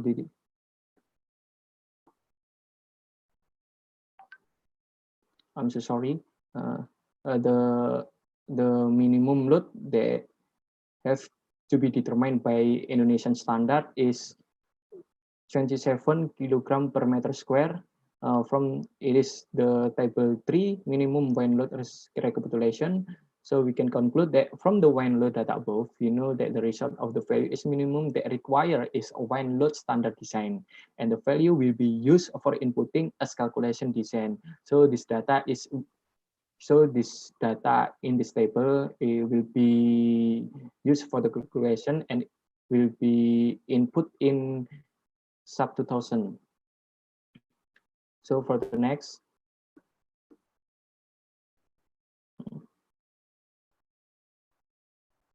For the next, it is the data collection and also the decision criteria. I start from data. For the first, it is to determine about the earthquake load. Start data is soil data. We have to find the soil data first and then determine the risk building category. This is we can see the determine of risk building category in Indonesian standard, and then after that determine as SS and S first, and the second we can determine the set class. That's depend on the soil data. Then after that we can determine FA and FV. Then after that determine SMS and SM1. Then after that determine SDS and SD1. So then determine seismic descent category, or and then after that determine moment bearing frame system. Then after that, after we qualified all and calculation all that we need to count the earthquake load, we continue to the working load in software. This is the soil data. This is the data in Gunung Anyar, Surabaya. So earthquake load. So this is the recapitulation of my soil data, the soil type data of standard penetration tests. I take the data from SPT test. This is the subsoil of the data. There is 7 layers and soil type. It is the depth of the data is 30 meters, and also there is a thick layer per. And also I get a average and SPT value. Then after that we can know about the NSPT from the 35 divide 30.33, and then the result is 2.63. While the value of SS and S first, we can look for this value in Puskim. We just search in Puskim earthquake. We can see from this value SS, S1, and then we continue to calculate and determine, or we can continue the calculation. So this is the dual system design of my building. There is a shear wall, and the frame system is using special moment.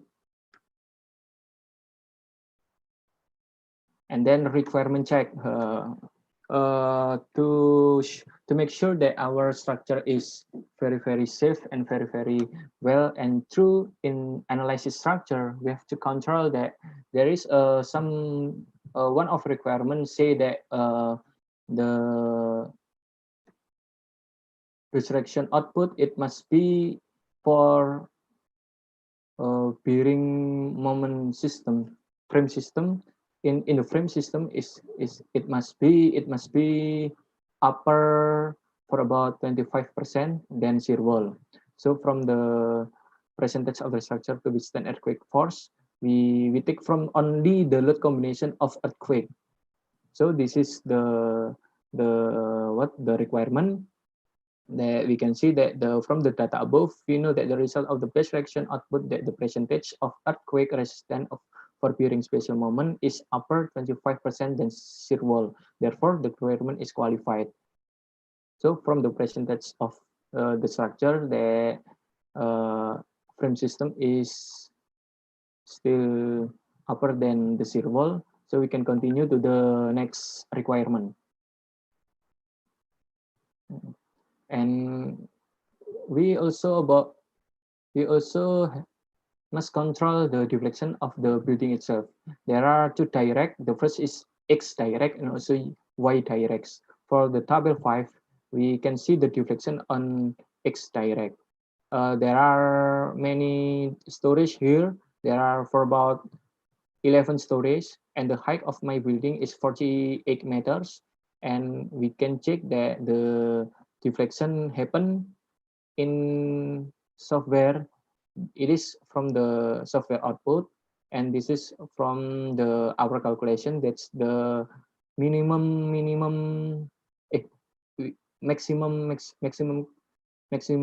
deflection. So that the deflection happen cannot be over than deflection minimum. So this X direct for the deflection of earthquake is still okay and still qualified. And also for deflection in Y direct still qualified. Debbie, Then after, how many slides more that you haven't? Okay, oh, so, okay, wait. 2 minutes, yeah. Okay. For the result and discussion, there are the plan. This is column plan, and also this is beam plan. And also the result on this, the result and discussion. For the table 1, column reinforcement, this is the result of the concrete reinforcement from the calculation. So from the table 1 above, we can see the reinforcement of the column that use longitudinal rebar size 16, diameter 25, and transversal rebar size is 4D13 with the distance 100. And also the table 2, beam reinforcement, we can see that the beam reinforcement from the table 2 above, we can see the reinforcement of the beam that use above longitudinal rebar size. There are 7 longitudinal, and also left joint there are 5 longitudinal on the right joint, and also under there are rebar size. There are 4 on the joint left, and also there are 5 on the joint right. And transversal rebar size, we use diameter 13 with a distance 100. So the conclusion, based on all the analysis that the author has done, it can be concluded that to get an efficient structure, the design of the flats 11 storage in Surabaya is classified as a seismic design category and is included in a rest category. Second, with a subsoil site class SE. It can be designed with a structural system withstand lateral load and need a special detailing due to the impact of the earthquake plan, which must be reviewed with a written period of 2015 years. From all the calculations that have been described previously, the result of The calculation of the structure of simple and flat building in Surabaya using a dual system, they are presented in the form of plan drawing. Okay, to all the audience, I have to finish my presentations. That's all of the information that I can give to you. Maybe there are any question or any response for my presentation today. Thank you. Yeah, okay. Thank you very much, Debbie Hendika Putra. Okay, now you can end your slide share.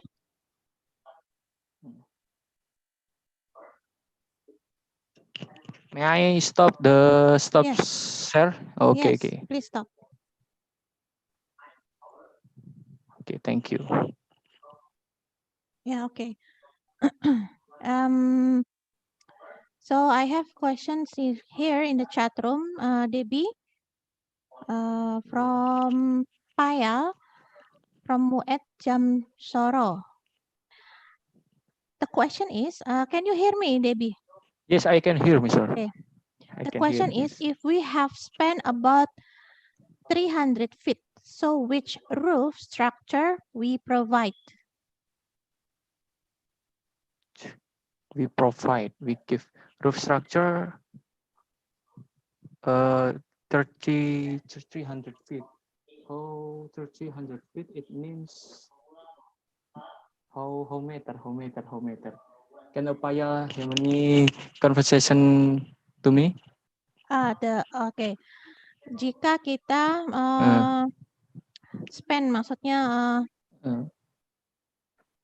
I mean not the meaning feet. Oh, Feet. I don't know the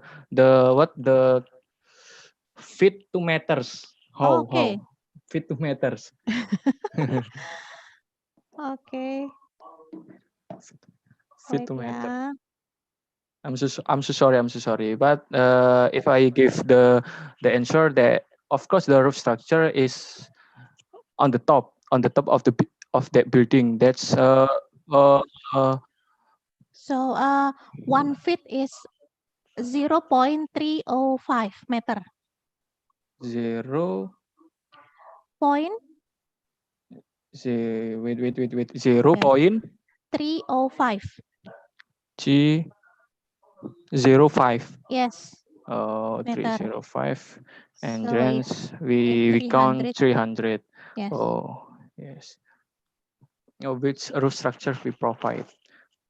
On 1.5 meters, the roof structure will be provided in 91.5 meters, or that's depend on the how many span you divide it, or maybe you can make a per span 4 meters or per span 33.5 meters, and many others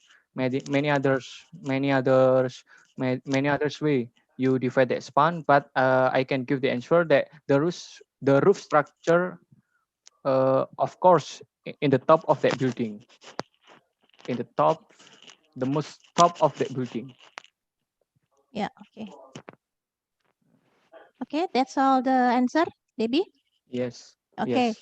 So I hope from Paya from Muet Jamsoro already satisfied for the answer. So if you have any question more for the participants, please give the question and write it in the chat room. So because the time is very limited, so I think we continue to the next speaker, yeah? Yeah, thank you, Miss Thank you very Ella. much, Debbie Hendika, and good Yeah. luck for your thesis. Okay. Yes, you're welcome. Okay, now I'm calling for the next speaker.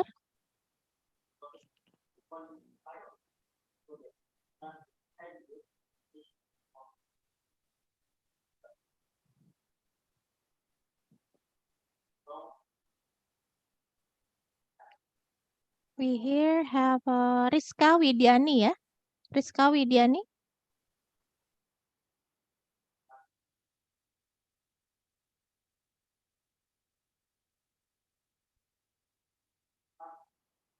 Rizka Widiani.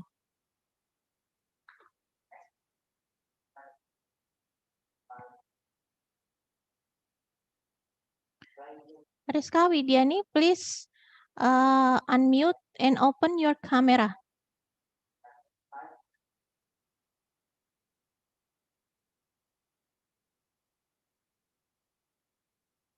Rizka Widiani or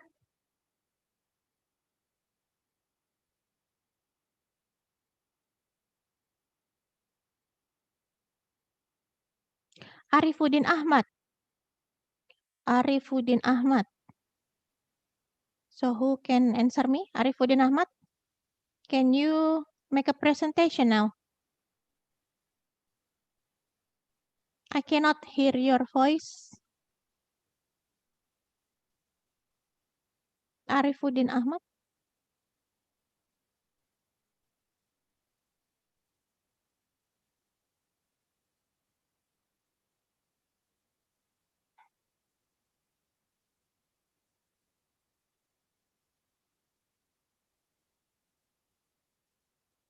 Arifuddin Ahmad, can you hear me?